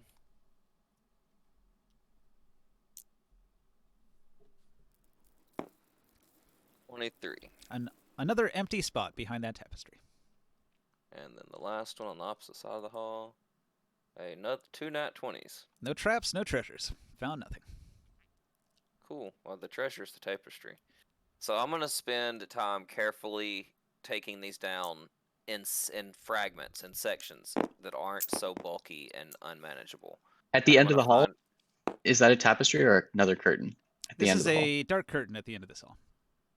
I say I'm gonna spend a little bit of time taking care of this. If you want to explore ahead, feel free, but make sure you inform me if you find anything. I'd like to examine it as well. I mean, I'm not the most stealthy. If you want to like try and peek and see if there's another doorway behind that curtain that we should be expecting enemies from. All right. Well, are you a scribe by chance? Are you well versed in penmanship? I'm a sage. I study for a living, so I am versed with writing. But I have quill and paper. Yes. I would pay you to make a rough description of how these tapestries look before I dismantle them. Oh, it's because you're cutting them into smaller squares. Mm-hmm. Be easier to assemble it back into place that way. Yeah, I could make note of how they look. Now, I also want to mention this room is pitch black. Can you guys see in here? Oh, he can. I can't. I can, yes. I can pull out my hooded lantern and give myself very dim light. All right. So I'm gonna make note of what each one depicts and specifically like what's at the edges where he's cutting, so I know what's matched up. Be like, okay, so eyeball bottom right of top left piece, things like that in my journal. So Barker, if you peek, very helpful. That room is dark as well. You're not going to be able to see anything in there. I let But you do know there's a room. Yeah, I walk back and say there's definitely a recess or a room back there, but I can't see in there. If I had not gave that belt back, it would have been fine. I say we just do this quietly and then bring the group. I really don't want to risk alerting people. If you proceed, I can, accompany. I'm small. You won't even notice I'm here. What do you mean, back to the group? Oh no, my friend. Yeah, let's gather the tapestries. I'll help you. Oh, okay. I thought we were gonna continue into the next room. We can get. No. I'd rather not alert anyone. I'm saying if we could just be quiet here, we'll cut up these tapestries. We'll load them into your bag of holding. Okay, so some work is going on in the other room. I'm sorry, one more question. How much would this total weight of this be? Because I don't have enough room for all of it in my bag. We walk back, and before I go towards further, I'll go back into this corner, and I'll drop my old armor, so I don't have to carry it while we're in there. Or I'll leave it with Polyphilo, if he's around. pillow, and then I'll come back into this room here to see where the hell everybody has gone. All right. Somebody on the internet says 1 pound per 2 square feet. So let's see. This Cool. is probably a 10 by 10 tapestry. I'm also gonna drop Ron's like So, saddle and stuff off 50 with them. pounds each. It says for every 2 square feet, and it's 10 square feet. So 5. 5 pounds each. No, wait. That It's doesn't sound 50. right. It's 100 square feet, and it's 50 pounds. Oh, yeah, because you multiply. So 100, Yeah. 100 divided by 2. So 50. Yeah. All right. 50 pounds each. That's not too bad. No, I think I actually have 200. I think I have enough room to put them in the bag holding. I'm gonna check now, but explorer's pack, thieves' tools, map case, carrying the lantern. Yeah, 2-person tent. I don't know how much that weighs, but yeah, I've got room. All right. Can you hear? Yes. Now I can. Yeah. Yeah, sorry, my headset de-paired for some reason. I couldn't get to repair. All right, so me and you are gonna spend time breaking these down, and I have room to put them in my bag of holding. I'm assisting you. What's the rest of the party doing? I'm gonna, BRB. like I said, I'm gonna drop off my saddle, Ron's saddle, because I ain't gonna be riding. I'm gonna drop it off with the guys at the front as well, since they're kind of still with us. But it's gonna shore up some space with being able to get Ron in and out of my pocket a little bit more, and some of his heavier equipment right now. Yeah, I'll mention to Morkan and everyone, like, well, now that we're all rested and whatnot, I really think we should find out where them cultists went. Like, I feel like I've hit the jackpot here and the home base of the cultists. I would like to find the leader, eliminate them, whatever needs to be done to remove them as a threat from the town. We'll But I follow you, would brother. like to have I would like to have Doctor and Razor with us, but I'm sure they're fine. I'll kind of yell out for them and get no response. So, nobody saw where they went, huh? I don't Everyone know. Would we have shrugs. heard them? Would we have heard them yell, Ninja? If the door's open, yeah. I don't think it is. I also wrote on it, "Do not enter danger." In that case, no. Hmm. So I No, don't know I what was- you guys think we should do, but I think we should proceed in the direction we saw the cultists flee. All right. So I'll go up here and Do you peek through the curtain? say, "Hey, Devin, like, you're kind of sneaky. Can you peek through this curtain here? If you see anything before we just barge in?" Hi, that's seems to be my job lately. Of course, it's My armor not a makes problem. too much noise. It's super dark in here. Dwarves can see. Peter DeGray cannot. I can see. You've got that thing on that lets you see. The belt of dark vision. I am the halfling that can the- see in the dark. Yeah, I'll mention to the dwarf bros to keep Peter close since he can't see. Yeah, he's Ron got his hand cannot on, see in on their shoulder, and he's just following along behind the dwarves. So, with Ron, like, Ron would have limited night vision, wouldn't he? Like Animals usually have low light vision. They can see in low moonlight. light. Yeah. Okay, so he would be sticking tight to me basically, or somebody else. He can also follow by scent tracking, so he can just follow the smell of you. Okay. So I tell Ron to kind of stick to Casimir. He's good with him and the dwarfs, but I'm gonna peek through. I don't think they'd move up yet. The room is empty. Okay. All right. I one cannot of see anything. Yeah, I think one of these blocks is blocking the path. All So it's right. just an empty room with the curtains here. Let me move this so you can see it. Just let me know when you can see a card. Still no? Maybe it's this one. Nope. Yeah, it's got to be this one. It's not a big deal. I mean, if you said it's just an empty room and we got just curtains Nope. here. Just pretend you don't see stuff. Alrighty. That's good. Well, if No, there's nothing in here, then Is there a card here? Yeah, I'm just gonna have to delete all these.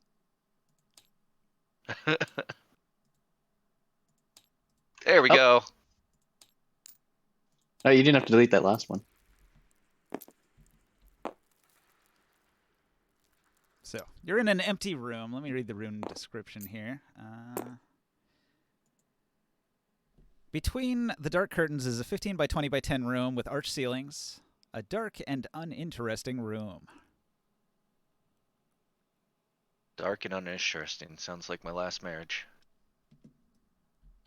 So with stone cutting, do I notice? I guess I have to make a history check, but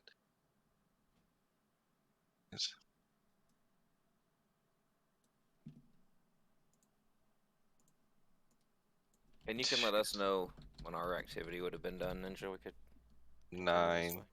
Not anytime soon. Do you know how long it No, takes? I understand. You have to climb why- up to the roof, cut loose all of the tapestry, That's then why I said roll up let the us know. tapestry, then fit the tapestry into the bag of holding one by one. You're going to be at that for like an hour. Cool. Do I notice any? I rolled a 9 on stone cutting, just kind of looking at the arches and the way this place is built. I know there's roots like growing through it, but With a can I tell, 9, like, you do maybe not the detect origin? anything out of the ordinary. Yeah. So I don't know who like made this place yet.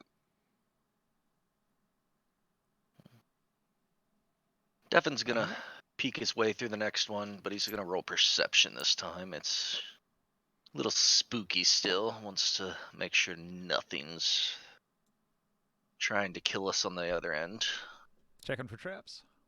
Yep. Checking for traps, checking for those cultists maybe.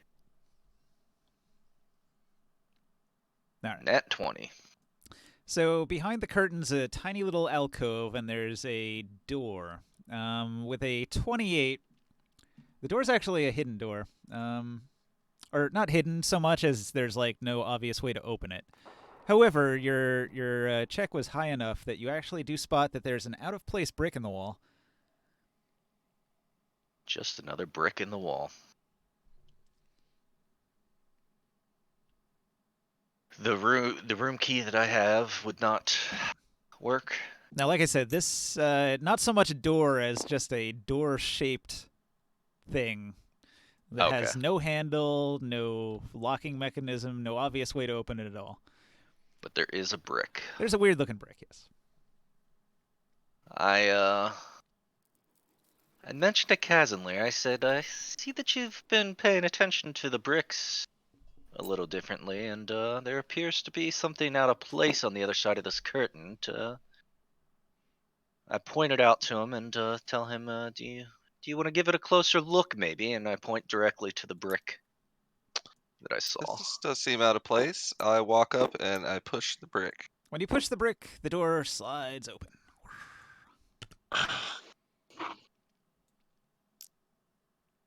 Easy enough. 1, 2, 3. Can you keep an eye out for traps as we move through here, Devin? See some light around the corner,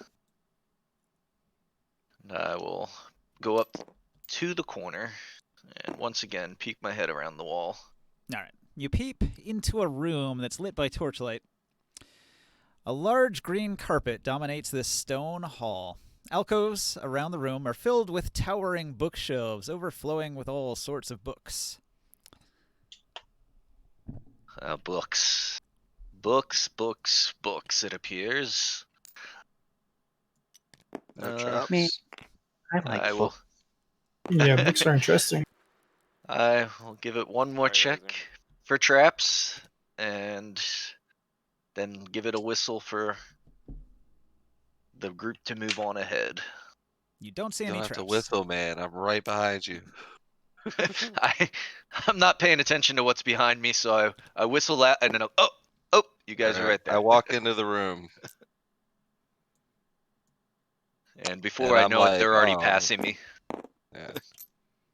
Like books, can I make I assume this is a lot of resources for the cultist, And I kind of talk to myself like, apparently, Ron, they are more interested than I am in these books.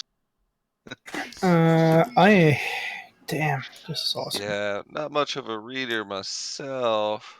This all seems to be not stuff I want to read. Now, if I found some books about paladins or how awesome paladins are, that would be a different story. But I'm gonna need some time here, guys. Book about how awesome paladins are. yeah, I'm gonna write that in real Um, life. Paladins are A book- awesome by the a- Paladins Fan Club United. a Hey. book on how to not be a Costco paladin. There we go. There you there go. you go. when Paladins for I dummies. Yeah, I was When about to I- say paladining Yeah. for dummies. when I take a look at some of these like quickly the books, like what kind of language are we seeing? Is there anything that we can comprehend? Yeah, many of these books are in common. Is there? I'm looking for something that have. I know a lot of it is going to be about necromancy, but about reanimation or anything like that. Well, you can make an investigate and see if you find a book that's interesting. Yeah, I'll do an investigation for sure. I did And- look. And I kind of want to. Sorry, I kind of want to compare because I worked in the House of Bone. I want to compare it a little bit. Maybe try to think about what I've been seeing in their library and see if there's much of a difference here. Let's see. Do we have And- enough people that everyone can search one bookshelf? Okay, Me and Pro aren't in there. I got a 16. All right. It looks like there's enough people in the room that everybody can search a bookshelf. So I'm just going to grab the whole list. Do we all need to roll investigate or not? You'll find it eventually. Fair enough. Yeah, because I'm looking for a necromancy book as well. I'm looking for paladins for dummies. Should be a yellow book. Got a Peter Jackson drawn paladin Yeah. from Munchkin on the front. Yeah. Munchkin, dude, that's a game we need to play sometime, like with this group. Yes, Like, I want to maybe play. on Ever not a since you guys Saturday told night. me about that one night, I really want to play it. That'd be a lot of fun. All right. I know everyone here would enjoy it. So going around, let's see. Morcan finds the Chilososth fragments. Defen finds the Elysian Grimoire of Urin. Peter de Grey finds the malign scriptures of Iril. Kazunlir finds the Celestial Librum of Lysienis. The dwarves find the Thali Esoterica. What did I find? It's just a list, whatever. And then there's also the Librum of Iris, and this other one down here, the Infernal Esoterica of Sinri. So a whole bunch of interesting stuff if you spend a long time searching. And while you spend all that time searching the library, this other thing in this other room finishes. Yay! I tell Razor thanks for the help, and I ask if he wants to go meet up with the group or continue on into the scary dark room. We should quietly meet up with them before we explore unexplored areas. Sounds good. Have you guys found anything interesting? Once we get a safe distance away from that curtain so that we can actually talk, as we're walking back to try and find the group, I tell them I feel bad that we came in contact with my target, the cult, and my one attack didn't land. That will be time, friend. Don't worry. It seems like we're in their lair now. Some of I them got- escaped. I think I got overexcited and just, Yeah, level yourself. Don't get into the emotions of things. You've got to stay calm. I'll It's grab weird. this. I'm usually an unemotional one, so that's Yeah, I kind of think you said I had the second one. You had the first one. Yeah, I'll grab that one. That's Oh, something find- that we find can a- find a ground read for it. about I'm later sure on you and can talk do it. about. Who's the Costco And then I'll paladin walk now? past this Found a perfect book. dead necromancer, and I'll say, "Poor fellow." Mm-hmm. Yeah, he gave me a good staff though. It's right Burnt here. to a crisp, killed in one hit. Do we? I split Yeah, the parties this way because it's the only way we haven't been yet. yeah. I think Thanks it's safe for- to say. Oh, sorry. Thanks for locking these cards, by the way. Hey guys! Oh, found a library. Everybody's just Check standing out around this reading book books. I found. Yeah, This is you know, perfect for me. I see. This is how I know I found the right party. You guys love books too. Oh man. An arcane dungeon map has been added near the front of the tome. +1 alchemy book for you, Chris. +1 thieves tool book. +1 religion check book. Which is +1 perfect for me. charisma performance check book. Alchemy would be nice, Scroll. but Yeah, I'm The spell keeping the book celestial one. contains chromatic orb, disguise cell. Oh, that's great. That That'd be plus good 1 to for. charisma would be nice too, but The other spell. Well, this is a good room. Y'all found a good room. Yeah, but it's Yeah. only for performance checks. That's so like that'd be like for a bard. Yeah, it's oh really a bard yeah, book. okay. Yours Well, would be the religion book, probably, Kef. I mean, yeah, that's the one I found. I'm keeping it. Whoever's I mean, holding that performance check- last book there, in this dungeon alone, if you're holding that last book, the Infernal Esoterica of Sinri, that'll give you advantage to find any secrets here. Cool. Who got that? Dwarf Bros. Okay. Who's the one who got the one with alchemy? I mean, I all got the the books are sec- basically just in a pile in the middle of the room at this point. Oh, I thought no. I grabbed the second one. Oh yeah, I took the Celestial Librum of Lucy. Stefan's like, I ain't sharing. No, Which and one did I No, get? I thought we were actually taking. Like Ninja actually said which ones we were getting, so we all. Yeah, that was Mine, more mine, like mine. each of you checks a bookshelf and each of you finds one or two books of interest among a pile of uninteresting books. Ow. So if you pocket the book, if you hide it from your party and keep it for yourself, we're gonna have to remove it from the note card. Oh, I pocketed mine then. yeah, I pocketed the first one too. That I Yeah, I found. mentioned everybody what my book Well, does, yeah. and if they ever want to hang on to it while they're doing any Chris divine is like, I research. pocketed my book. Oh, who found that alchemy one though? By the way? No, but I did mention though what I found. All right, Oh, I didn't. So nobody touch this card. I'm gonna fix it. So which books are not here that I can delete? The second one. No, seriously, move your hands away. I don't want anybody to destroy this. Okay, so the Elysian Grimoire of Urin that has some spells. You took that one, Yep. and it's on your sheet. Yep.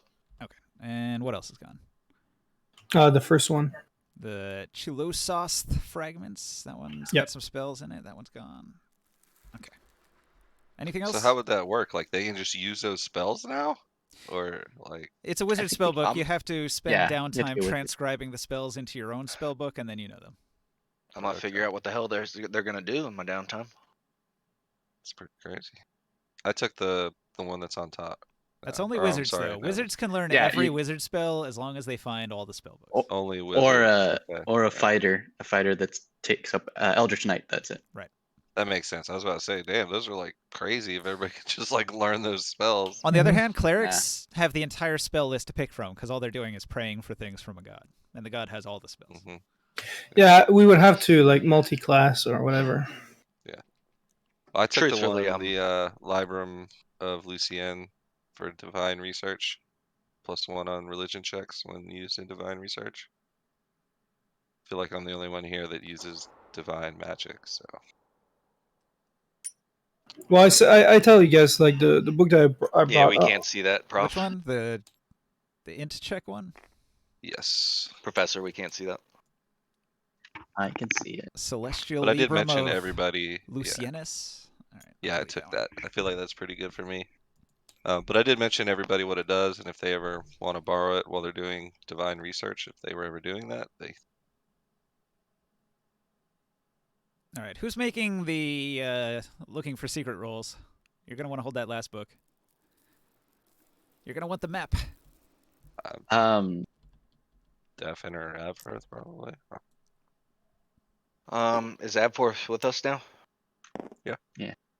Then I'd let Abforth. He's the one that's been exploring a little bit more than I have. Okay. Well, this one be quite interesting, but it's written in Undercommon, so it's not like I can even read it right now. Ah. I mean, but Kazanlir, I mean that's up to you. I can read Undercommon, but that wouldn't be any use to you, would it? Well, we could translate it, like we've done with. Oh, the yeah. other one. It would take downtime, but you could do it. Yeah. we- all right. Well, hang on to that, Morcan, and let me know sometime in town, and I'll translate it for you. Yeah, I can write it. The other one I have too for anyone that likes wizardry, or like just let me know. I don't know that I can actually learn anything of it, but I mean, if Hey, you hey, Abworth, come over here real quick. Seems to be a map of the dungeon. I take it you're better with these types of things, but from what I can gather, this seems like it could be quite useful in finding secrets or navigating our way around. You want to hold on to this? Sure, I'll start thumbing through it. And you see me smile as I turn around and walk away, sit down and look at it against the wall. The map indicates a large room with a well and statues beyond here. I say that there's probably a well and some statues in that next room. What, All right. what about the room Cool. that we I'm were? gonna secretly examine the room that me and Prof. I'll pocket this one go here. into behind the curtain. Like, I'm not gonna tell people that's what I'm looking at, but The map indicates skull and crossbones on the room you didn't investigate that was dark. Oh, crossbones. It's the boss room. Did you say that out loud, Razor? No, my guy is nearly like. Yeah, that was me saying that, not Razor. I tap Razor on the leg and I point to the map that has the skull and crossbones and just look at him. Barker, you can tell on the map that both directions will lead to other areas, so it connects. These two directions are linked somewhere. I let the party know that as well. I pocket the one about alchemy as well. Yeah, like I said, just let me know when we're in town sometime, friend, and have some time. I'll translate Oh yeah, it for you. no problem. If you want, I can teach you how to write too. I say to Dr. I Absford. can write. The paladin. I mean, hey, you really think low of me, huh? Costco Paladin. Barker, did you add this book to your sheet? No, not yet. I will though. Here, I'll drop it in this Discord so you can just copy paste it. So Dr. Absford, that warning on the door wasn't a red herring. Why would they warn us that there was danger ahead? No. I explained. No, I shake you off. I said, no. I wrote that so none of the other party went in there before I got to look at it. Where were you guys, Oh. by the way? You can disappear for a And bit. then I just kind of smile, like a lopsided smile, and go back to looking at the book. Where did you guys go? Excuse me, what? Where were you guys while we were gone? Oh, Morkan, you'll love this. And then I open my bag of holding and I unravel across the floor like 10 foot, like a 4-foot section, like a 2.5-foot section of a 10-foot tapestry. So it'd be Wow. 4x4 square or something. And I say, I got 3 more, like I got 4 full tapestries. I want to make a grand display of the cult of Orcus and their sick, twisted rituals and how they practice their cult. It's going to be grand.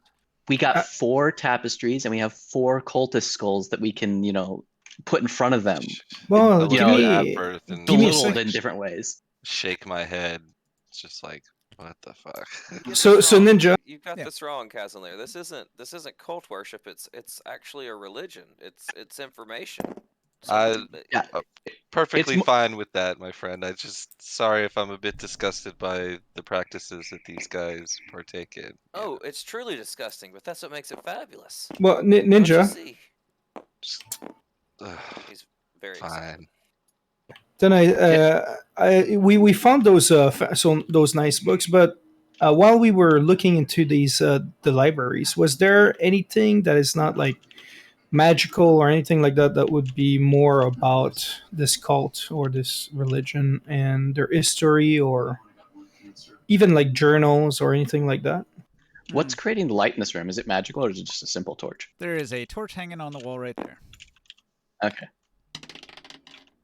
Okay. The bookshelf that you had searched does contain a basic religious text of Orcus. All right, so I pick it and then I bring it to Doctor and say, "Look, there might be more in this dungeon. This is about the religion, but written in a book." There'd probably be quite a few copies of that particular book here that they give out to the younger cultists, the new additions to their cult, so that they can learn about the religion. Who do you get to print that book for you? Yeah. No, these are all written by hand by cultists. Listen here, chap. I need 80 copies of How to Be an Orcus cultist by the way, Tuesday. No, for real. In medieval times, they would just get a building full of monks, and they would all copy the same book all day long, every day for months. By the way, that dagger of Orcus I had, Ninja, I left back at that statue after I got done lopping its head off. So I don't know if it had any evil doing to it or anything like that. But did you mention that it exists? It had been used for evil, because it's a ritual sacrifice dagger. But no, nothing Yeah, it's special about it. dull and dude, it was dull Oh, and yeah. freaking It'd be fucked up after hammered. you cut a statue's head off with it. Yeah, Yeah. it was of no use to me after that point. But Afflord, once we're done searching this dungeon, I think we should maybe spend a little bit of time just searching and seeing if there's anything else, something that we might have missed.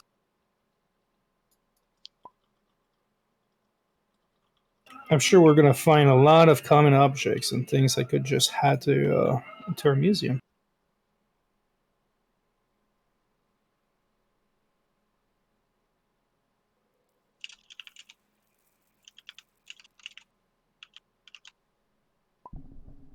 The dwarves start to go stir crazy. I'm sick of these books. Shall we move on, lads? I love the dwarfs. I mentioned that me and the room I found these tapestries in had a exit to it as well, but it's marked on this map in this book as a skull and crossbones, so it might be pretty dangerous in there. I don't know. Well, we've been pretty good so far. I don't know. Oh, we have this door that we haven't opened yet, and this is the direction that the cultists fled at that battle. So we might have something ahead of us. Hey, where's this trebuchet? Are we able to bring it over here? The trebuchet will not fit down the narrow hallway past the secret No, door. darn. The closest they could bring it would be into this room here. I just get stuck. Yep, it would not fit through this hallway. Okay. Well, we can always retreat to it, and then if we have to flee, we can use it to defend ourselves.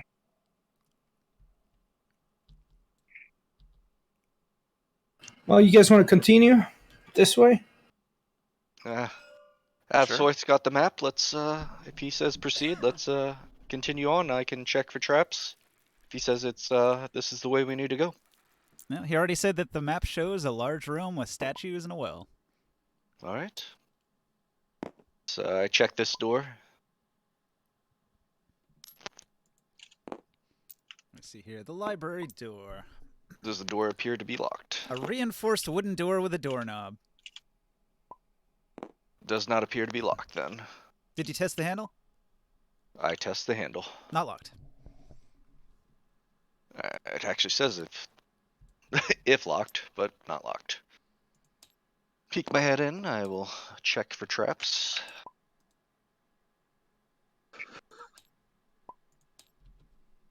All right. This room is massive.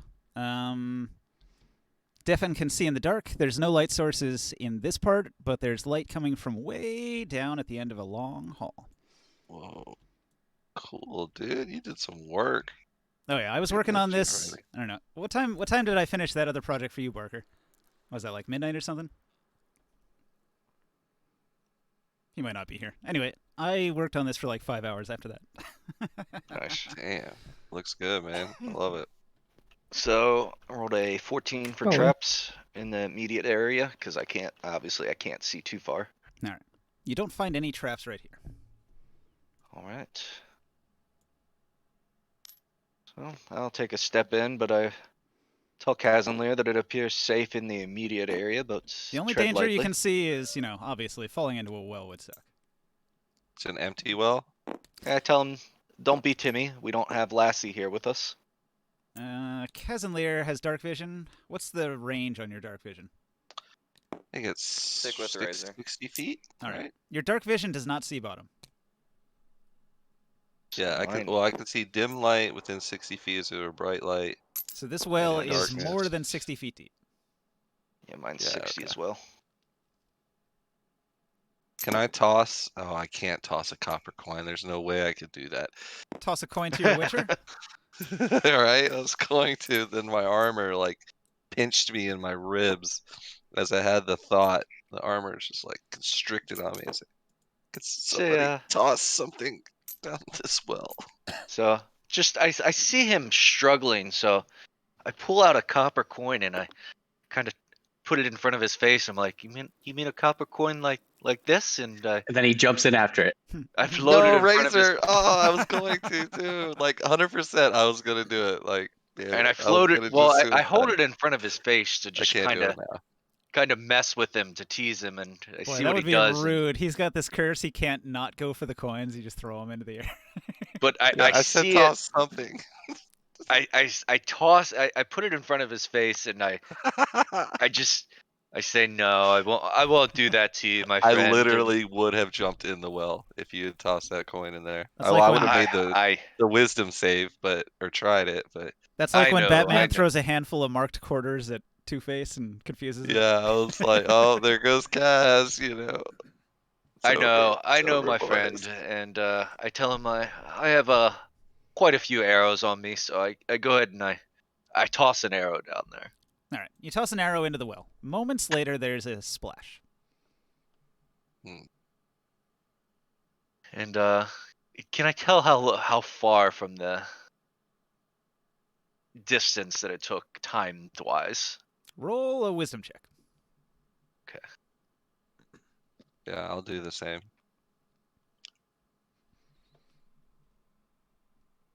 Why did my game just do that? 10. You think it's 70 feet deep. My wisdom check might be a little bit better.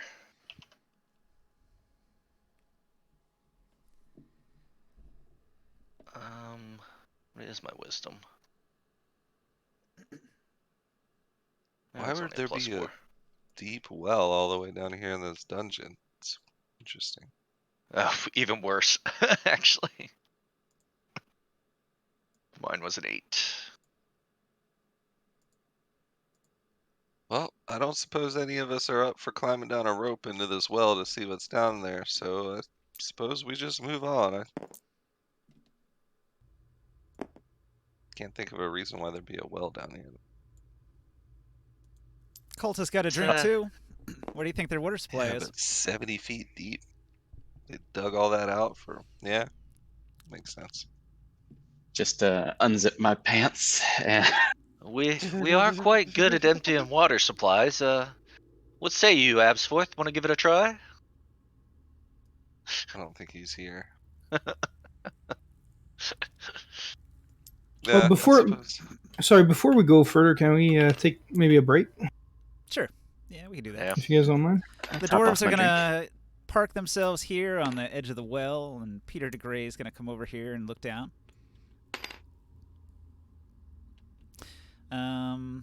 So yeah, I'm gonna go use the bathroom, put the blindfold on. I'll come back in a few minutes, and we can pick up there.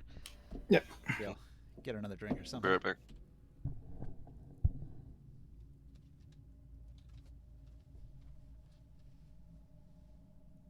Is anybody else getting like this screen flash every few seconds from these torches?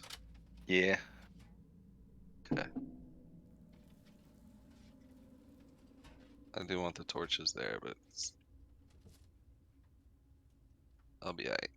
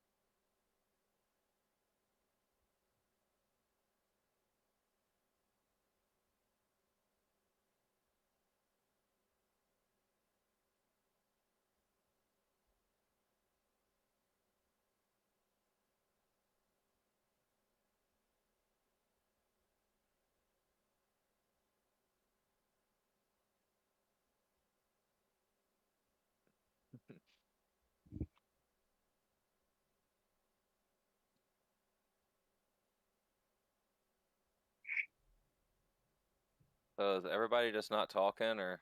Break. Oh, we're on break. No.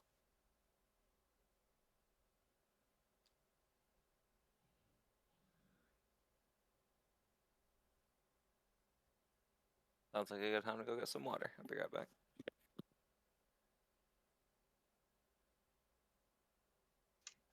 Refilled my drink, got some chips and salsa.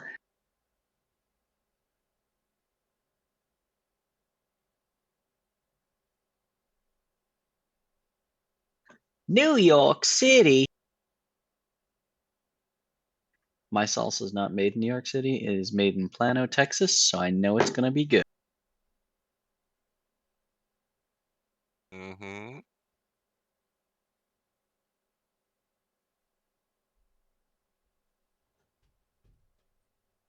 You know, like in Texas, they give you know, hot sauces and salsas that are made in places like California or New York. I don't know why Texans hate California and New York, but I'm back. they give them shit. But I mean, like one of the Mm. best sauces of all time, I will admit, my top like 10 lists, I would not be Red Hot, made in New York, Buffalo, New York. Yeah, man. When I lived in Houston for a couple of years, like that's some of the best eating I had with like a lot of Asian and Mexican barbecue. Oh, don't get me wrong. Good stuff. I love Texas cooking. I love Texas hot sauces. Hmm. And yet there's a ton of Asians in Texas for some reason. So Yeah, there is. like I didn't realize this. I mean, I say that now because I don't live in Texas anymore.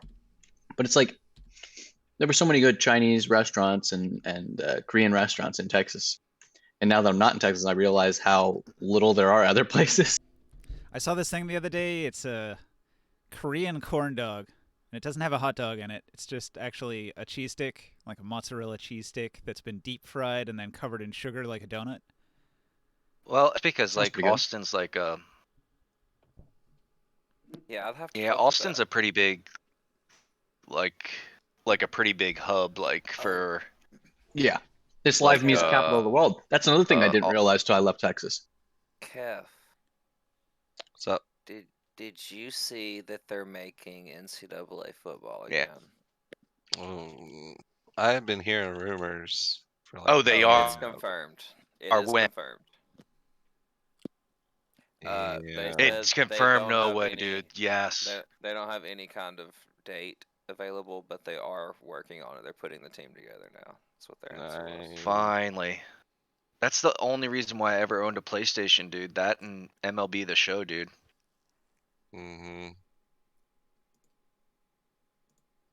Or owned a console, really, in general. I mean, because they usually had it on like Xbox, but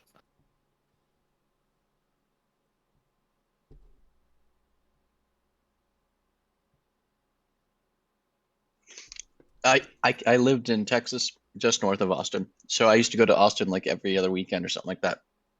And I didn't yeah, realize. Austin's boomed lately, man. Yeah, it's the live music capital of the world. Like every bar in Austin on 6th Street has a live band performing in it. So when I left Texas Well, and I it's a went out tech to a capital bar, now too. yeah, I left Texas and I went to a bar on like a Friday night and I was like, hey, where's the band? And they're like, the band? I'm like, yeah, where's the band? I'm like, you don't have a live band performing? Yeah. That's That's how it only is in food Austin. scene. Honestly, it's there. This area of Tennessee too. Even as far as where we're at, there's almost always, at least on the weekends, a live band playing. Yep. Same. That's part of Nashville The fu- scene. You know what I mean? Like, if Yeah, you go to the food- Nashville, there's Nashville's, bands dude, everywhere. crazy. The food scene's hopping in Austin. The tech scene, the music scene, dude. Austin's a lot like Nashville.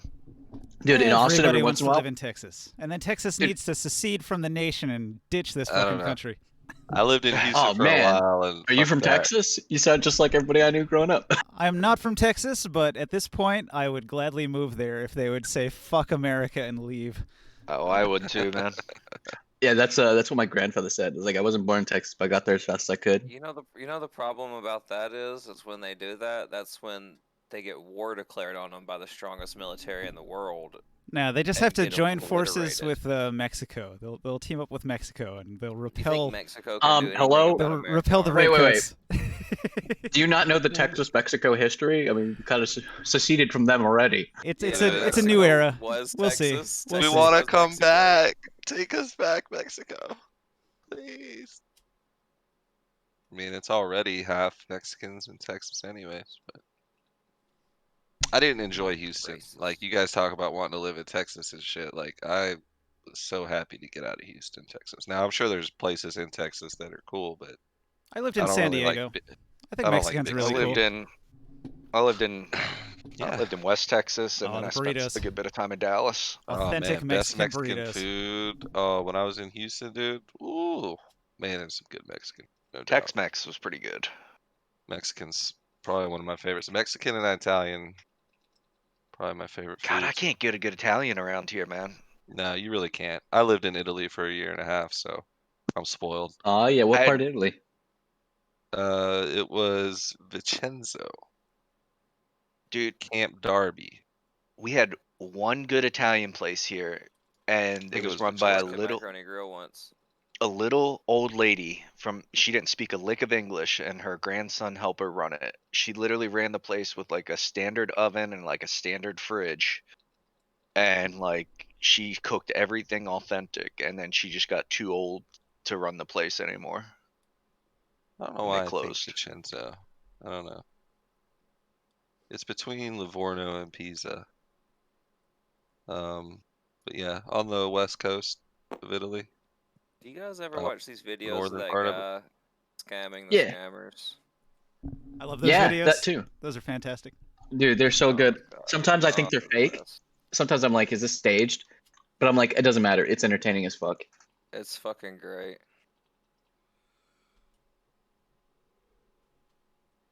Oh yeah, Vincenzo is the province we were in. But anyways, yeah. Is it Kit Boga? I'm subscribed to Kit Boga. Yeah, that's Yeah, I him. watch a lot of Kit Boga stuff. He's pretty good. So, Yeah, my that's dad the knew one. this Italian dude who was in like the Italian army, and he was on base, like joint operation stuff. And his parents owned an Italian restaurant in like downtown Vincenzo, and they would have us in there sometimes, like close the restaurant just for our family. And they had like That's awesome. brick oven, didn't speak a lick of English, just straight up pure authentic Italian food by these old grannies and stuff.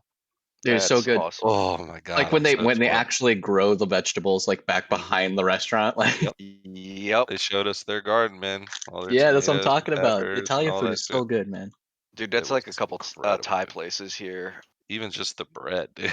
I was Oh like, my "Good god, the God, bread. bro. Yep. Like, Oh man, yeah, I would go back to Italy just to eat the bread.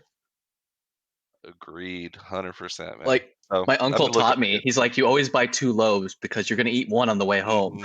Yeah, Oh, dude, that's I how have I yet felt to about find like good Italian food here, man. I've tried and that tried, but when I was deployed. We used to go downtown and like to the market and stuff like that, and we used to get like the freaking like the pita bread and stuff like that, and we would get like 2 loaves of that shit because we'd Yeah. eat one on the way home, on the way back to base, Yeah. and shit like that. Like the freaking authentic bread that they made in the markets It's over good stuff, man. overseas. It's good stuff, dude. Yeah. Yeah, and I really like Japanese and Chinese food too, but like real Japanese and Chinese food.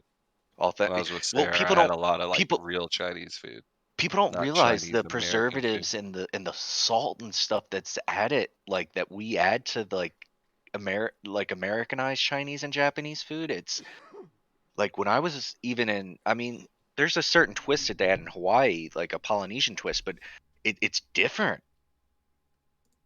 Yep, And it took me a absolutely. little while to get used to it, but I like that like authentic stuff better. It's not got all the sugars and the additives. hmm It's very rich, spicy Yeah. food. Yeah, it's got actual authentic type flavors to it. Is this dude still a marble for you guys? Yeah. Not for me. No, when I first went over to Italy and I had pasta and like it's way different because the sauce like actually sticks to the noodle. Like Yep. it's Oh, weird. It that's doesn't just so run much off. better. Oh, that's It so doesn't much run off. better. And I remember that was my first comment. I was like, what is with these noodles? Like the sauce, it's because they're homemade. They're Yeah, homemade, homemade like noodles. they use like these plates or something. I didn't watch the process, but my aunt like home makes the noodles, and it causes them to have like not a smooth texture but a rough edge. So the Yep. sauce actually sticks to them. When you buy store bought noodles, it's like a straight tube, so the sauce just slides right off because it's made by a machine, not a person. Absolutely, man. I could talk about food forever. Absolutely. Yeah, it's like that homemade shit, man. That's the best stuff. We got Is everybody everybody back. back? Agreed. I lived in Germany for a while too, and had some, pretty good authentic German food. But that was, I don't know, Shall more we continue? Caucasian, I guess. So it was pretty mundane. Yeah. White Barker people back? food, sauerkraut and sausage all day, 24/7. Exactly. Yep. It was good. Don't get me wrong, but I'll take Italian over it any day. Sauerkraut and sausage and beer Schnitzel. in every Brats. meal. I asked someone to pick up sauerkraut at the store, and I said to go to the international aisle because it's the best stuff. Yep. And they brought kraut, and I was like, Hmm. "No, this isn't sauerkraut. This is kraut." And it's like, "Yeah, same thing, right?" And I'm like, "No. Sauerkraut is sauerkraut. Kraut is cabbage. Mm-hmm. It hasn't been pickled yet." All right, Is guys. Chris back yet? Yeah. Chris is. I don't know if Barker's back. Let me describe the Fish up room. in here. Oh. Yeah. You guys ain't got your cameras on this week. I don't know. The Hall of Statues. This room has huge square columns and towering sculptures of knights holding shields. Torchlight casts eerie shadows down the hall. You can see, just off to the side here, behind this statue is some sort of curtain, whereas behind the other statues there are only walls.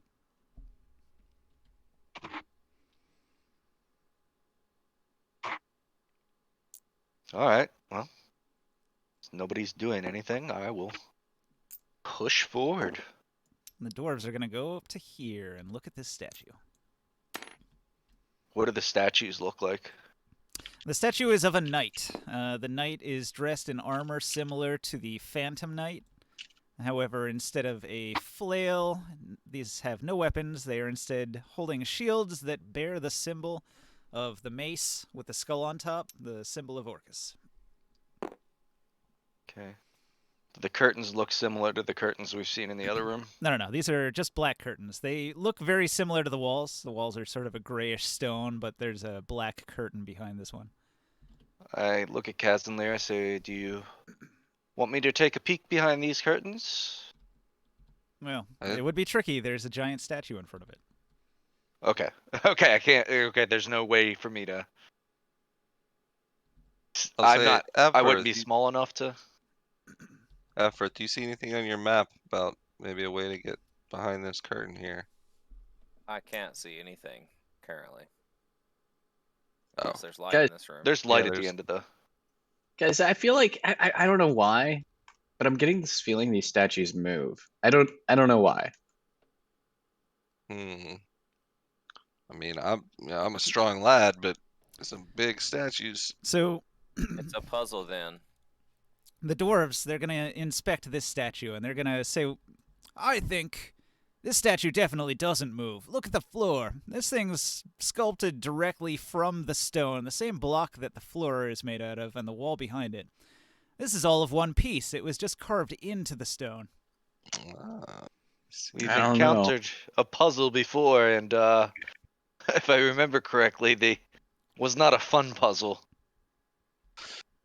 And these are just generic stone pillars in the middle of. I'm sorry, you probably said it already, but So this hallway, it's really fancy. There's the super Yeah. deep well right here, and then running down the line, there's all these giant stone columns. They're just support columns that support this enormous chamber. So just a huge Gotcha. column of stone. They must have carved in through the hallways and then crossways as well, and left just these giant columns of support stone. Wow, it's amazing what some people can accomplish with just a few 100,000 slaves. No, actually, this is the what is it, like the mold earth spell? You can move a 5-foot block of material per turn, and so you Yeah. can easily build a dungeon using that spell if you have enough slaves to put in support structure after the fact. Out of character, he didn't put in this much work without there being a puzzle in here.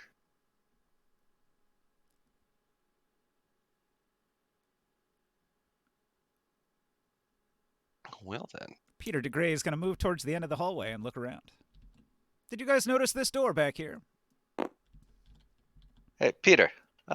You keep pushing forward. You're not the leader of this party. We shall wait. Yeah, he's just peeking around the corner here. He sees this door at the end You're of the hall. always peeking around a corner, it seems. Does seem to be in his nature to peek around corners, doesn't it? Yeah. He's a curious lad, he is. Curiosity killed the cleric, I've heard. Yeah, well, you know, NPC hirelings are not always the smartest, even when they have a decent wisdom score. Okay.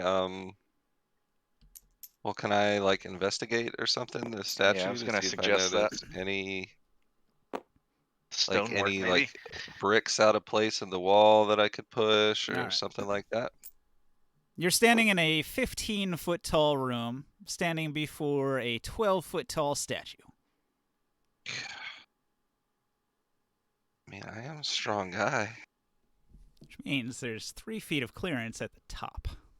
I'm gonna assist him if he needs to do a strength check. I mean, pretty sure I'm not pulling a 12-foot statue, but I'll Eh. try. I'll try to pull the statue.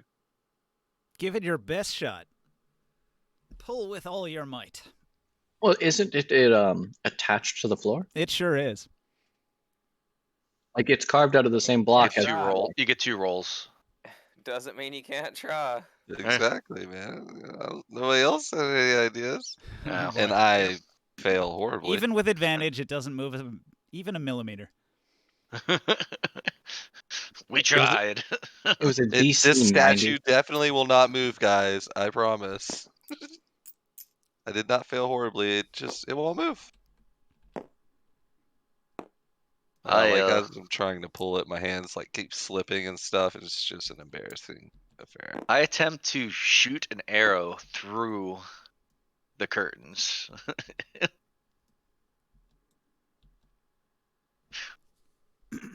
Well, maybe if Just you to see arc if an they- arrow up over one of their shoulders, you could hit the curtain. Yeah, that's what I'm going to do to see if the curtains even move. See if there's how far of a distance there is. See if there's anything back there. From certain Can you angles, you can see hit them. The curtain is there. Who's shooting? Def? Yeah. All right. So if Devin moved to here and shot up at a steep angle, he could aim just over its shoulder and hit the back of the curtain. Okay. Do I need to roll it a hit or anything? Yes. Okay. Be a dex plus 5. Wonder why there's only a curtain behind that statue. It's kind Oof, that was a little low. kind of All odd. right. Well, it's only AC 5 for a immobile target, so you hit the curtain. Yeah. It wiggles back and forth. So it appears there's something back there, maybe some room. Maybe Kazanlir, you might be able to give me a toss up there. It's maybe I could jump up there and get down behind it. That's an idea. I'll throw you up there if you want. I'm willing if you're able. Alrighty.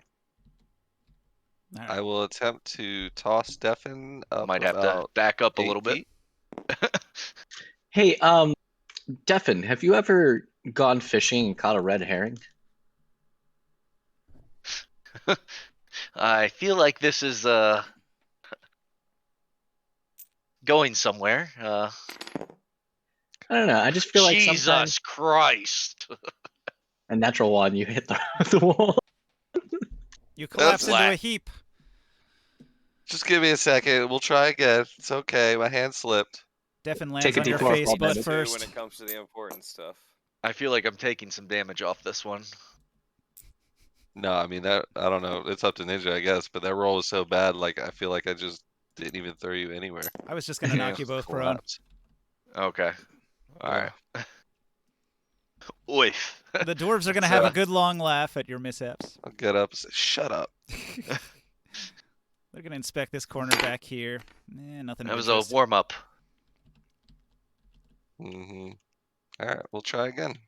All right, let's give her another try. My rolls are just so bad. All right. He throws you up. You might be able to grab a hold of the edge of the shield and pull yourself up. Do you want to roll a climb check? Strength athletics? Yeah. Or acrobatics? Well, acrobat. Yeah, we'll do an acrobatics. You might be able to turn this into a decent enough climb check to continue up. Yeah, do an acrobatics check. That did gain you a few feet of elevation. Okay, 16. so you're able to climb up onto the shield and then up onto the shoulder. And there's only a 3-foot gap, but if you squeeze, as a halfling, you can get in. How are you going to get out? Yeah, Oh, shit. I didn't say it. Damn I it! couldn't, man. I couldn't meta that shit. No, but, like, you're not pulling your ass back out of there. All right, no, you're not. So how do you get down from up on its shoulder? Apparently, he just jumped. I have not jumped down. No, I haven't jumped down yet. Not yet. Oh my god. What? I have not So jumped down yet. meta. You haven't even done anything. I'm just telling you, you could squeeze through the shoulder. You could climb down the skirt thing. I haven't even looked through. I don't even know if I'd be able to I squeeze can't. down. You can use the curtain and slide the way down. What is the distance curtain to me though? Like what are we talking about here? What are we looking at? Well, like I said, the statue is about 12 feet tall. And the curtain. Hey, Olaf, you see anything back there? The curtain's just behind it. The edge of it, up against the wall, there's like a gap where you could like move the curtain. If you wanted to, you could climb on the curtain, as was suggested. Better question. If I shrunk Ron down,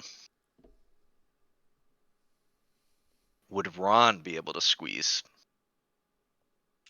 Well, Ron could walk through, because he's tiny when he's shrunk down.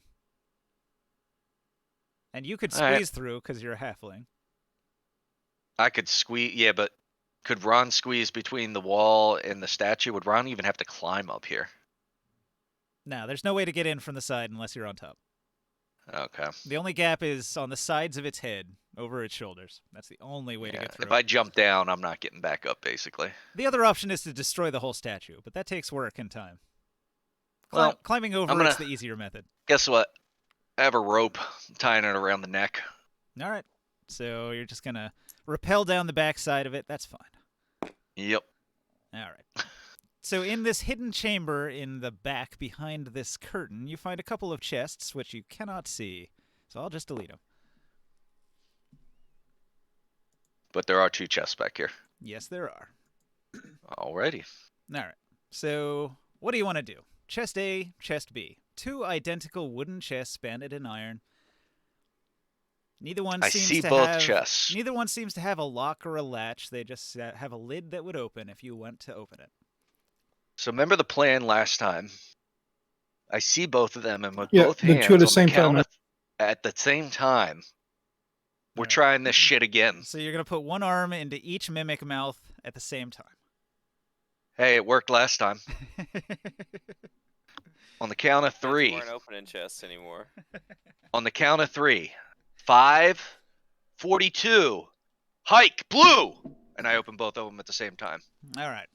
The chest on, like, the innermost chest in this spot Okay. explodes with poison gas. You're going to need to roll a con save, DC 14. DC armor class or what? No. Con. Con. Con. Constitution saving throw, DC 14. Then the second chest releases a fireball, which ignites the gas and causes an explosion. This isn't divinity. This is where Deafin dies, guys. But Ron lives, so. Just had to know what was behind that curtain. Yep. Okay, so Hold on, I'm rolling con. Hey. Fail. all right. So what happens is you take 9 points of poison damage, and you have the poisoned status.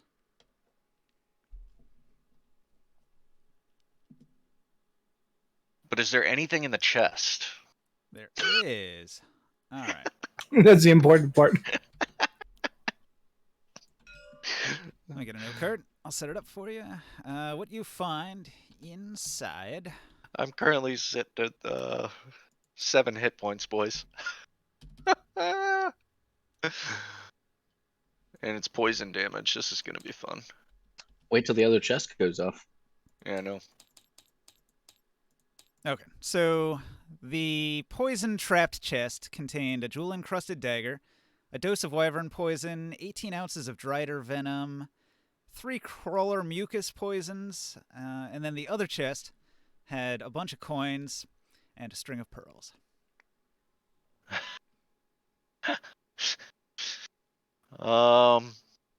We hear that explosion?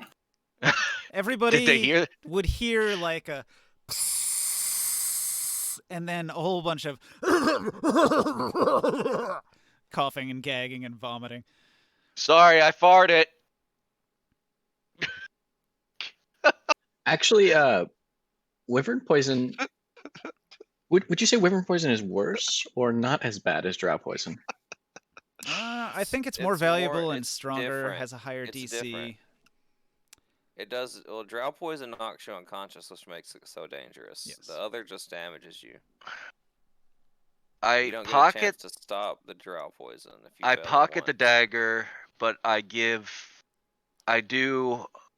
all the other stuff. I'm going to, when I get back out, give to everybody else. But I do let them know I've been poisoned. Oh yeah, you look awful. Your whole face is like green and sweaty now, and there's vomit on the front of your face and down your. Like, do you have a beard or something? Peter. Yeah. I call for Peter to come over here. All right. I hand the coins to Kaz and Lear because obviously they're not going anywhere else How? but to him. How do you hand me the coins? I've crawled back up over. I had a rope. He did say So he's the gonna poison go status tonight gives you disadvantage on ability checks. So after he figured out you're he gonna have to couldn't get climb and out went with back to the top. disadvantage. That's the first step. Okay, so that would be acrobatics Wait. again, right? Yeah. Peter, What can about you, the second chest? Peter- the second chest had the coins in it. are you able to and the able pearls. to help him through the gaps here? I can't even see him yet. He's still inside. Can you climb out? Daffin, can you hear us? I will attempt. Let's see. Get my cameras situated. You should just yell that there's gold over here. Where did all these piles of gold Oh, doubloons jeez. come An from? 11. Hey, Daffin, this entire statue's made of gold. 11. An 11? All right, yeah, that's good enough. You climb up and out. And Ron rushes to my aid and is obviously concerned. And then I guess I gotta roll another one to get down, though, as well. Yeah, if you're climbing down, What is this? do it again. Or take fall 16. damage. Or 12. Yeah, okay, good enough. There's a lot of handholds. The statue's easy to climb. Are you okay? Hey. Um, Look at Razor and say curiosity killed the halfling. It seems. Hey, Peter, can you help him out now? All right. Peter DeGray's gonna think about his spell casting ability. He can fix your hit point damage. and then I say pearls, copper, silver, mucus, crawler. I'll say, oh man, looks like you're in rough shape. Let me take those coins off your hands. That'll help. and drider venom, I think, but poison sucks. Peter DeGray is I going to was cast Cure kidding. Wounds on you and restore 6 of your hit points. I was kidding about the fart. This shit sucks, guys. Okay. 6 hit points recovered. I'm The back at dwarves are 13. going to say, oh, you don't look so good. No shit, Sherlock. That's not a And dwarf. I will restore the rest of my hit points with some good berries. So Avworth sits back and wonders who Sherlock is. old man once knew Fuck. I knew a Sherlock back at the orphanage. He wasn't that old. Well, was he a janitor or something? What's this is just, the saying is confusing. He's obviously delirious. Yep, The poison very is much messing so. with the man. Let me get that dagger off that card though. But like I said, everything else I just gave to the party, so you guys can take off of there what you guys need.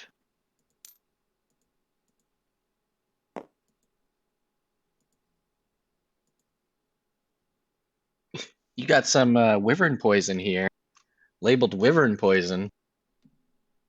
I love how every time we find a vial of a mysterious fluid, it's thankfully labeled with a Dymo label maker. So It's not always going to be the case, but all of the ones that you found were labeled.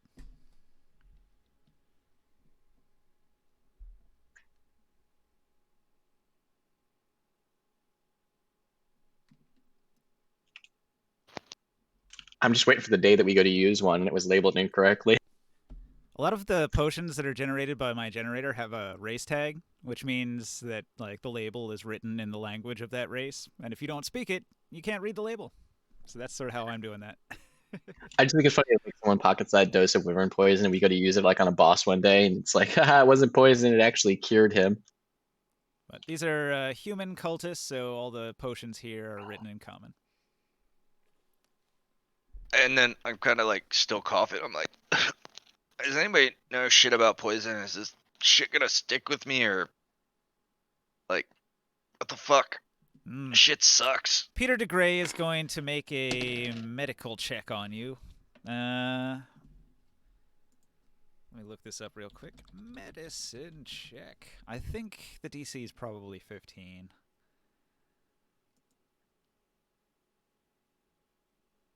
I mean, that's mostly to stabilize a dying person, but for these purposes, I'll use it to determine if that's a poison he can identify. And the poison was DC 14.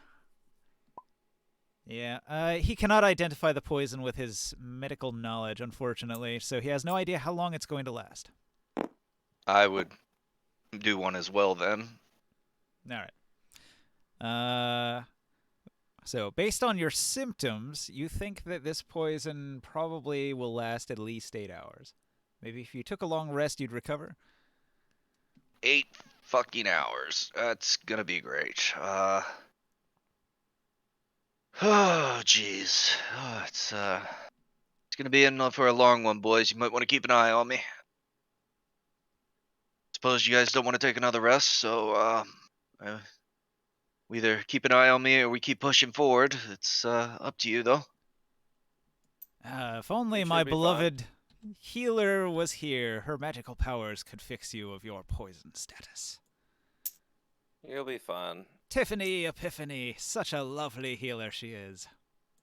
I mean, what are we doing over here, Razor? I'm with you. I'm looking for the secret passageway to get to that back area. Let's do that. Yeah, that's a good idea. Yeah, I'll help you. totally, I'll it's totally assist you. right here. It's right here. There's a secret passageway. This was a very low-tech secret. Like, it required a climb check. No, secret passageway over here. And over here, there's a whole lot of nothing. The dwarves checked over here and also found a whole lot of nothing. However, there's a door on the other side. Yeah, Peter DeGray said he wanted to go through that one. Well, he mentioned there was a door. It's the only way we can go. Wait, guys, you sure we can't move these statues? You've only tried to move one so far. And I kind of mentioned, fuck these statues. Fuck this poison. Being poisoned's not Yeah. fun. I could take a look at you, man, but I think you'll be okay. Yep, just keep an eye on me, Kazalner. I could absolutely identify that poison, but yeah. And just Ninja, let me know if I need to take any more. Poison damage? No. Yeah. Oh, okay. The poison damage is done. Just the status remains until you eventually shrug it off So what- after a rest. So what is it? Disadvantage on saving throws, I think. Or It's something regular like that. poison. Yeah, let me go to my conditions page. Poison status. Disadvantage on attacks and Disadvantage, ability. attacks and ability checks. Okay, so I will not be doing. Well, I mean, I can, but I'm gonna be rolling disadvantage. You can do stuff. It'll just not often succeed.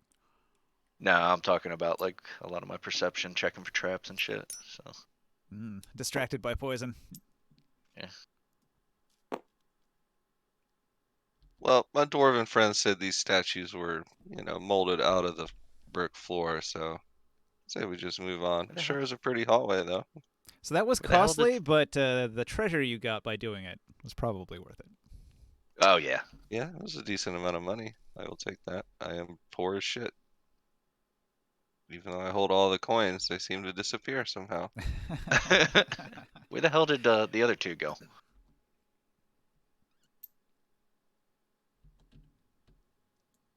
What are the two? You What two. other two?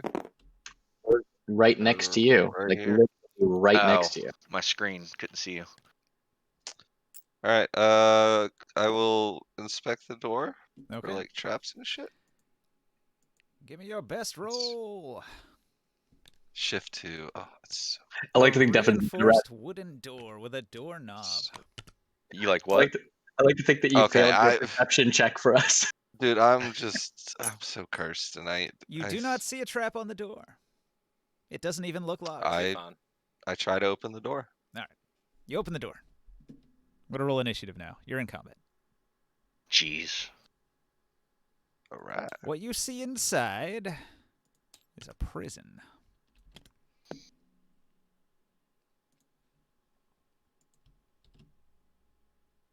I love how you have this Darkest Dungeon character models like on everything. Yeah, I mean, I just have them from my other games, so why not use them, right? Oh, they're cool. They make good prisoners, right? Mm-hmm. All right, let me save a new camera here. Control 1. Okay, so as soon as you open the door, there is immediately a shout of alarm from this cultist guard here who is feeding one of the prisoners. Oh, that's nice. So you can see there's a row of iron cells, and each one of the cells has a prisoner. They're dressed in rags. They're covered in wounds. They all look like they're being starved and tortured. You can maybe see the door in the distance over there. I'm sure it's hidden in the hidden area, but there's a door over there. And to your left, it looks like a hall. You can't see the card, but trust me, there's a hall that goes this way. You just can't see around the corner, so I haven't revealed it yet. And then Barker. So, I would imagine, Kaz, there's a screaming cultist, and you might say something as well, and then people can react to that. So Barker's Yeah, I'll first. say, hey, you, get over here. I just want to talk. But that ain't gonna happen. To Razor that we might be in some more fun.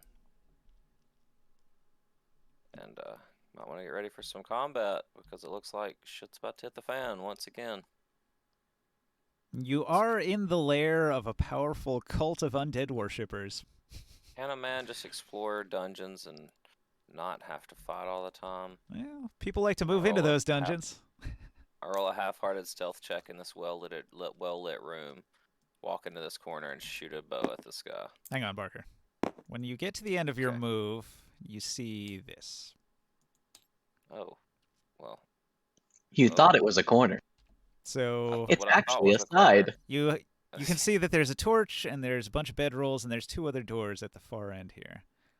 Okay, well, this will also explain why my sneak roll shit, and I will shoot an arrow at this cultist. Is this card visible? Can you see these squares? Yes. Yeah, we can. All right, so you can see the box and the doors and all that. Gotcha. So I just wanted you to be aware of your surroundings before you use your action. Oh, Well, I'm getting attacked by these cultists when they wake up. That's for sure. I shoot an arrow at this guy, 14 to hit for 11 damage. He's screaming in pain. The arrow sticks into his thigh, gives him a limp. Are you done? Yep. Okay, Devin.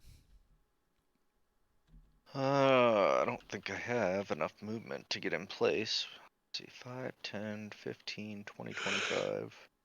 Kill it. 30 would not put me. You get inside.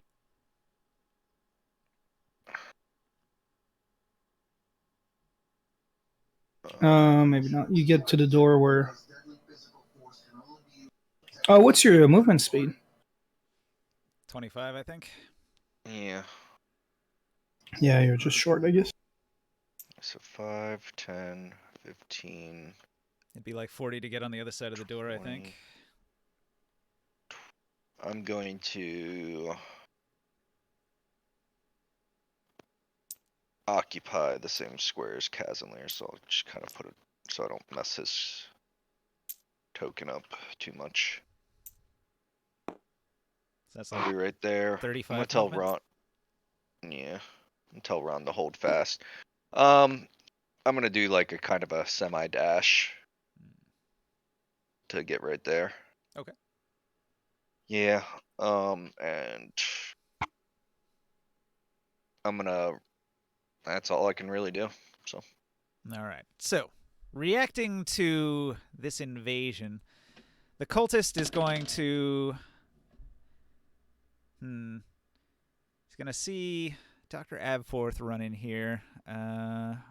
He sees you guys in the doorway there.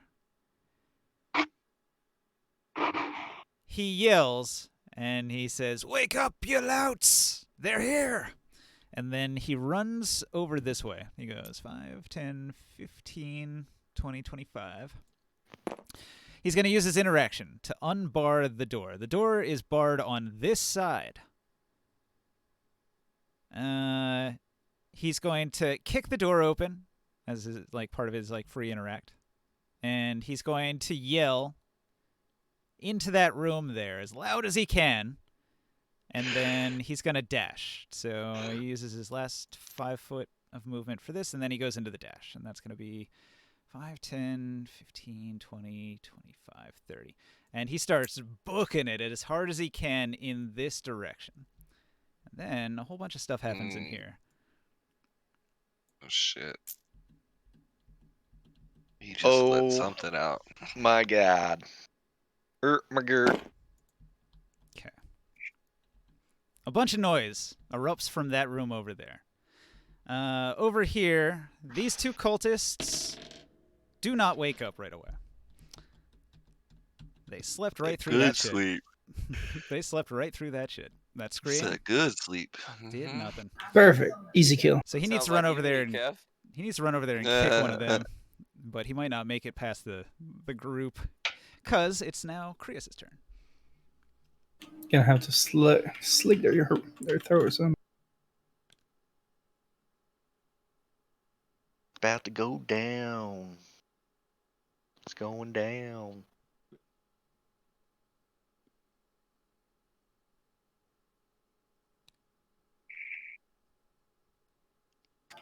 I use my extra movement, and then I trigger my power. So the people in the cells here, one of them will be like, "Please let me out. They're torturing me." One of the other ones will say, "You will die. Orcus will kill you, non-believer." And one of the other ones just curls up into a fetal position and wets himself. And one of the other ones further down is screaming, "Let us out! Let us out! Let us out!" Reacting to you coming into the room. Oh, stop yelling. They're making a lot of noise now. I know, but I just trigger my power. I get a 2.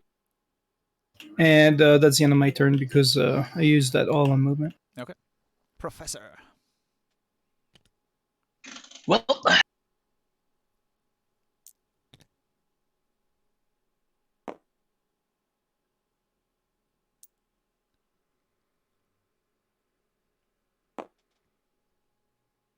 and I'm a poker with my, or actually, I guess I don't poke anymore. I'm gonna whack her with my staff. Staff whacking. Oh, you got a new weapon? You gonna take up your Time defensive for some stance staff after that? whacking. Yeah. So how does this work? Is it a bonus action to take the defensive stance, or can I just? You could just do it. Does it? It's part of your attack. So you make your attack as normal, and you just say, "I'm in my defensive stance now."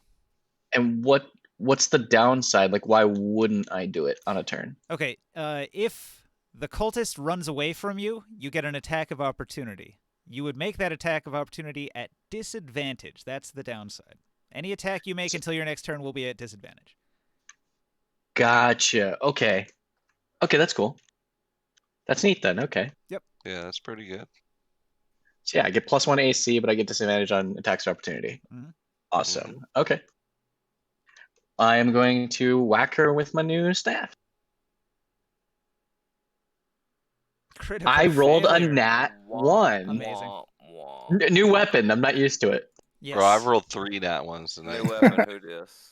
So, you lunge past an enemy, exposing yourself to his attack. The enemy you are attacking is able to use their reaction to perform an attack of opportunity. Ooh, he's gonna try to stab you with his dagger. He gets a... what does he use? He uses Dex. I think that's a 17 to hit. Does not hit. Yeah, he Oh. misses. I was gonna say that's the worst like reaction that a crit failure has had so far. Free attack. No, the worst reaction was the cloud that Oh, made it so yeah, I that was couldn't pretty bad. see. The Yeah, worst that was crit pretty fail bad. is where you fall down and hit your head so hard it knocks you out. That's true. That too. would And suck. then all the enemies that are standing around you get a free critical hit. That's true. Oh no. Yeah. So yeah, new weapon. Who dis? Yeah. I took my defensive stance though. I'm like, I'm ready to parry with it. Kef. What does Kazanlir Longbrew do? Kazalier charges in, sees all the prisoners here in their cages, and is filled with a righteous rage. And I fucking just tomahawk this dude. Let's go, Kev. Nat Come 1 on. incoming. I have Nat faith 1 in you. incoming. Tomahawk. Have you ever seen that movie? There you Okay. go, Kef. There you go. Okay. That's a hit. Yeah, boy. 5 damage. It doesn't matter. You hit that guy. Chop. He lets out a scream. And that's it. Okay. So the dwarves, they go 5, 10, 15, 20. 25. 5, 10, 15, 20, 25. They dash into this room and they look around. They're going to point over here and say, there's a couple sleepers. They try to be quiet about it. Because everything about this engagement is scream quiet so far. However, both of the cultists wake up to the sound of 3 dwarves in armor running into the room noisily. Exactly. Everything is scream quiet so far. I rolled a couple perception checks and they totally heard that coming. All right, so the dwarves dash in, full speed. They're like, we're trying to be quiet, they shout. And then, after the dwarf bros, Peter DeGray, he goes 5, 10, 15, 20, 25, 30. That's his move. And then he will look around and he'll see all of these wretches in cages, and the man here is crying out, free us, we've been tortured. And the one next to him says, hail, Orcus, you will die. And this other one just curls up tighter. And Peter DeGray is like, oh my god, the horror. By the gods. Who does he worship? Mistra. By Mistra. This horror must be dealt with. He will go on to cast Bless. And he's going to drop a Bless on Kaz and Razor and Morkan. Because you guys are the ones in the room right now, so bless, bless, bless. What does that give me? A D4. You can add it to attack rolls, and I think maybe also ability checks. I'm not sure. Only once, huh? Is that concentration? It's concentration. attack roll or a saving throw. Attacks or saves, and then he's gonna concentrate on that. So as long as he concentrates, you've got it.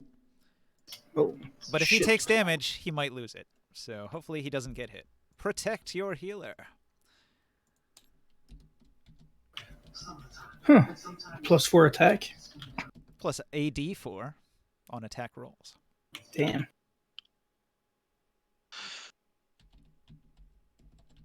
All right, I made a note of that. After Peter DeGray, new initiative. All right, so Defin, You're still back here in this room, still feeling poisoned, but you can see what's going on here. Still not feeling too hot. I'm going to come in. I can't quite get to my. So that'd be 5, 10, 15, 20. If I moved here, would I be able to see around here to hit this guy? Yes. You draw a line from any corner you occupy to any corner they occupy, so yes. Okay. So I'm gonna fire a shot at him first then. And I'm going to.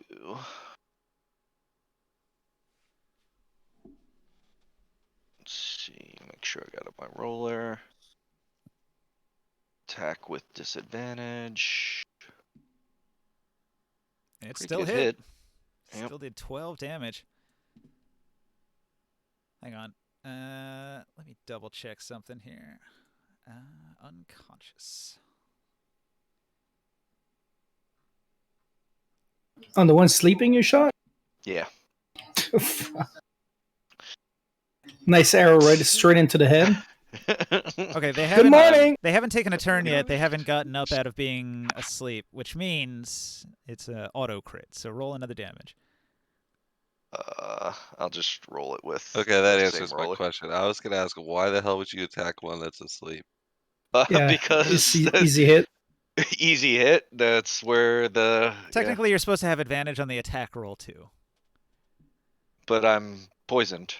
Disadvantage and advantage at the same time. It would have gotten rid of your disadvantage. It would have been a regular attack. Okay, so then. But it still crits That- because he's asleep. Yeah. So that would have been the first attack then. Well, roll your extra damage. Yeah, it's supposed to just be Another 1d6 extra. D6. Oh, just 1d6. Yeah, so it was 12 and plus a d6. 5. All right, so 17 damage to this sleeping cultist. No. That'll wake him up. Yeah. That arrow hit him Good like morning, I say. right in the neck. And I kind of give a wink over to Baleog. It says, that's how you sneak up on somebody, my friend. All right, at fourth. Sorry, sneezing. Mm. I'm gonna reach into my belt and take a potion of flying. Actually, I have a question before that. Is there a gap between these cages and the ceiling? I don't think so. This room is 15 feet tall, and I think these cages go right up to the ceiling. If I got to the top of it, could I sit on that top bar?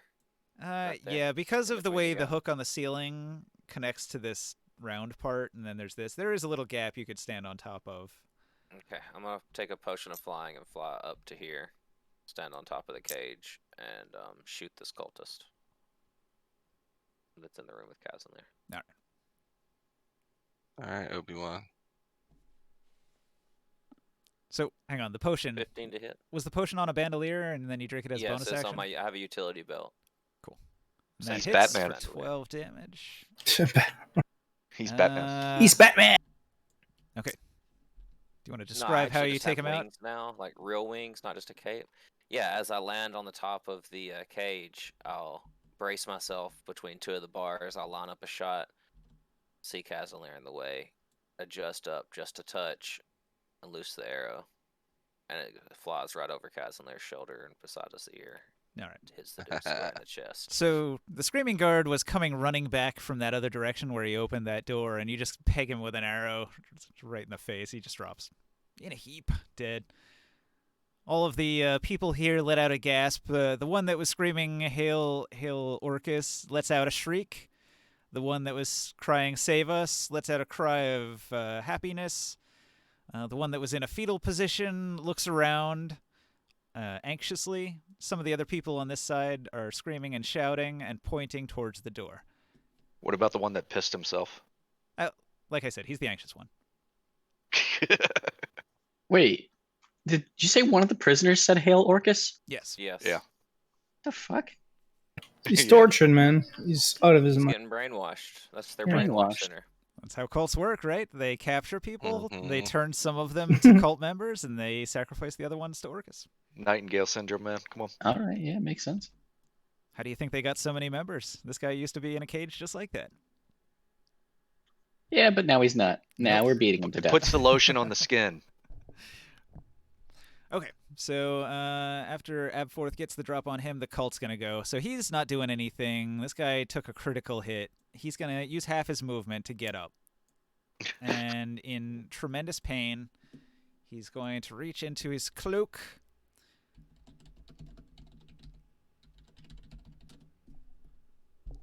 Let me check the stats on this real quick. He takes an item from his pocket. He throws some dust into the air. Hang on. He moves here. He throws some dust into the air. This guy is standing up with his movement. Both of them become invisible. Oh. Assholes.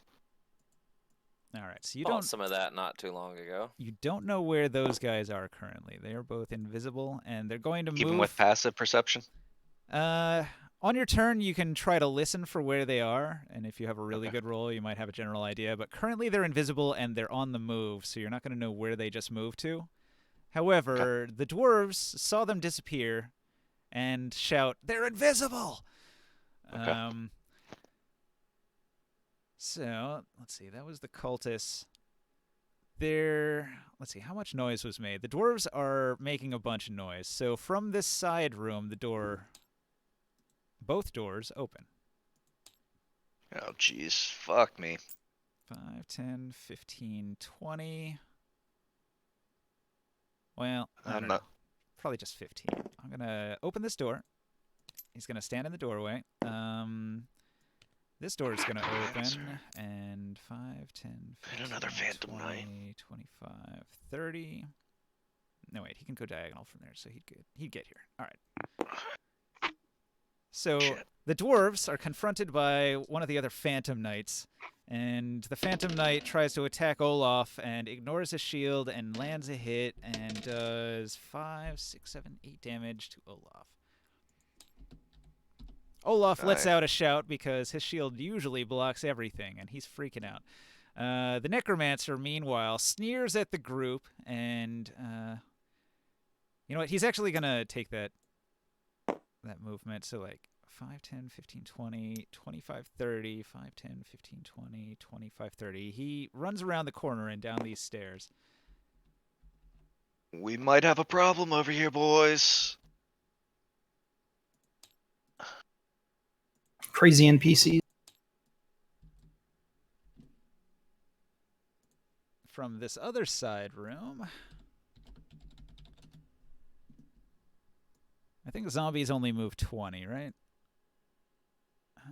Yeah, 20 feet. So 5,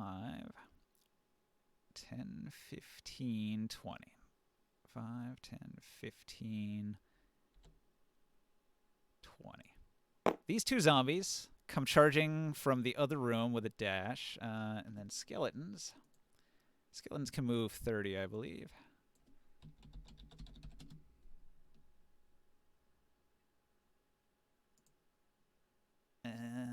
Yes, 30. So 5, 10, 15, 20, 25, 30. 5, 10, 15, 20, 25, 30. All right, I'm going to move this cultist body. Let me get some meat. So cultist meat there. Skeletons are going to manage to charge all the way into here with a dash, but they don't attack.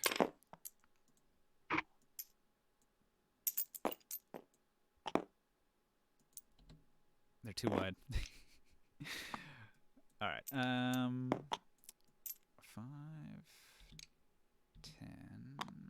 15, 20, 25, 30. They're just going to get in here.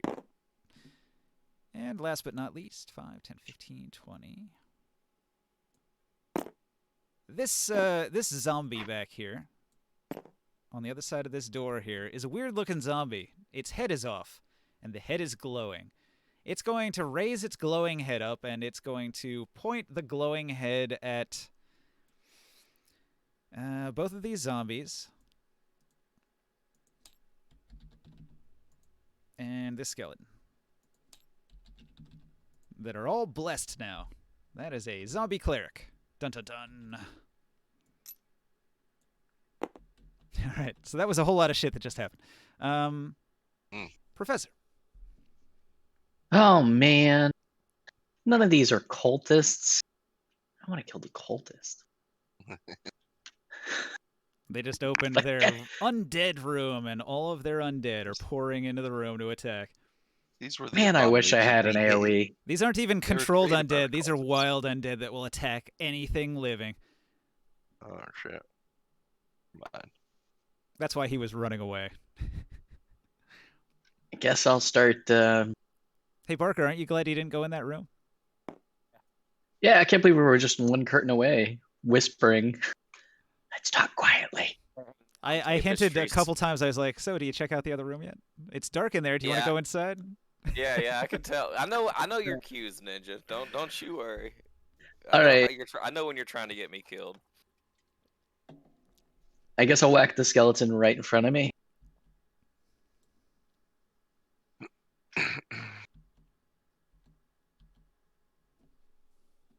There we go. I had to hit shift 2 a couple times, lagging or something. Standard attack. Actually, I'll go ahead and use Hex. Bonus action. Okay, you hex the skeleton. Yeah, so I add a D6 to my attack on him. You're also blessed, so you get to add a D4. Oh, to attack roll, not damage. Attack rolls, not damage. Yeah, I don't think I can do this on this roller, but I guess I can just add it extra. Yeah, if you want to. Actually, Find a D4 on the table and just flip it. all right. So standard 15. Hits. Do I need to add the D4? Yeah, No. Okay. that's a hit. Regardless. Min damage 6. You give the skeleton a 2-1. solid chop. That's like half its hit points right there, so that's not inconsequential.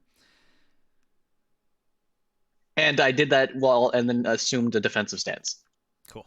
All right. So Peter de Grey is like, holy crap, an army of the undead. He rushes forward, or I guess like behind Razor. He's going to hold his holy symbol high, and he's going to shout the name of Mystra, goddess of magic. And a powerful radiant beam will erupt from him and splash across all of the undead here. And Peter. See, he's useful. He's doing a turn undead. Channel divinity.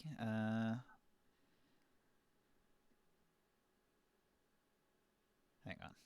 Wrong page. Let me find it. Turn undead feature. Okay. As an action, you present your holy symbol.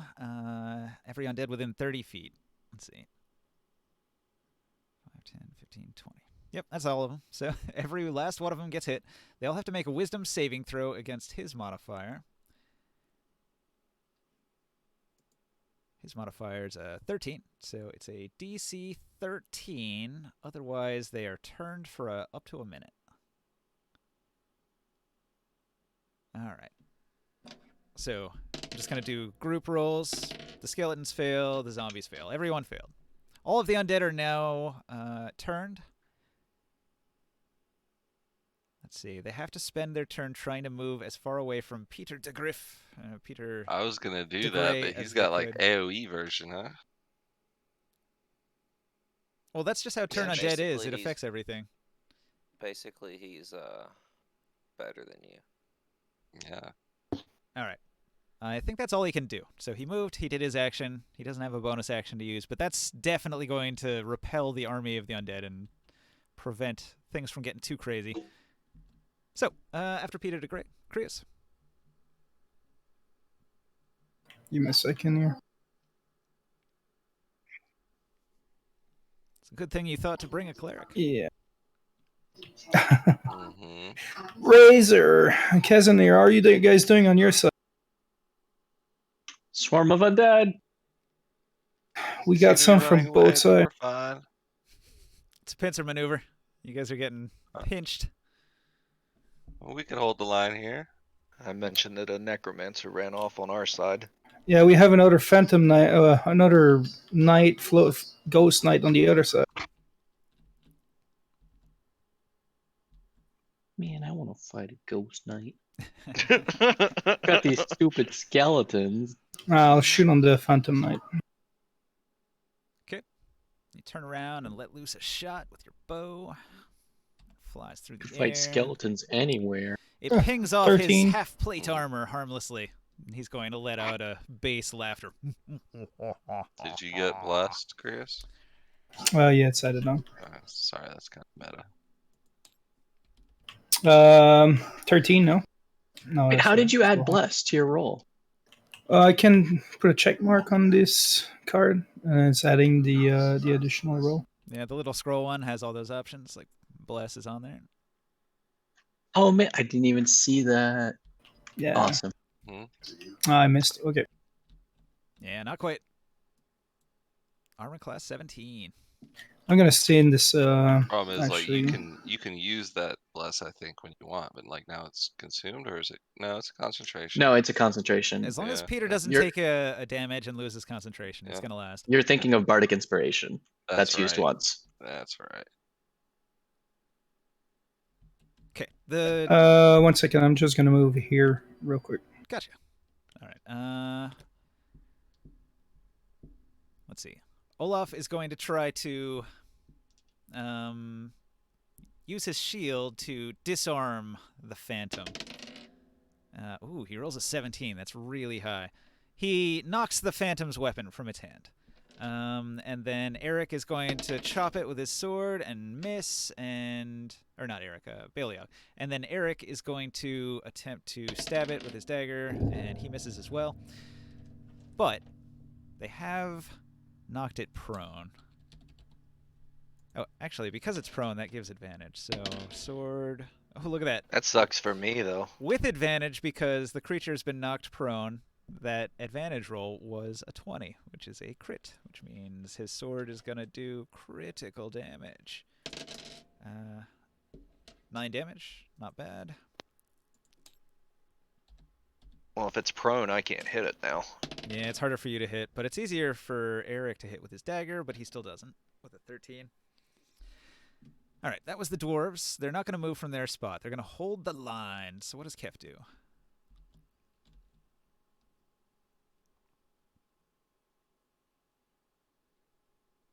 Kef? Kevin.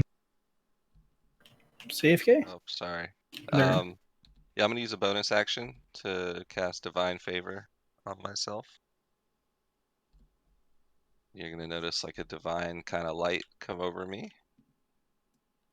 So I fight here, that I'm going to swing on this retreating skeleton right in front of me. I like how we have this light and darkness front line going on. Mm-hmm. Lightness and darkness fighting together.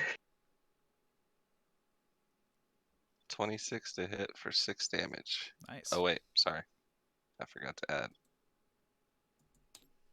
9 damage. Divine Favor gives me a D4. Serious damage for a skeleton. You fracture most of his bones. Nice. Oh, I can add additional damage dice. All right, Professor. You Ooh, roll? top of the order. Hell yeah. I'm gonna beat on this guy again, the skeleton. Finish him off. Mm-hmm. Critical Wow. hit. He's dead. Combined. Critical hit. What? Explosion. Bones go everywhere. You went from missing to 17 critical hitting. damage. You roll a bunch of ones, Yeah, unfortunately. a bunch of ones in there. Triple the damage you needed to kill it. I said I wanted to finish. I was like, fatality! Where like 20 rib cages explode out of the Mortal Kombat guy. Alright, pulling out my inner def, and I'm gonna pull out my second. Oh, are you done? I'm sorry if you're not done. Oh, no, defensive stance, I guess. But if I move, will I take attack of opportunity from a fleeing mob?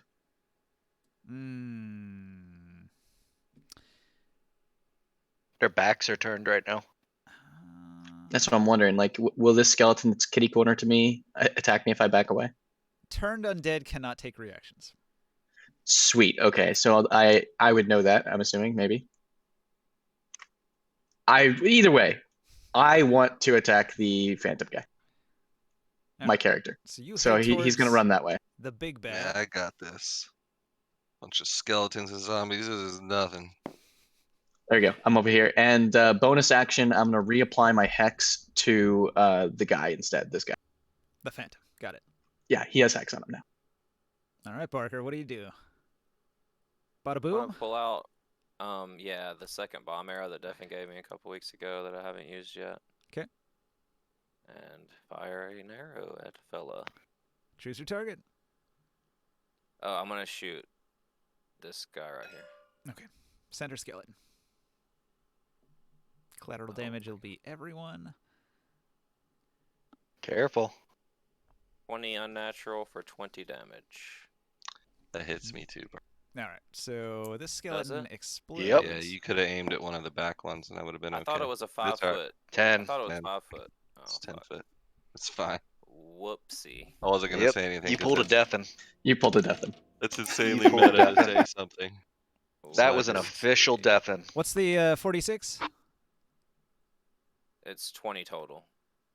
Oh, the damage from the D6. It's thought it was D4s. Yeah, it's D4s. Okay, so the damage from the D4s would be 3, 6, 8, 9. 9. Might be able just to has dodge it. make a The Kev just has skeletons to make a dodge it.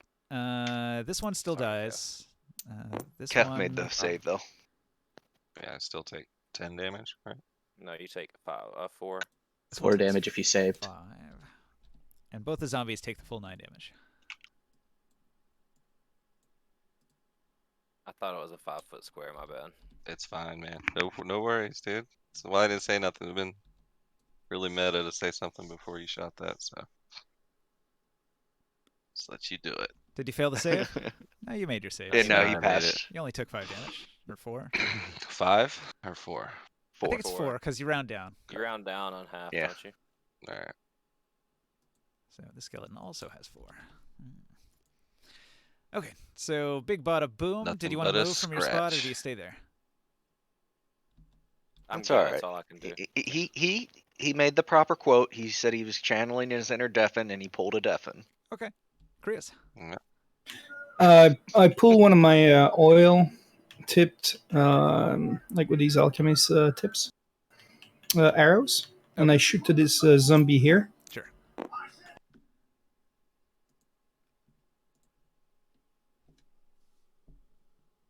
Zombie's got armor class 8. Real hard to hit. Another crit. Nice. 12 damage. So when it explodes, it does it hits 5 around, and it does an extra 5 damage to all the creatures for 2 rounds. So 5, and the next round they'll hit another 5 round. Okay.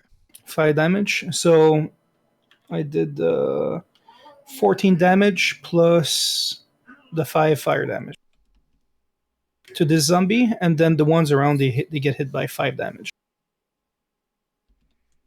Okay, this one dies.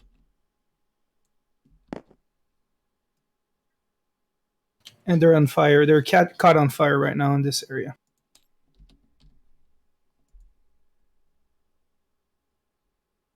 All right, Kef.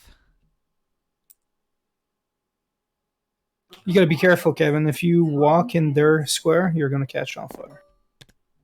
I will attack the zombie. That'll hit.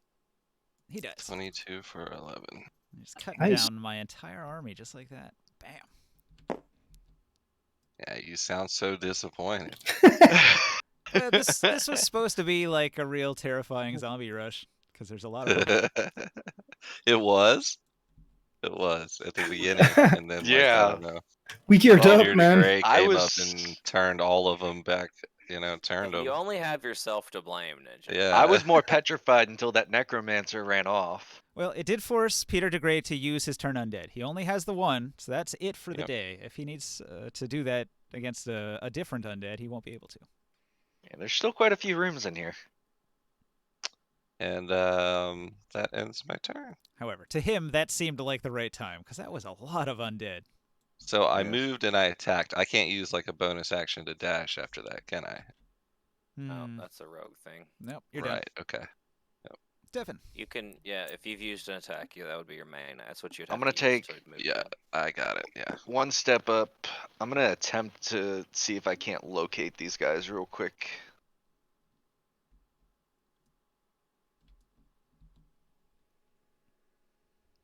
Yeah, I'm gonna have to roll twice because I have disadvantage right now. Well, it would have been a 10. I don't have to roll twice. I can't see them. You think they're somewhere to the south of you. Where is the south? Well, yeah. Quite obviously, you Yep. think they're down there somewhere. They're down there somewhere, so. You hear I mentioned- footsteps, but you're not sure where. You can't pinpoint them. So I tell Baleog, I relay that information to Baleog and Olaf, and I guess that's my turn pretty much, because I can't shoot. Ranged attacks are pretty much guaranteed to miss. If you use your movement to move through a bunch of spaces and one of those spaces contains a creature, you could then attempt to make a melee attack against the invisible creature you bump into. Ranged attacks are going to be really hard to land anything, though, unless you pick the exact spot they're in and also hit with disadvantage. And it's a guess Yeah, as to where they're at, so you don't know if they're there or not until after you've shot. I'm good right now. I'm holding my spot right now. Razor looks like he's getting ready to move in.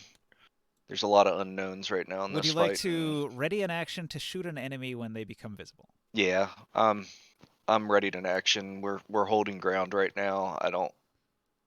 Anything that moves through my area will be shot.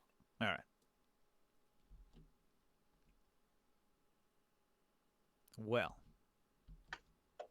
the footsteps go this way.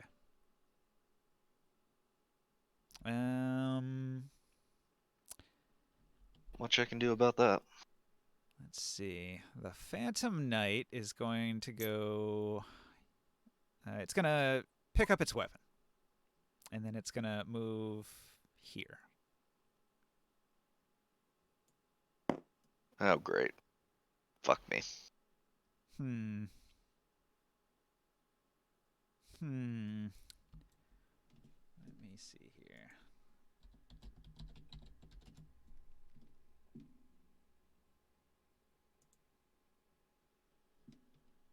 What can he do as a bonus action? Anything? Anything? Nah, nothing. Okay, no bonus action. He used his action to pick up his weapon, rearm himself, and then he moved closer to Defen to give him disadvantage with ranged attacks. Of course he did. Of course he did. Meanwhile... Wait, wouldn't I 10, have been able to react to that? 20, 25, 30. Only when they leave your threatened area. And only if you Oh, have okay. a weapon that you can threaten with. Ranged weapons aren't usually Oh, yeah, true. threatening Yeah. to melee range. All right, so he runs in here and he says blah blah blah blah blah blah blah blah blah blah blah, and then let's see. I guess we're gonna go 5, 10, 15, 20, 25, 30.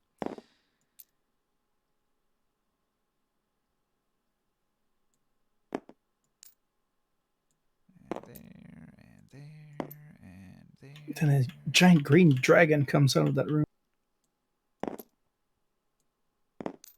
Green Dragon makes an appearance every week. Yep. Where's it at? All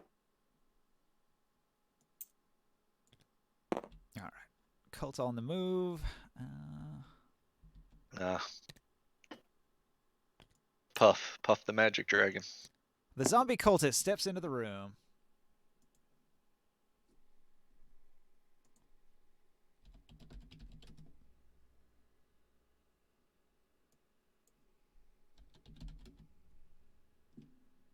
Can I see the zombie with this cage here?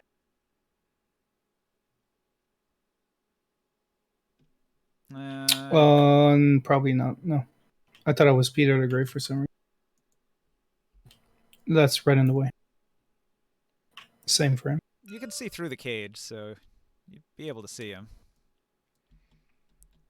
All right, let's see. He's... You know what? He's actually not going to move into the room. He's going to stay here. So he stays in the doorway. What he's going to do is he's going to point a gnarled finger on his free hand at Kazanlir. Kazanlir, make a Constitution saving throw, DC 14. Huh?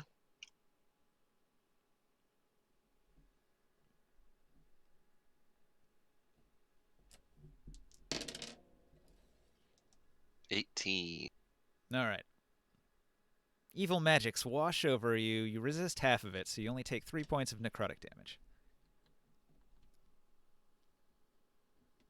That was from the cultist? Yeah, Or the thing? cultist, he points a gnarled finger at you, and some magical Gotcha, energy gotcha. washes over you. Cool. You resist most of it, though. And after that, he's just going to stay put. So that's cultists. And the dwarf bros, they're going to attack. So, oh, shit. That's a miss, and a miss, and a little tiny dagger poking him in the butt, which does 2, 3, 4 damage. These guys are disappointing. They're not doing very good. Gladiator contest is going to be shit.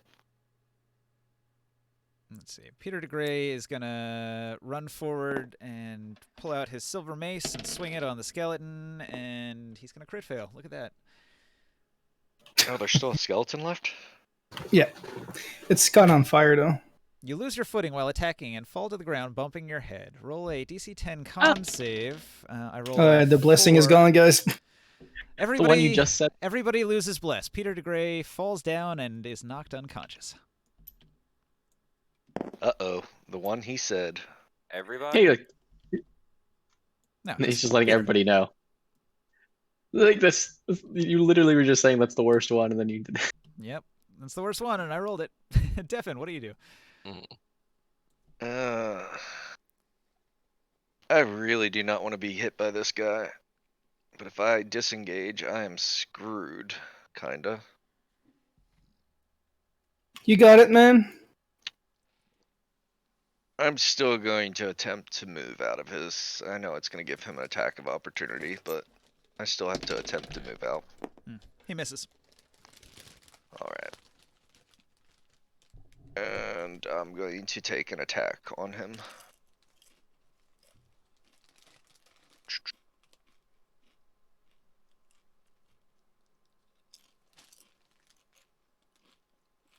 $16 with... Why? Hold on. Yeah, that's right. Okay, yeah, 16 with 15 damage. So Devin rails back on his bow. Armor class Finally gets a 17, though, so it doesn't hit. Oh no! So close. Damn. I thought it was 15. Nope. My bad. Half plate. He's got good armor Like on. you could do anything about your roll. I mean, you don't have to apologize. He rails back and he misses. Barker. Alrighty then. Seeing something come out of that room, but I can't notice what it is, and attack Kazanlir, I'm gonna kind of fly over here and do the same shuffling motion on top of the bars and see if I can I get a line of sight on this guy now? Yeah. Yeah, I'll shoot him. He's in the doorway, and the door's open, so yes. I've got my silver arrows. I've got 4 left. Let's hope it doesn't take any more than that. I like how you don't even bet a lash at Peter about to get crit on by the skeleton. Fuck Peter. You're like, fuck Peter. Fuck Peter. 9 damage as I loose an arrow from the top of this cage. You shot him right in the head, which is tricky because he's holding it in his hand and waving it around rapidly. That's how I do. Are those the only arrows you got left? No, I have regular arrows too. Oh, okay.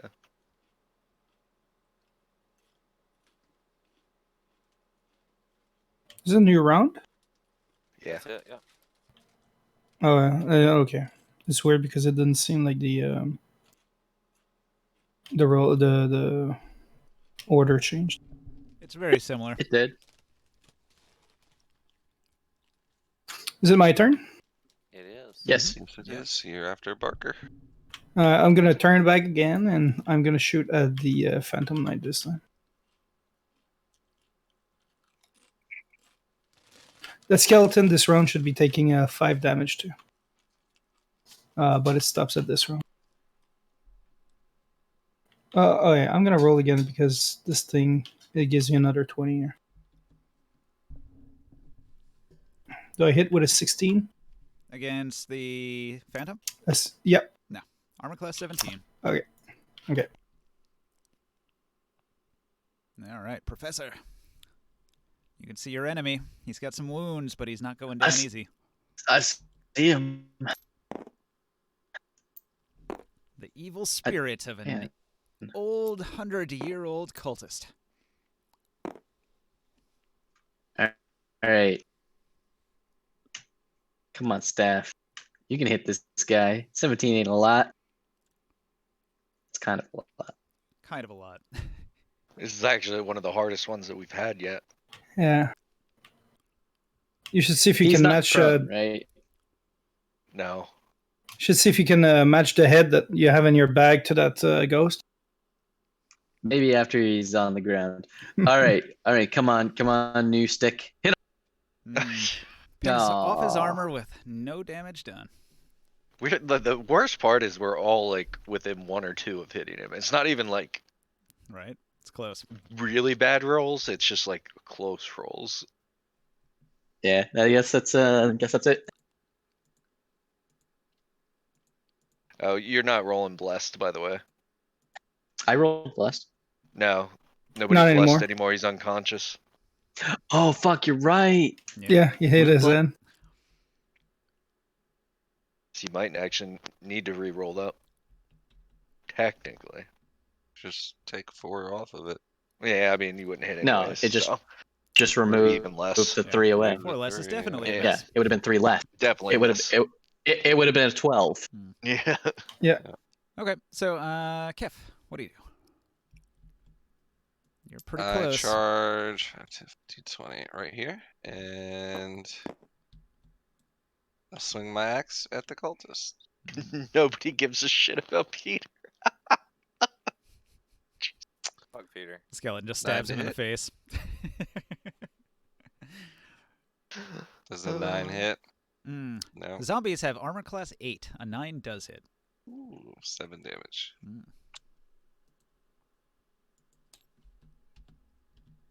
It doesn't kill him, but it chops into him pretty bad. All right. The skeleton stabs Peter de Grey with his short sword, landing a The critical skeleton hit. should be at minus 14. Does that trigger at the beginning or the end of the round? Beginning. I'm not sure on that, but I thought maybe at my round, I guess. But I don't know. What effect is that? It's just from the fire arrow. Yeah, it's oil, fire oil. Oil. It's just like a flask of oil. Yeah, they have a little bit of instructions in the oil description, I think. It says, on a hit, the target's covered in oil. Any fire damage before the oil dries does an additional 5 fire damage. It burns for 2 rounds, so, yeah. Well, Caught on fire. Yeah, I got this. let's see. Any creature that enters the area or ends its turn in the area. So that's the important part there. So before he ends his turn, he stabs Peter de Grey in the face. So Peter de Grey takes a critical hit for 10 damage. And then the skeleton burns to death. Ah, that's why. That's why he was asking. Yep. Peter de Grey took a stab in the face and wakes up with a scream. He deserved it. What happened, Peter? Yeah, what happened, Peter? Oh, that was- Peter, you peek- re-bless me, bitch. You seem Peter, Okay. Yeah, where my bless at? Did you peek around a corner again? that could not have gone worse. He was so cool the round before when he turned all the undead. Yeah, did you peek around a corner again? Actually, Nobody in this. I wonder if they would still be turned. Do they No, stay turned if he drops? Is it like a concentration effect? Yeah, that's got to be a concentration. Well, hang on. It says it's turned for a minute or until it takes damage. It took damage, so it was no longer turned. All right. Yeah. That Between the explains bomb that. arrows and the fire. Oh, we lost Chris. Hmm.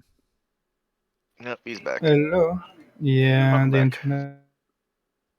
All right. So where were we? The cult. I have to do the Phantom Knight still, right?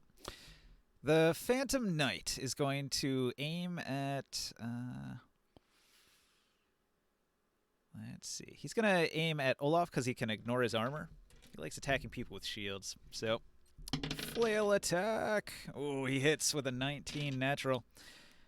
So, his flail inflicts 7 damage. Dwarves now have 15 damage on him. I don't know. Mounting injuries.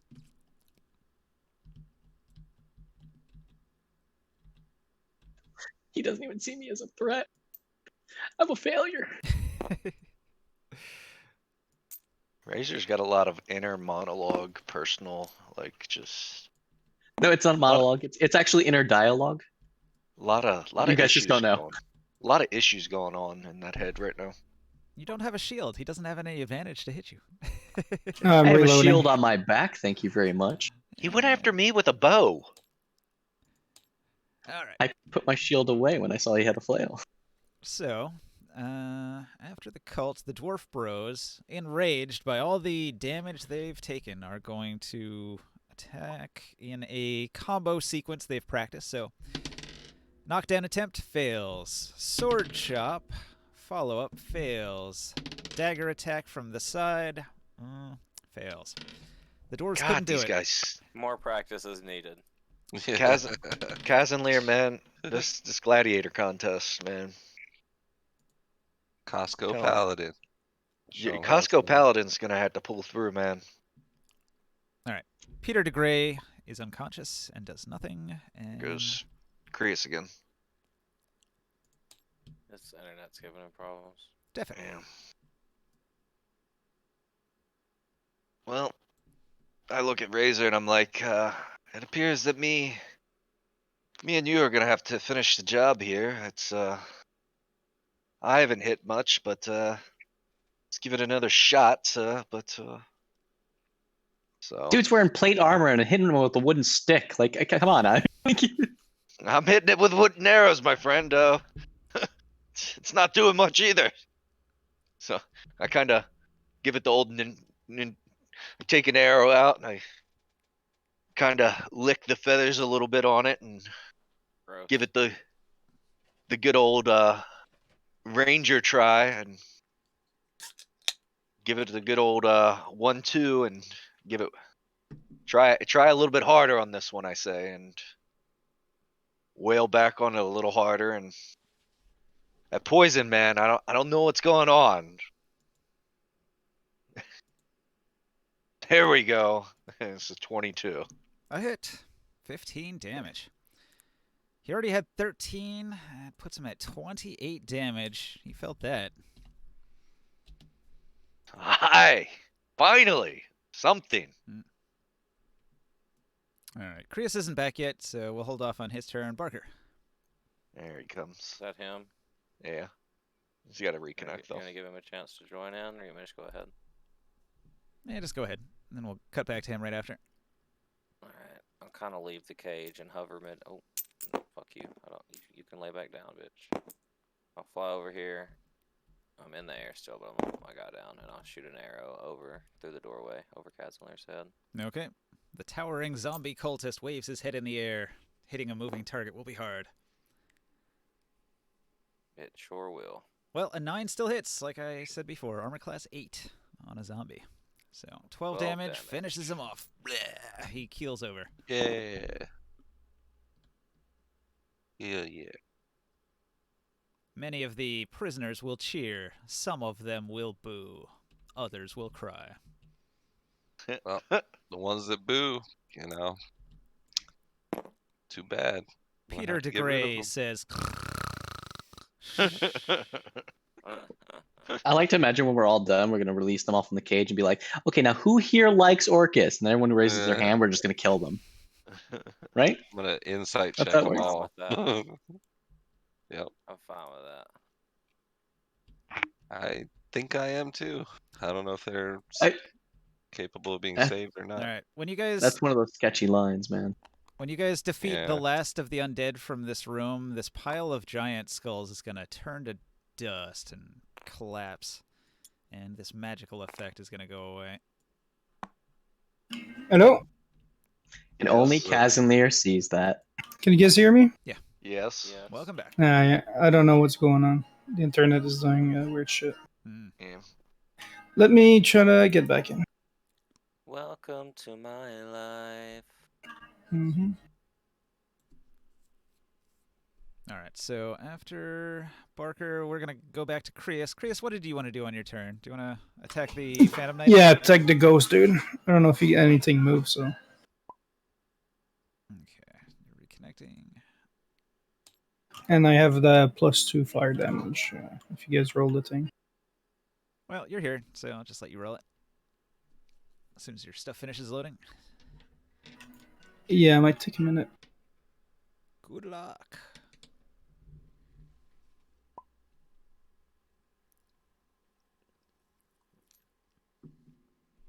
Okay, so did anything change? No, I finally hit it though. Yeah, we haven't been too lucky on this guy. Yeah. The skeleton and the zombie priest are both down, so it's just the Phantom Knight now. 21 hit, Yeah, 9 damage. 11 damage. 11. All right, 20, 30, 39. Sweet. Oh, Peter's not dead. Fuck. Yeah, Phantom he's still Knight. asleep. Phantom Knight flickers fiercely, but still holds on to its semi-corporeal form. Let's finish it. Is he the only one left? So Barker already went, so it's my turn. Barker already went. We also got 2 invisible people here, so So this is your chance, Oh, Professor. Well, I don't. I'm don't gonna hit know. him. Can I'm gonna you hit him. strike It's gonna be a it. fateful blow to finish the enemy. Don't forget about your 2 invisible cultists, Ninja. Oh, I know. I Oh. know. And the necromancer that ran off. Those guys actually got past you already. They're already on the stairs. Yeah, they're gone. You fucking stick. You do something worthwhile. There you go. Yeah, 14 damage. He rolls once. 1, 4, 4. That's an epic hit. You better describe in great style how you take down your most hated foe.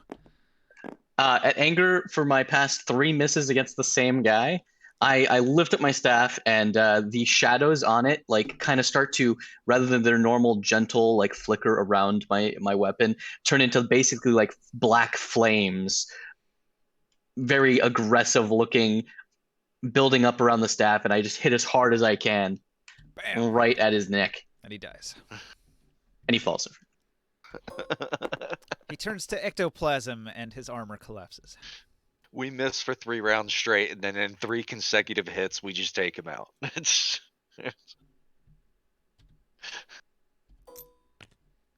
Fuck you, you Orcus cultist.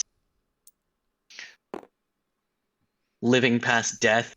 That's an abomination right there. Yep. Go with the Raven Queen to where you belong. All right, you guys are out of combat and free to roam.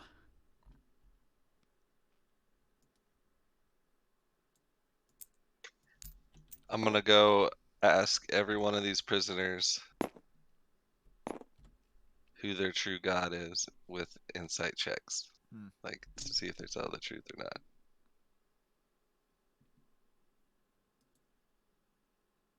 I don't know if I have to do that one by one, that might take a while. I'm gonna whistle for Ron. We're not out of the woods yet. Line up. Lag. I need 5 people. Let's line up on this wall, and we're just gonna walk straight across the room, trying to find these invisible people. Try and recall. Are I you out of mentioned combat? that they This guy says I save mentioned to me. This guy Razor that cried. they left the room. This guy I'm Really gonna good. go look around asked for help the and creepy. cheered. This guy cheered. This guy cheered.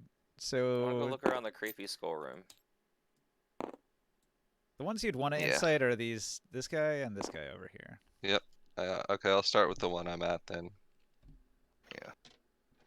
Yes. Razor, I mentioned that they Nudity wandered into worship. the back room there, and then that's the last I heard them. It's not hard to tell with either of them because they will just Right. like curse you and say "Hail Orcus," and they do not repent for their cultish beliefs in the god of undeath. Man. They've been here too long. They've been converted already. I'll call Razor. Yeah, okay, good. He's not a god. He's a demon who wishes he was a god. However, the others that are marked in white, they all agree with you and wish to be freed. Well, I will free the ones marked in white. However, you do not have the keys to any of these cages, so you cannot. Didn't we find a Does the key key already? that I have work on any of the cages? Nope. The key that you have does not work on any door or cage that you found.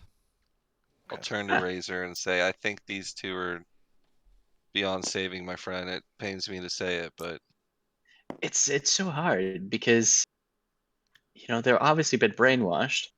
yeah, I maybe you could try some It's persuasion. that shadowy area. Yeah. It's tough. Let me think on it here, but I ask my staff if they should be killed. Oh, they are worshippers of Orcus. They've sold their souls to the demon. All right, yeah. yeah, I trust your judgment on this one, Razor. I definitely. And I trust my stick's judgment. You have no clue what I mean by that. Should tell you that you probably shouldn't trust his judgment. Trust my wood.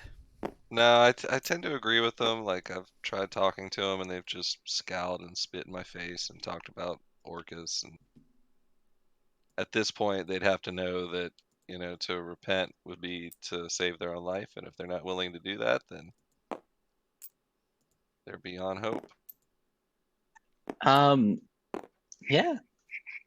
I would like to tell them, let me show you to the Raven Queen and kill them. I'm assuming I don't need to do rolls. This is just like... No, they're in cages, so you can just stab through. Yeah, so let me show you to a real god. And the other ones, do you guys release them? Well, anyway, you can't. Well, I don't have a key You don't have yet. the keys yet. Yeah. Do you plan to release them? Yes. All right. They'll thank you and hope for your safe return soon with those keys if you can find them. I try to pick up some of that ectoplasm. And is there anything else through this ghost? There's a second half plate. Is it the same? Identical. Pretty much exact same. Another Orcus half plate. Yeah, I won't touch that. And a survival check worth of ectoplasm if you want to roll that. Yep. It's in number of ounces. Come over here and kill this one. 7 ounces. Again, let me show you to a real god. The Raven Queen will take your soul. Okay. He dies. There we go. Yeah. I'm gonna examine this spooky skull room. All right. You go into the dark room. Do you have any light? I have my lantern, and I'm gonna also look at this lich priest and see if there's anything on him. I'm gonna investigate this, the priest demon- and see what he's the got. zombie cleric or whatever it's called. Sure. I say Margaret over here. I can't really carry it, but maybe one of the dwarves, if you guys want, we can carry that and we can sell that maybe in town.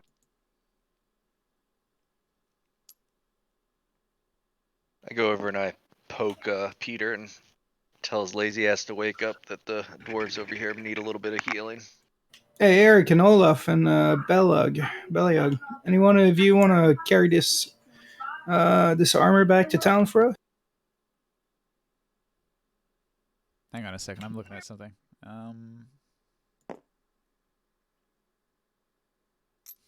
What would a cleric have on him?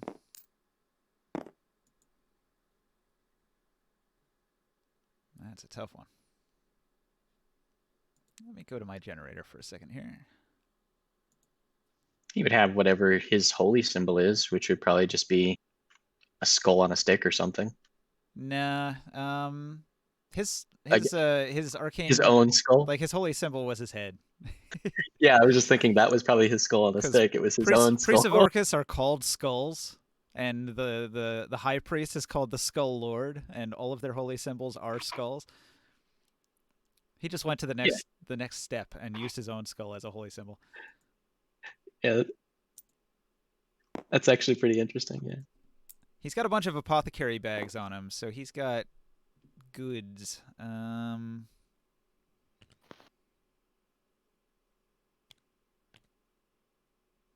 just want to generate something good.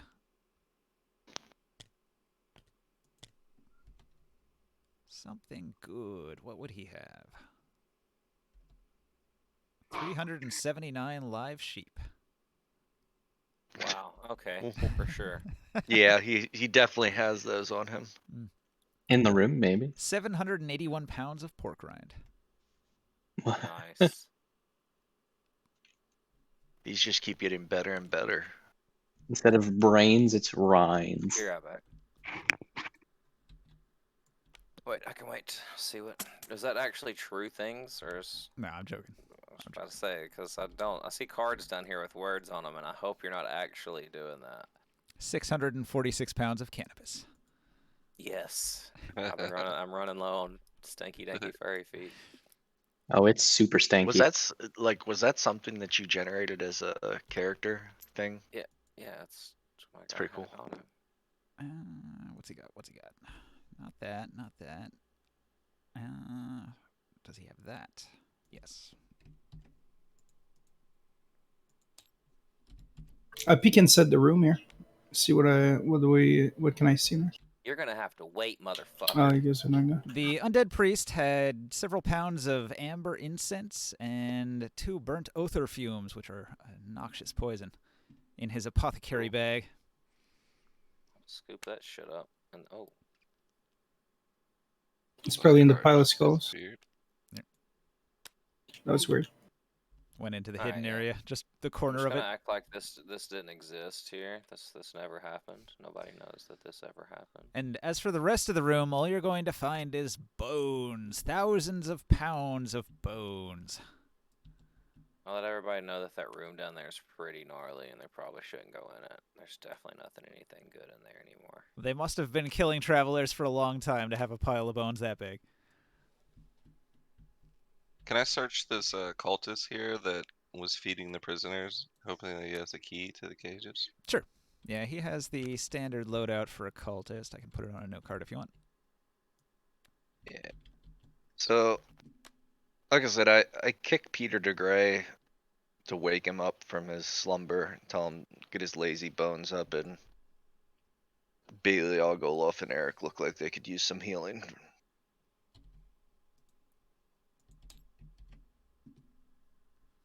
Does it look like does it look like 2 strong people could lift up these cages? Like they don't have bottoms?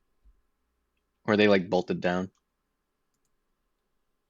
Nah, they're bolted in. You wouldn't be able to get them out. Okay. Devin could Well- definitely do it. Has anyone checked that room in the back? Not yet. Which room? I was Oh, about to. I saw doors back there. I was about to. Take a look Haven't inside. went that far yet. All right, this was the loot. There's the half plate, the silver dagger of Orcus that he had, the wizard's robes that you didn't burn up completely this time, and the hickory quarterstaff that he had. Who? So this is the dead cultist here, Cultist, and yeah.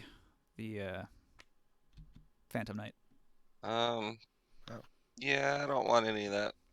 I'm good. The nice thing I about did- the wizard's robes is it's got pockets, so you can put potions and other things in those pockets. Nice. I did ask the dwarves if they could carry the armor for us, But he didn't have a key. All right, they grab it. and just grab the other stuff too, maybe like the dagger, and we can sell that in town. Lesser cultists don't have keys, only the necromancers.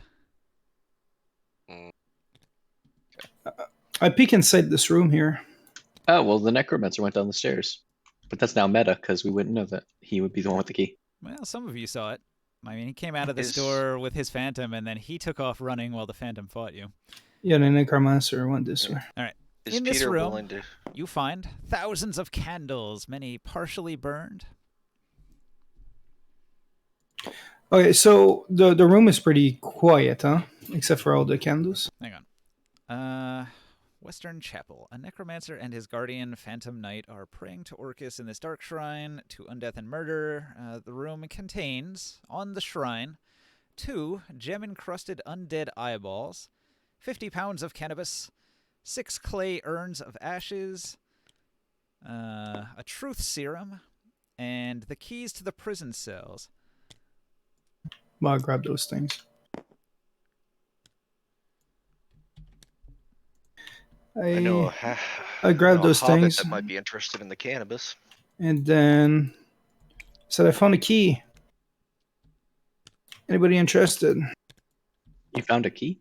Yeah. Well, I found some gems and other things too.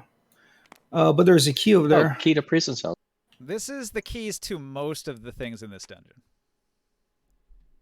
It doesn't Cool. it doesn't open the door that requires the necromancer key, but it opens most of the other doors, including the cages. It's Let me like see a that ring key, of Morgan. keys. Like there's one key Yeah, for each thing.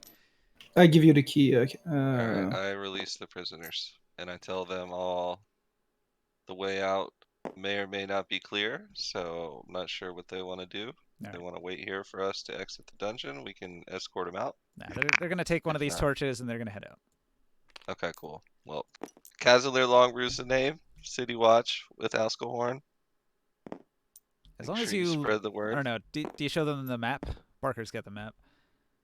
I show you guys I show you guys the loot, and then let's say I'll carry it, but I'll put it in the pile when we get back in town. I don't think there's any way they can fuck this up other than going in a circle, so they're probably going to make it out. Yeah. I Tell removed. them when they get back to town, stop by the City Watch and let them know Cavalier is currently taking care of the cultist threat. Mm.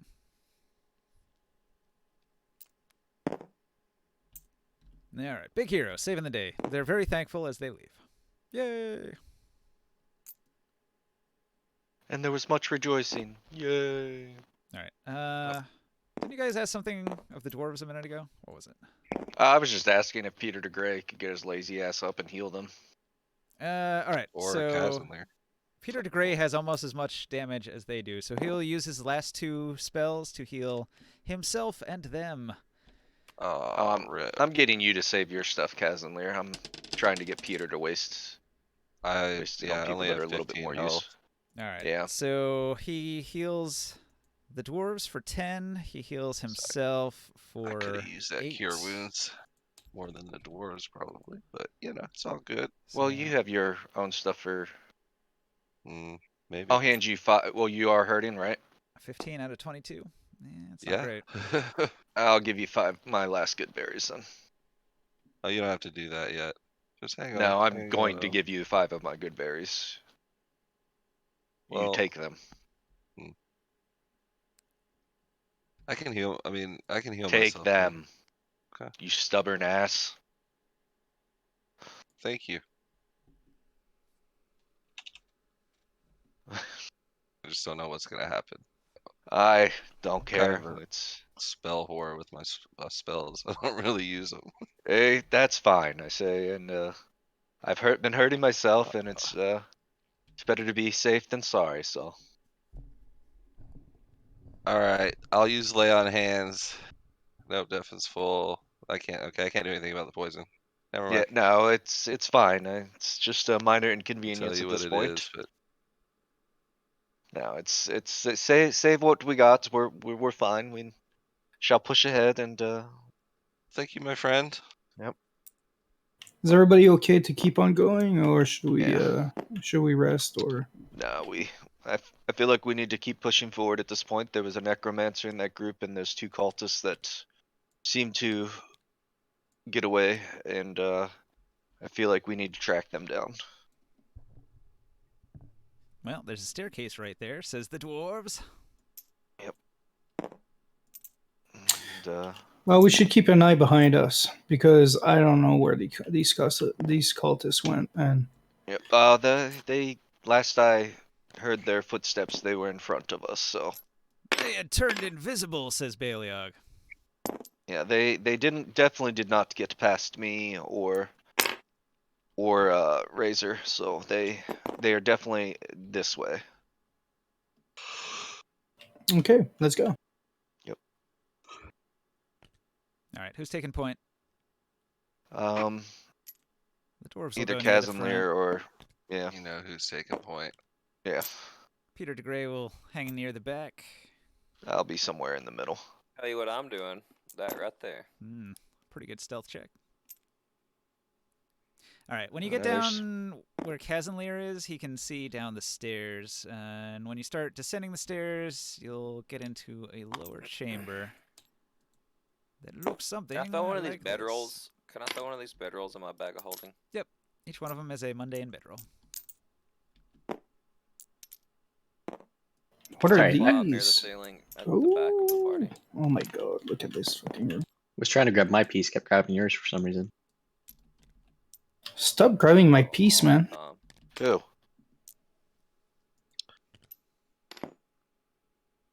Alright, you just entered the crypts. These crypts hold the ancient bones of old and respected members of the cult who have passed Oh my into death.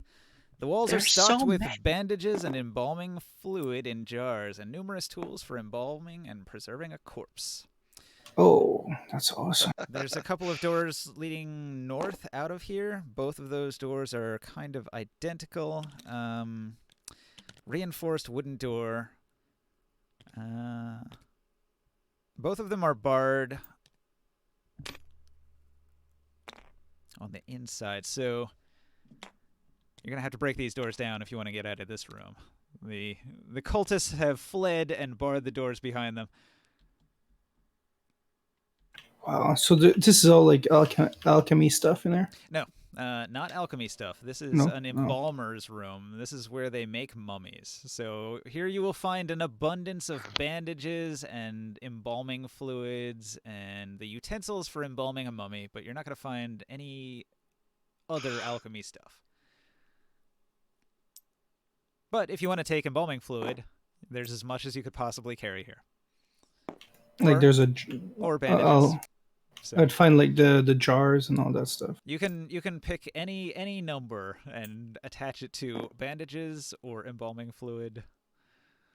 Okay. I'll grab like a jar and I'll grab a roll of that material. Jar of embalming fluid and roll of bandages. Yep.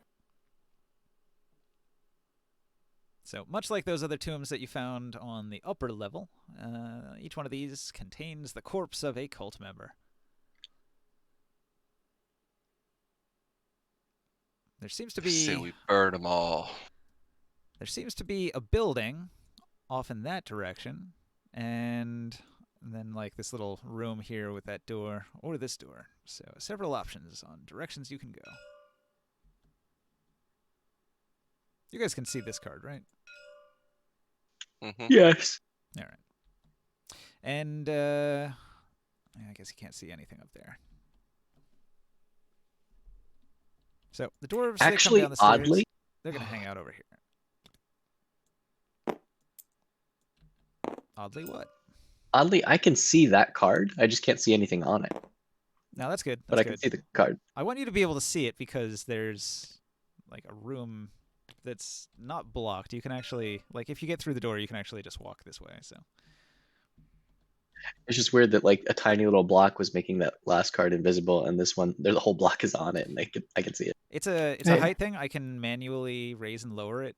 So if I raise it a little bit, it's not getting the card, but it's getting everything on the card. Oh, I see. That's good. Hey, Herrick. Herrick.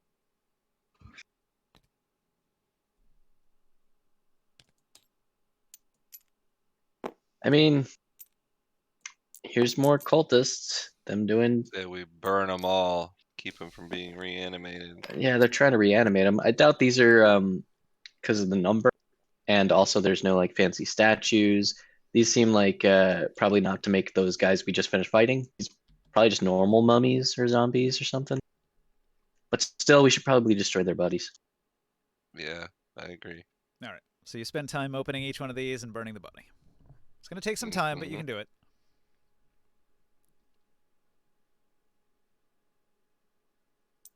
All right, we can do that. Can we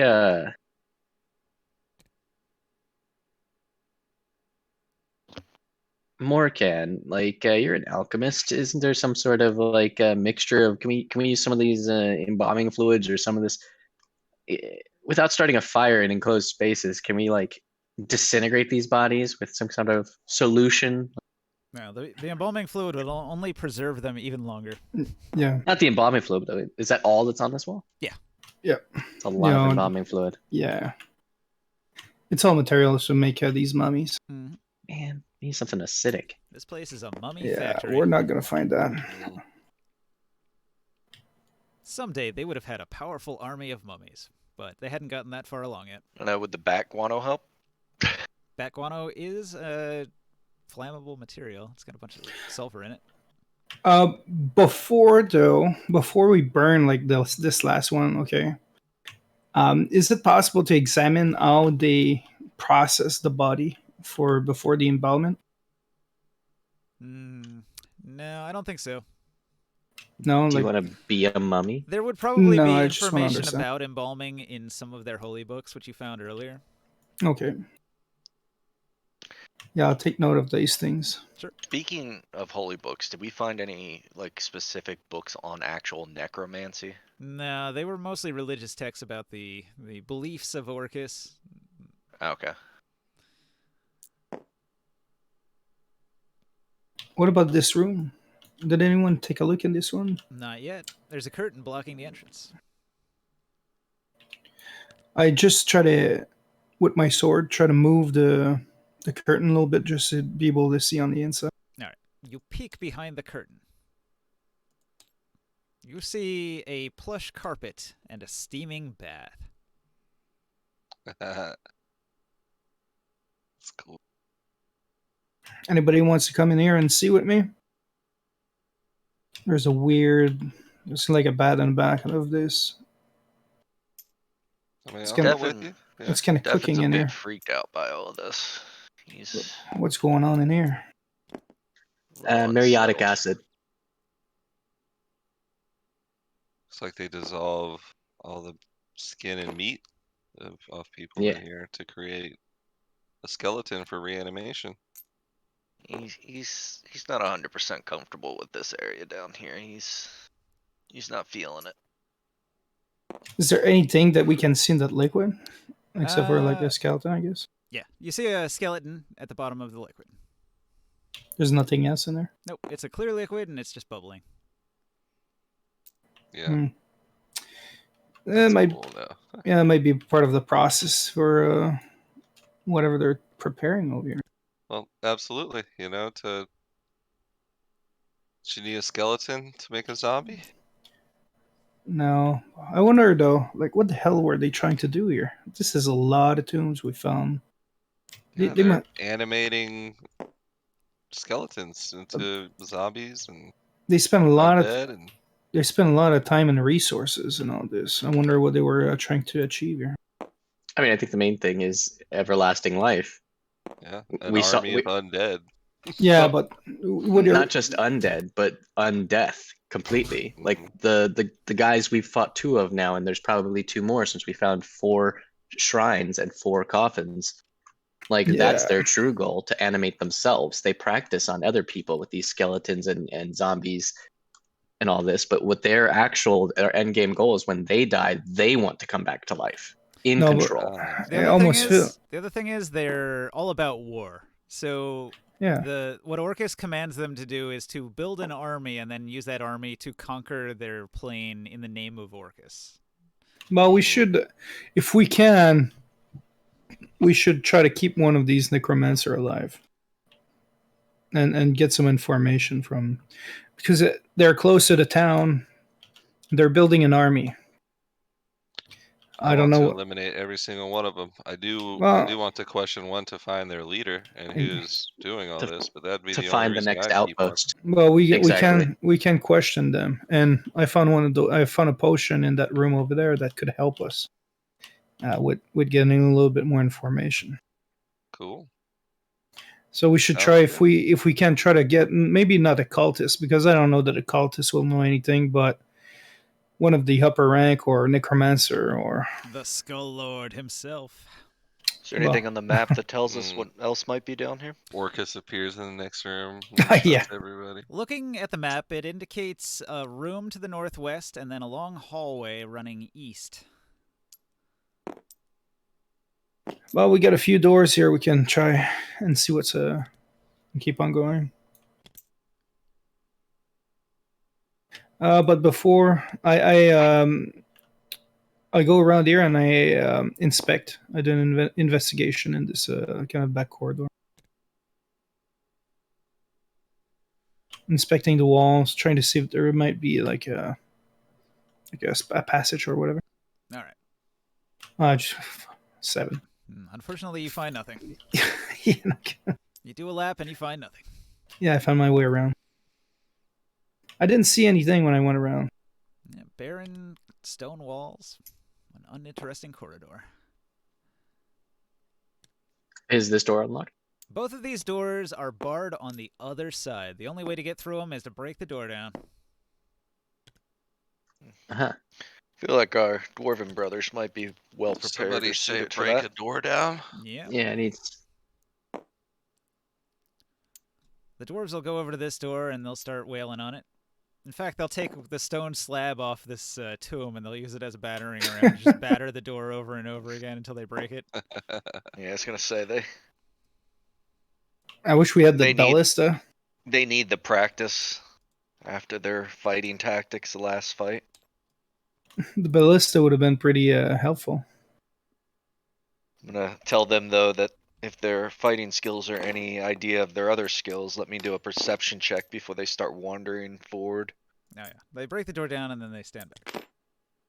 They're gonna have a seat on this tomb here. Or do you want to roll perception? Because I'm still feeling those poison effects there, Razor. You still don't feel good? It's my stomach still feels a little rough right now. I don't like Well, the look of this hallway. That was It's too thin. I I can think give you it a should try and look for some claustrophobia. things, but Let's I'll, keep on pushing. let me give it a look real quick and see if I see anything. I'm gonna, once it widens out, step to the side here. It was a 10. Sorry, I didn't know why I rolled twice, but There. it was a 10. Well, you don't see any traps in the hallway. Razor already stepped forward, so it doesn't matter. I wanted to get out of the skinny hallway. Mhm. Yeah. This is a wall here, the dark part here. The dark part's a wall. So you go down the hall a little bit past the door, and then it opens up into this big chamber here that's like 10, 20, 30 feet long by 15 feet wide. And it's got a little side passage down at the end. I go over here, and then I peek on both sides to see if there's anything. All right. So you can see up ahead there's a staircase that descends down, and over here there's the pair of doors, and over here there's a door, and down here at the end of the hall in a nook there's a large wooden chest. Be careful, there might be poison in there. Chasm there, there's a chest on the Or other a side. tongue. Do you want to go and take a look? I Or can a go. tongue. I know all about those today. I go this Um, way. And this door that is barred from this side, I guess? Yeah. Do you want to I unbar it? yeah, I unbar it. All right. You can get through that door now. All right. I'll just move it here for now. I'll open the door.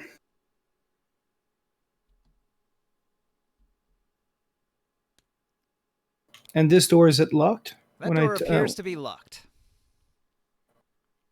Where's Doctor? I rolled an 8 perception I'm on with this Peter chest. DeGray. It's a wooden Hey. chest. You don't see any traps. Hey, Doctor, Try to can open the chest. The chest explodes. Yep. That's my rolls tonight. oh shit! How much damage do I take? What kind of save? I run to Casimir when I hear that explosion.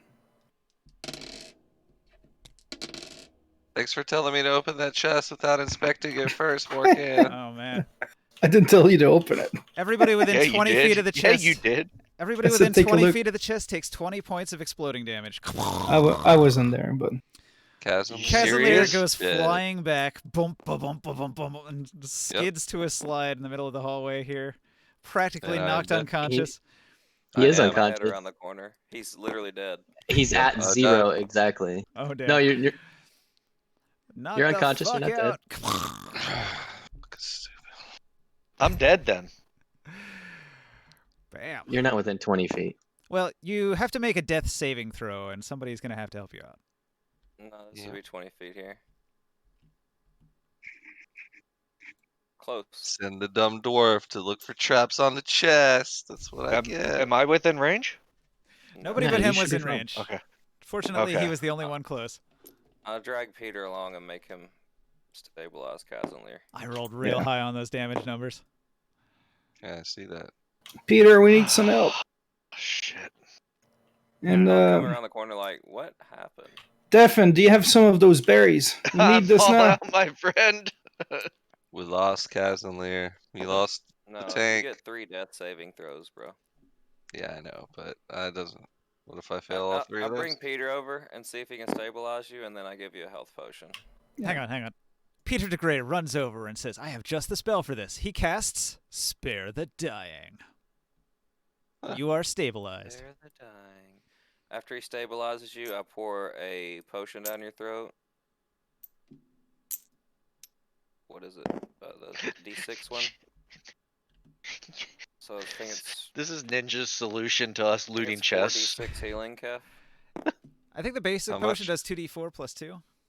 I got this, the one above that. Then it does 4d4 plus 4. There you go. You get that much healing. Or maybe This is more definitely than Ninja's solution to I us think it was looting 40. chests. I think it scales up dice as well. that. Oh, do think I roll for I think the it stays healing, or- d4s, but I think the bonus goes up. Oh, well, it's regardless. 4d4 plus 4 sounds fun. No, I was right. 44 plus 4, and then 8d4 plus 8, and then 10d4 plus 20. That's where the bonus goes up. There you go. Well, you get 44 plus 4 healing. You officially got me scared of chests now, bro. Team. Well, thanks for 15 minutes. saving me, guys. Oh my god, that was close. I think that chest exploded, but I don't really remember. Peter de It was Grey full- says, I've never seen a dwarf tossed so far. I think I've mentioned several times you should leave the chest opening to me. Noted. Somebody told me to go open the chest like it was all safe. You You came see- around- I didn't know. Next time you'll know to come find me then, I suppose. Oh now man, you I see was why just glad I you're have okay. never opened a chest. I'll use lay on hands to get myself back to full health. And That I was mentioned close. to Absforth, I will not be opening any more chests Hey. in this damn place. Doctor, this door over here behind me, it's locked. Do you want to give it a try? You agile folk. I'll open this one first and then check it out over there. Test Oh, these out. agile or not, I still got poisoned earlier. This door Fuck is locked. this place. Thank you, Peter. I've been in I'll a borrow the mimic's book. mouth. I'll borrow I've the been- book that gives a +1 for thieves' tools Yeah, checks. I've been poisoned by a freaking chest. You This, fail. this place sucks. I'll wait 10 minutes and try one more time. You fail. Hey, Yeah. I Ca- sit whoa, out. whoa, and take a Casimir. One breath. more time. You fail. Casimir, can you give me back that key that I gave you earlier? I'll wait 10 minutes and try one Sure. more time. You fail. I'll give it back. Okay, so I try with the key that I got earlier. What I key? don't. Yeah, let's try the key. Which key? The- Key I have? The key that was on the altar. The ring of keys that opens most of the doors in this dungeon will not work on this door. Okay, No? so How about I Defin's key? remember that Morkan actually handed me a skeleton key one time. So as they walk away to do the other door, I'll open it with the skeleton key. Skeleton That key. opens any door. The very first adventure we went on, Morkan found a key that will fit the shape of any other key. It like transforms into the shape of the key to fit the door, and then it unlocks the door. Hmm. It's called For some reason, skeleton it doesn't key. work on this door. I tried Devin, I Hey, tried Devin. the ring that key of you keys took on off the this one. guy earlier. Yeah, Devin has a key. The ring of keys does not work. No? No, I have a key off the necromancer that I exploded earlier. I give you back the ring of keys, Casimir. All right. Wait 10 minutes and try again. 26. Long before you've tried 17 times and failed, Defin will come along and say, hey, I have the key to this door. That was only 6 tries. That's an hour's worth Mhm. of picking this lock. Don't you judge Well, me. no, it's one turn for the first try, and then 10 minutes for the next try, and then an hour for the next try. If you're on 6 tries, you're like a month later. Alright, so it's not 6 tries. I mean, come on. Who would do that? But Devin has the key. This is the Necromancer's room. So the It was Necromancer's 4 key. tries, all right. It took me 4 tries. The Necromancer's key will open either of these 2 doors. These are both. Hey, there are 4 chests in here, Absworth. Why don't you try opening these? Walk past each of them and flip the lid open. But I will. I'm not even Flip. going to attempt to be Flip. in the room, though. Let's Flip. go ahead. I will peek in. I will simply poke my head in just to look. Well, hang on. Did Morkan snatch the key out of your hand and run to unlock the other door? No, No, I've got the key, Absworth. 'cause he gave it to me Absworth to had. open In that it. case, Morkan No, I cannot unlocked open the this door. door until it's unlocked. Yeah. I unlocked the door. There you go. He unlocked the door. I Stefan, can step you? into the room and I see 4 chests, hand and the I key to run you, the fuck Morkan. out, scared as shit. I hand the key And to I you, go back Morkan. here and I sit down and try and relax and rest a little bit. 'Cause I'm hurting. All right. So Barker, you're at the chest at the end. What do you do? Look inside it. I opened all 4 of them, but I look inside this last one. Just haphazardly, just run down the line, open. Yeah, I just walk past. Literally said I walk past him, flipping the lid open as I walk past. Flip. I'm backing flip, out. Flip. Yo, flip. that's pretty daring, I have to say. The Necromancer wouldn't trap the chest in his room. That'd be too much work. I've done stupid shit all night and I've fucking paid for it. I did get the key and I opened the door. Yeah, I passed it off to him. Okay, so Barker, in the room that you investigate, the Necromancer's private quarters. Ooh. You find Fuck chest. I'm done with chests in You this found place. dirty underwear. the Necromancer's stash. There's a whole bunch of stuff. Oh my. Okay, now take this over. You know what, guys? I'm gonna need you to back off. I'm just Thank looking. you. No, sorry. What? Get out of here, Barker. You can't do it. He's the only one in the room. He doesn't even want us to see it. That's messed up. He's well within his rights. He's the only one in there. He doesn't want to tell us what he found. You don't have to. Don't know how to make it go away. You guys can go in too and open the other chest. Huh? Nope. I'm role Ninja, how playing do you it out. clear We didn't out go this in there. box? I already told you, man. I ran in there and saw chests and ran out. I ran out too. So, Morkan, when you go in this little closet here, you Yeah. find a chest that has 10 pounds of gold. Oh, hang on. Nugget. Typo, sorry. That looks worse than it is. Nuggets. Nuggets. Nuggets. Nuggets. They are definitely nuggets. That's not a racial slur. It's perfectly okay typo. Niggets isn't even a word, so you don't It have to totally Yeah. isn't. That's fine. I call Casimir. Casimir, come over here. Do you not know how to make that go away, Barker? I found some gold. I really can't make it go away. Look Can at you that. help- You better Can you run. help want it? Barker out? Yes, it's gold. Casimir's What gonna about come running. Oh my god. It's help all Barker of yours out? if you want. They're not gold coins, though. And it's pure gold. It's nuggets. You can It's- do what you want with it. I guess chunks Dwarven of gold. Greed would be all over gold, too. You know? Yeah, pretty much anything made of gold. Coins especially, but anything made of gold. For some reason, I completely forget my fear of chests exploding, and I dive headfirst into the nuggets and just like roll around in them. And then Casimir Like, turns to gold. Yes. The curse of gold. Yes. I think Barker needs help, Ninja. The Midas touch curse. Dun, And dun, I dun. take all 10 pounds of gold nuggets. Well, I For walk sure. towards here and then I'll go into the room. Did you find anything good in here? What you mean? Just a bunch of empty chests in here. Wow. Oh, they're all empty? Yep, nothing in these. Looks like you serve yourself. All right. Talk about it later. No, there's Barker. nothing. I'm actually just Trying to get organizing rid of the card box. as I get this, because I can't get rid of the box around it.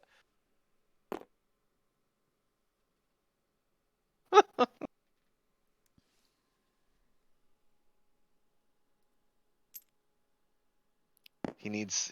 Oh, look, there's a Nin- book in here. There's a book in here that it gives you immunity being poisoned for the next 24 hours. Oh, see, we wouldn't know about that. Yeah, exactly. Yeah, you what's can get rid of that card. I got it. I can't make delete this it. box go away, Ninja. Just delete it, Chris. So the way the hidden zones work, you have to right click it and say delete. I don't know that I have authorization to do that right now because I logged off. You're promoted. You see a little shield by your name up there? There might be a Somebody global, else got rid of it. might be a global setting that doesn't allow players to do that. I don't know. Grappling hook, climber's rope, tinderbox. There was a lot more on this card before. No, it was just all pushed No, there together. wasn't. It was pushed together real tight. No, there wasn't. There wasn't anything else on here. Pretty sure that card was completely full of text. I don't know what you're talking about. I wouldn't have shown it to anybody if I was you, dude. I thought you had every right to do that. Yeah, that's why I backed out of the room. The way I get about this is if I leave shit in the chest, then I can claim I haven't looted it. Mm-hmm. Yeah. He just checked it for traps, right? Yeah. I walked past it and opened them very gently. Mhm. You saw me. I didn't do anything nefarious except take some potions and a book. That's all. Can I for the sake of the group, I'd take this Biori book Being able to cast guidance is pretty nice. with charisma as the modifier. Once per long rest. That can come in handy. It's like, are we going to die if we go in that room? And then the clouds part and God says, yes. Wait, Wait, I thought guidance was just the one that allows you to add like a D4 to ability checks or whatever. Is it? I think you're The thinking of cantrip. clairvoyance, ninja. I thought guidance was the one where you ask a question. No, that's fuck, what is that one? Is that for I'll leave all this direction? stuff in these chests and say that there's not very much good stuff. Nah, in here. you're right. And That's I'll the pull- D4 to add an I ability pull out a check of your potion of choice. healing and I say I took this to replace the one I gave Kazanlir. It's commune. Commune's the one to ask the god 3 questions. Damn, I thought it was that one. My bad. I thought it was cooler than it is. I mean, it's still useful. You can still get that D4 on a skill check. Yeah, that's still useful. If I had this, I didn't see the part that says you can only do it once per long or short rest. But hey, it's free. It's kind of free spell once per day. It's like an extra spell slot, almost. It's a cantrip. It's really best for a non-spellcaster. It's a limited free spell. Yeah.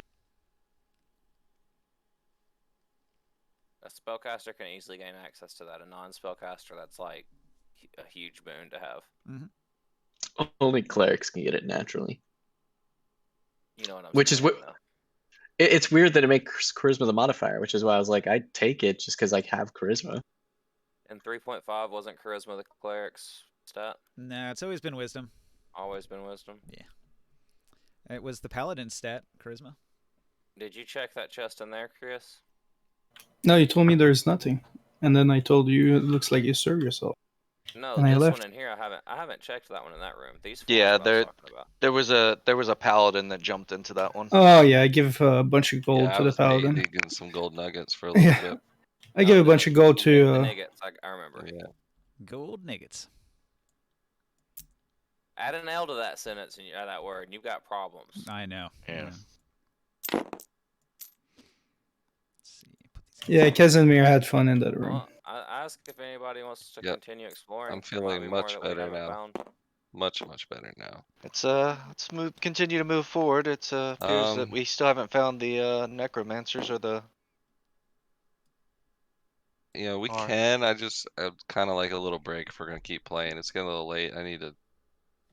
Or we can make this a stopping point. Depends on you guys' perspective. I'd kind of like to go Be a eat. fun stopping point. I have a sandwich waiting for me. Right. It's definitely getting to be mealtime for me. So It's stale bread now. I bought it at like 10 a.m. this morning, but I'm sure it's still fine. You guys want to eat or stop? I can keep on going a bit. All right, I can keep going. It's probably a good stopping I'd point. kind of No, prefer yeah. stopping. If we're taking a break, I'm not coming back. Yeah, Alright. I think I'm thinking it's a good stopping point. So you Alrighty. guys, I'm just gonna reveal a little bit more. You guys, when you go down the stairs, you're gonna see the long hall. So you can see all the way down here. Dude, this No. dungeon is so cool, dude. Yeah, I put hours of work into this. I did a thing for Barker, I like can some tell. art thing, and then afterwards I just worked on this for hours. Yeah, I got Ninja and Art commission for this website I'm doing. Yeah. Cool. So I wanted to make this dungeon cool, and I wanted to tie this directly into one of the main plot hooks for progression. So it is You're a You- plot hook. the Cult Well, of Orcus's hidden base. Did you Awesome. change? Did you change the basis of the cultists? Because this has been a quest since before I told you my background. So I was like, I was really surprised this ended up being Cult of Orcus. Well, actually, according to Forgotten Realms, the Nameless dungeon is totally inaccessible. So you would never even be able to get in here. So I just, I was already doing the Necromancer thing, and I needed a Necromancer base, so I just sort of made this the Necromancer base. Why is there lore of a place that's completely impossible to get into? In I think like one of the books, one of the novelizations, some people book. went into the Nameless dungeon and did stuff. So like if you look at the wiki for the Nameless How? dungeon, it just says like a particular person at a particular year finally managed to open the door to the Nameless dungeon. So technically you guys should never have been able to get in here, and if you did, it wouldn't be this dungeon. This is a dungeon I made up. Nar So- Carmiroth? Yeah, Karam- Nar Karamorth? Karmaroth. Yeah, I looked it up and I was like, all right, well, I'm just gonna replace all of that with the thing that I make up myself, and it's gonna The tie into our Erlin knew quests. its true name but refused to speak it. It was located below a stone bluff in the high If forest near if we're to gonna stop Elwyn. here, can I suggest that we lock ourselves in this room and take ourselves an 8-hour rest then? And at the It's kind of synthesis something we nearly have to do penetrated while the we're natural playing. protected In the zone. Necromancer's bedroom where they're going to return. Peter to DeGray sleep? looks around at the decor and all that, and he says, no, just no. Mm. Damn nah." it. Okay. I'll take a a nap in rest this in a closet dungeon, maybe like, if yeah. you like lock it. Yeah. Well, there's no good place to stop. We'll just pick up where we left off right here next week. Yeah, I mean, we could find somewhere to rest maybe, but yeah, that's something like he has to roll for like ambushes and shit. You know, so Yeah. Let's we just can't pick just up like right say, here. hey, while we're There's- Considering every hour there's a chance you'll get ambushed, it's pretty dangerous in here. If you want to rest, you might want to like backtrack all the way out of the dungeon and camp Yeah, outside somewhere. no. Too much stuff to consider till next week. Like it would take literally no time to say just as a party we leave the dungeon and we make camp in the woods outside, and that would minimize Well- your chances of being attacked because then it's Nah. an encounter roll once a day instead of like every hour. Nah, we'll figure right it out next week. All right. Then I will Yep. save it here, and I will bid everybody in Twitch land a fond farewell. Anybody else have any final words for Twitch? Nope, thanks, Ninja. Niggins. Thank you. Nothing. Done. Caster Blaster was in there watching for my other Wednesday game, so we did have a viewer. Thanks for watching. I'm sorry I'm like this.